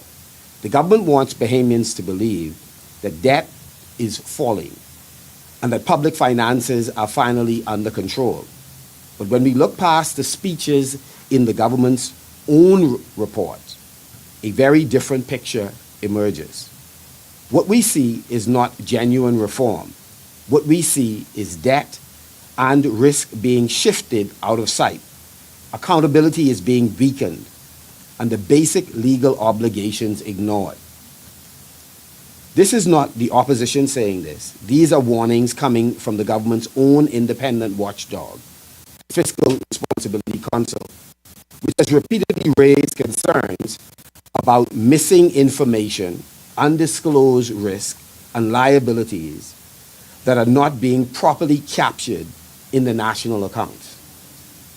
International institutions have echoed the same warnings, making it clear that hidden liabilities and off-budget commitments represent serious threats to fiscal sustainability. The government has engaged consistently in unauthorized borrowing. Another glaring omission from this budget speech is the government's complete failure to explain why, despite an annual borrowing plan last year that clearly stated that there would be no new borrowing, the government in fact did the opposite. Government's own official reports show that public debt increased by approximately $689.2 million in just the first 9 months of the year. The government clearly shows its own reports that approximately $689.2 million in just the first 9 months of the year.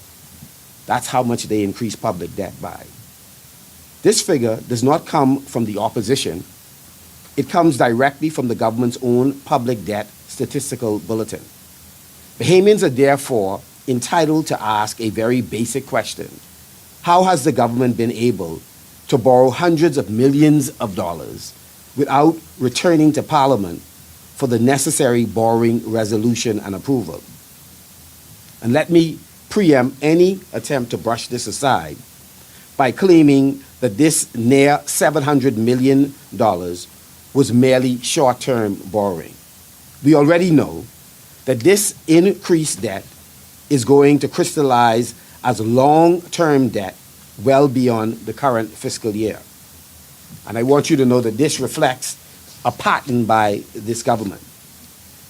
They consistently evade parliamentary oversight and parliamentary authority in order to run up significant debt outside the transparent and lawful framework required by the law. This is not accidental. It is a deliberate approach that undermines accountability, weakens Parliament's control over the public purse, and erodes trust in the government's claim of fiscal discipline and responsibility. One thing all of us know when we incur debt, the debt doesn't disappear. No matter how much you shift it, how much you change the timelines you pay it back, it doesn't disappear. So when the government boasts about reducing debt, Bahamians should ask a simple question: reduced where? Increasingly, public debt is not sitting transparently on the government's balance sheet. Instead, it's being pushed into state-owned enterprises, disguised as loans, buried in long-term contracts, and parked in financing arrangements. And most of these financing arrangements, they don't show up in the budget numbers presented to Parliament. This does not make the debt go away.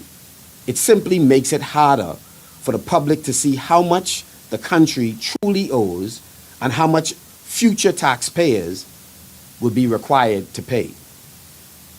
One of the clearest examples of this problem is in the explosion in so-called loans from the Treasury to state-owned enterprises. You'd remember Beaches and Park as one of the glaring examples. Since the end of 2022, the government's lending to public authorities has increased from under $100 million to well over $600 million. In just over 3 years, more than $500 million have been advanced to state-owned entities, and all of those have been under the guise of loans. Yet Bahamians have been told which budgetary appropriations these funds, we've not been told, which budgetary appropriations these funds came from. What was the legal authority that allowed the government to do this? And what are the terms of each of these loans?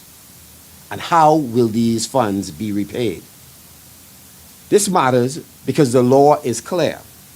The government lending must come from properly appropriated funds approved by Parliament.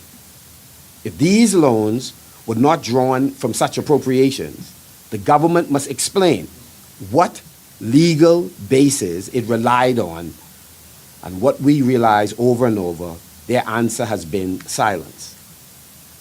So I want to give you an example. If we can look for a moment at Bahamas Power and Light. In a single year, tens of millions of dollars were advanced to this entity from the Treasury. To this day, no public official has clearly told the Bahamian people what these funds were for. Well, based on what happened in the election, we have a good idea. What conditions were attached and how they affect BPL's true financial position, or how they affect the country's overall debt burden. I've written the Prime Minister, we've asked questions in the House, and we've gotten no explanation to any of the questions we have asked on how the government has moved monies from the Treasury to these entities without proper authorization. This is the taxpayers' money.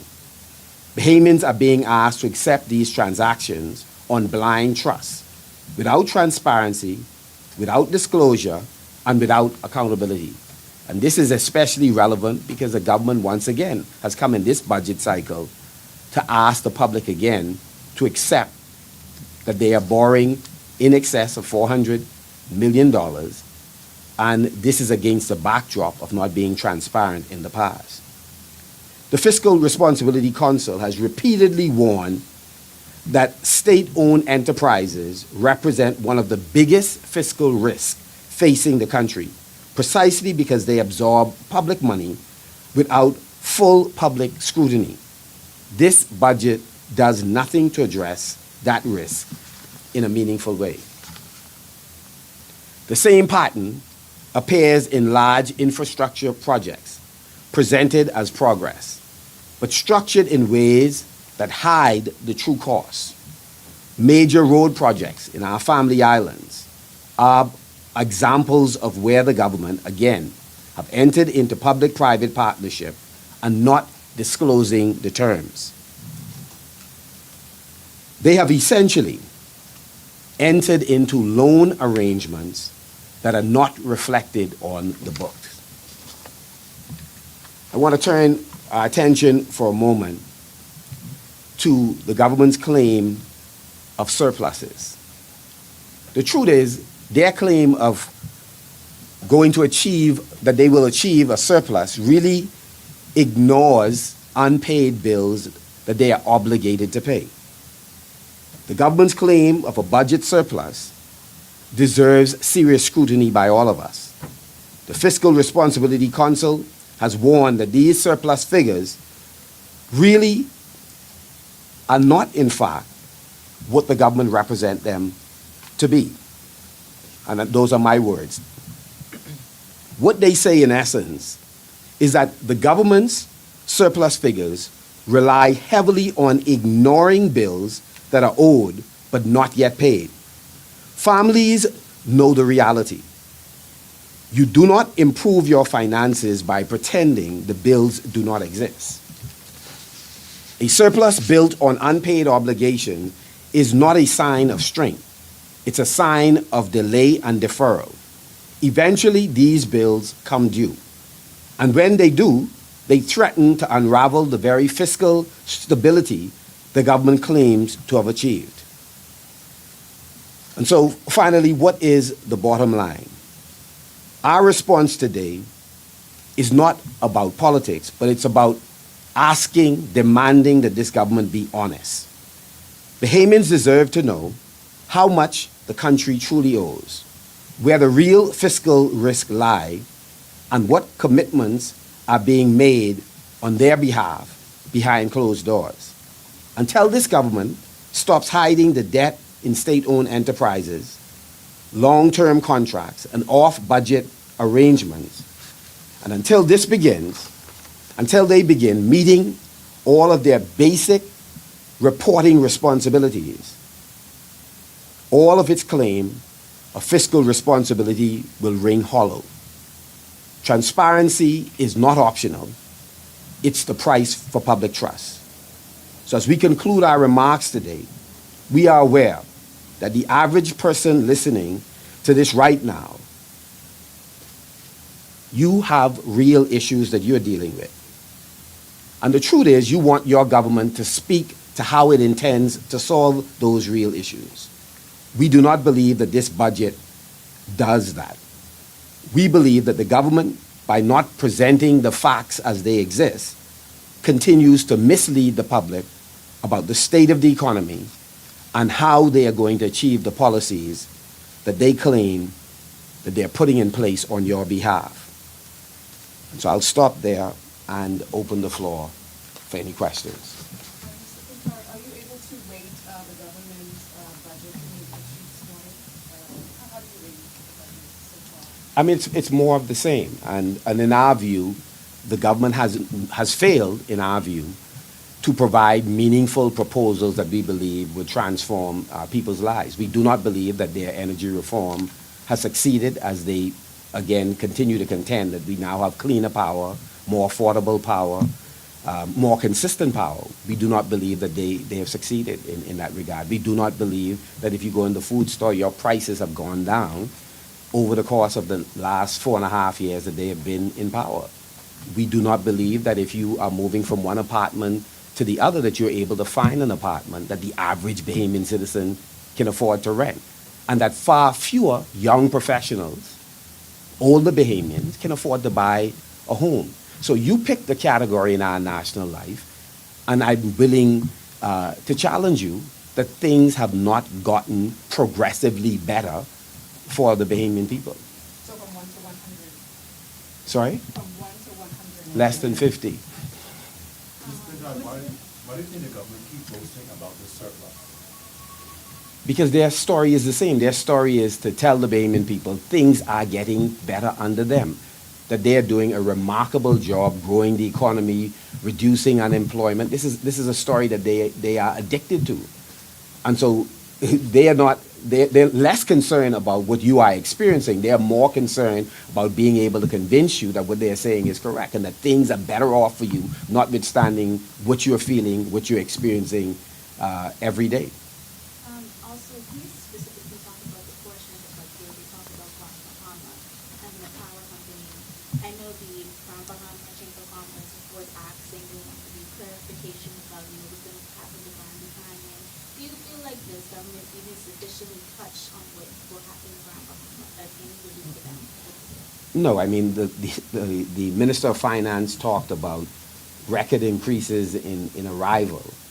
What he does not say is that you have an increase in cruise passengers who are coming in, but few of them are leaving Celebration Key, and even few of them are spending any money once they have exited the gate. So apart from the direct benefit of employment in Grand Bahama for those people who are hired at the Key, for the most part, the impact is negligible for many of the citizens. The Grand Lucayan is now closed. Persons are out of work.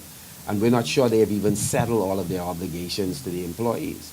The airport is still it's in a worse state in that we left in place a plan when we were kicked out of office in 2021. The government for 4.5 years, because of the internal conflicts that they have had, have not been able to make progress on that. And with respect to the power company, I just ask you, how well are they doing with BPL? So if we are to judge what we're going to get from them in terms of the power company in Grand Bahama, on the basis of what they have done with BPL, I mean, we praying already.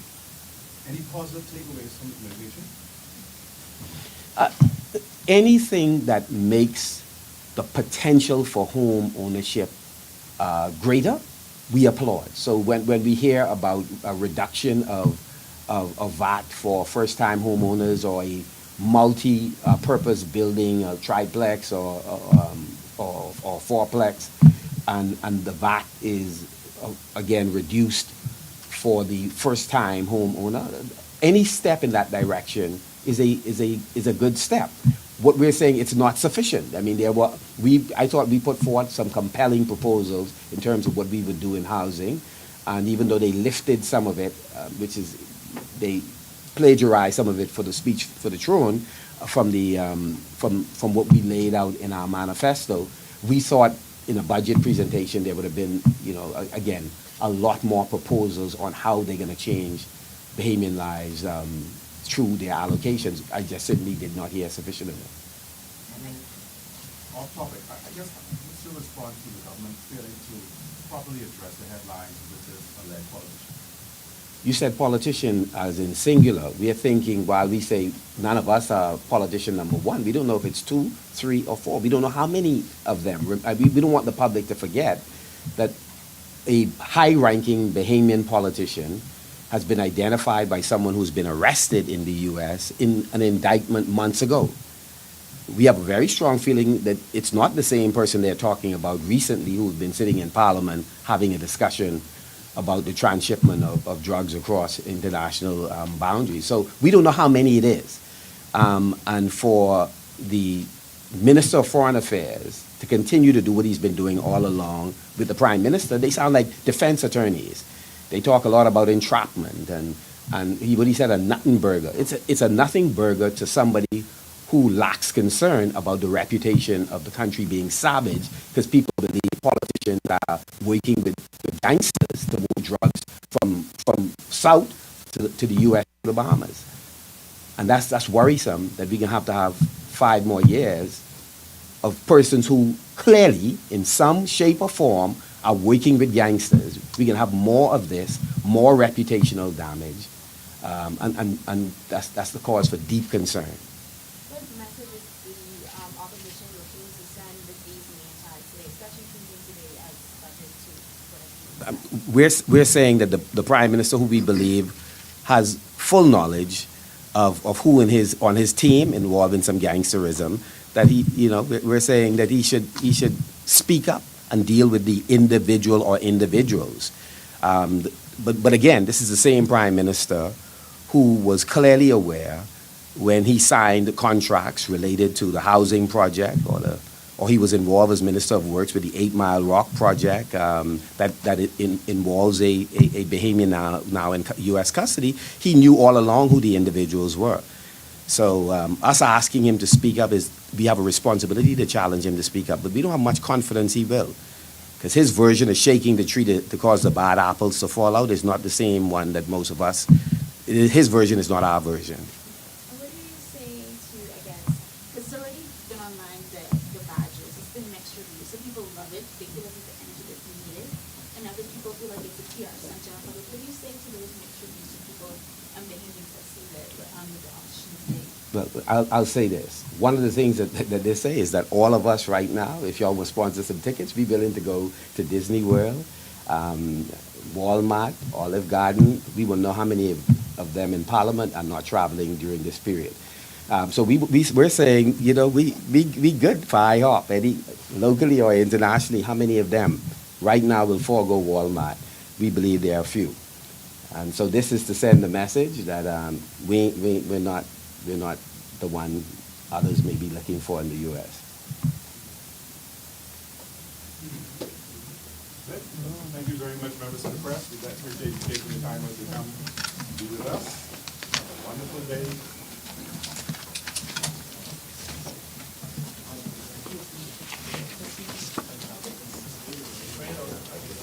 I'm going to hear you.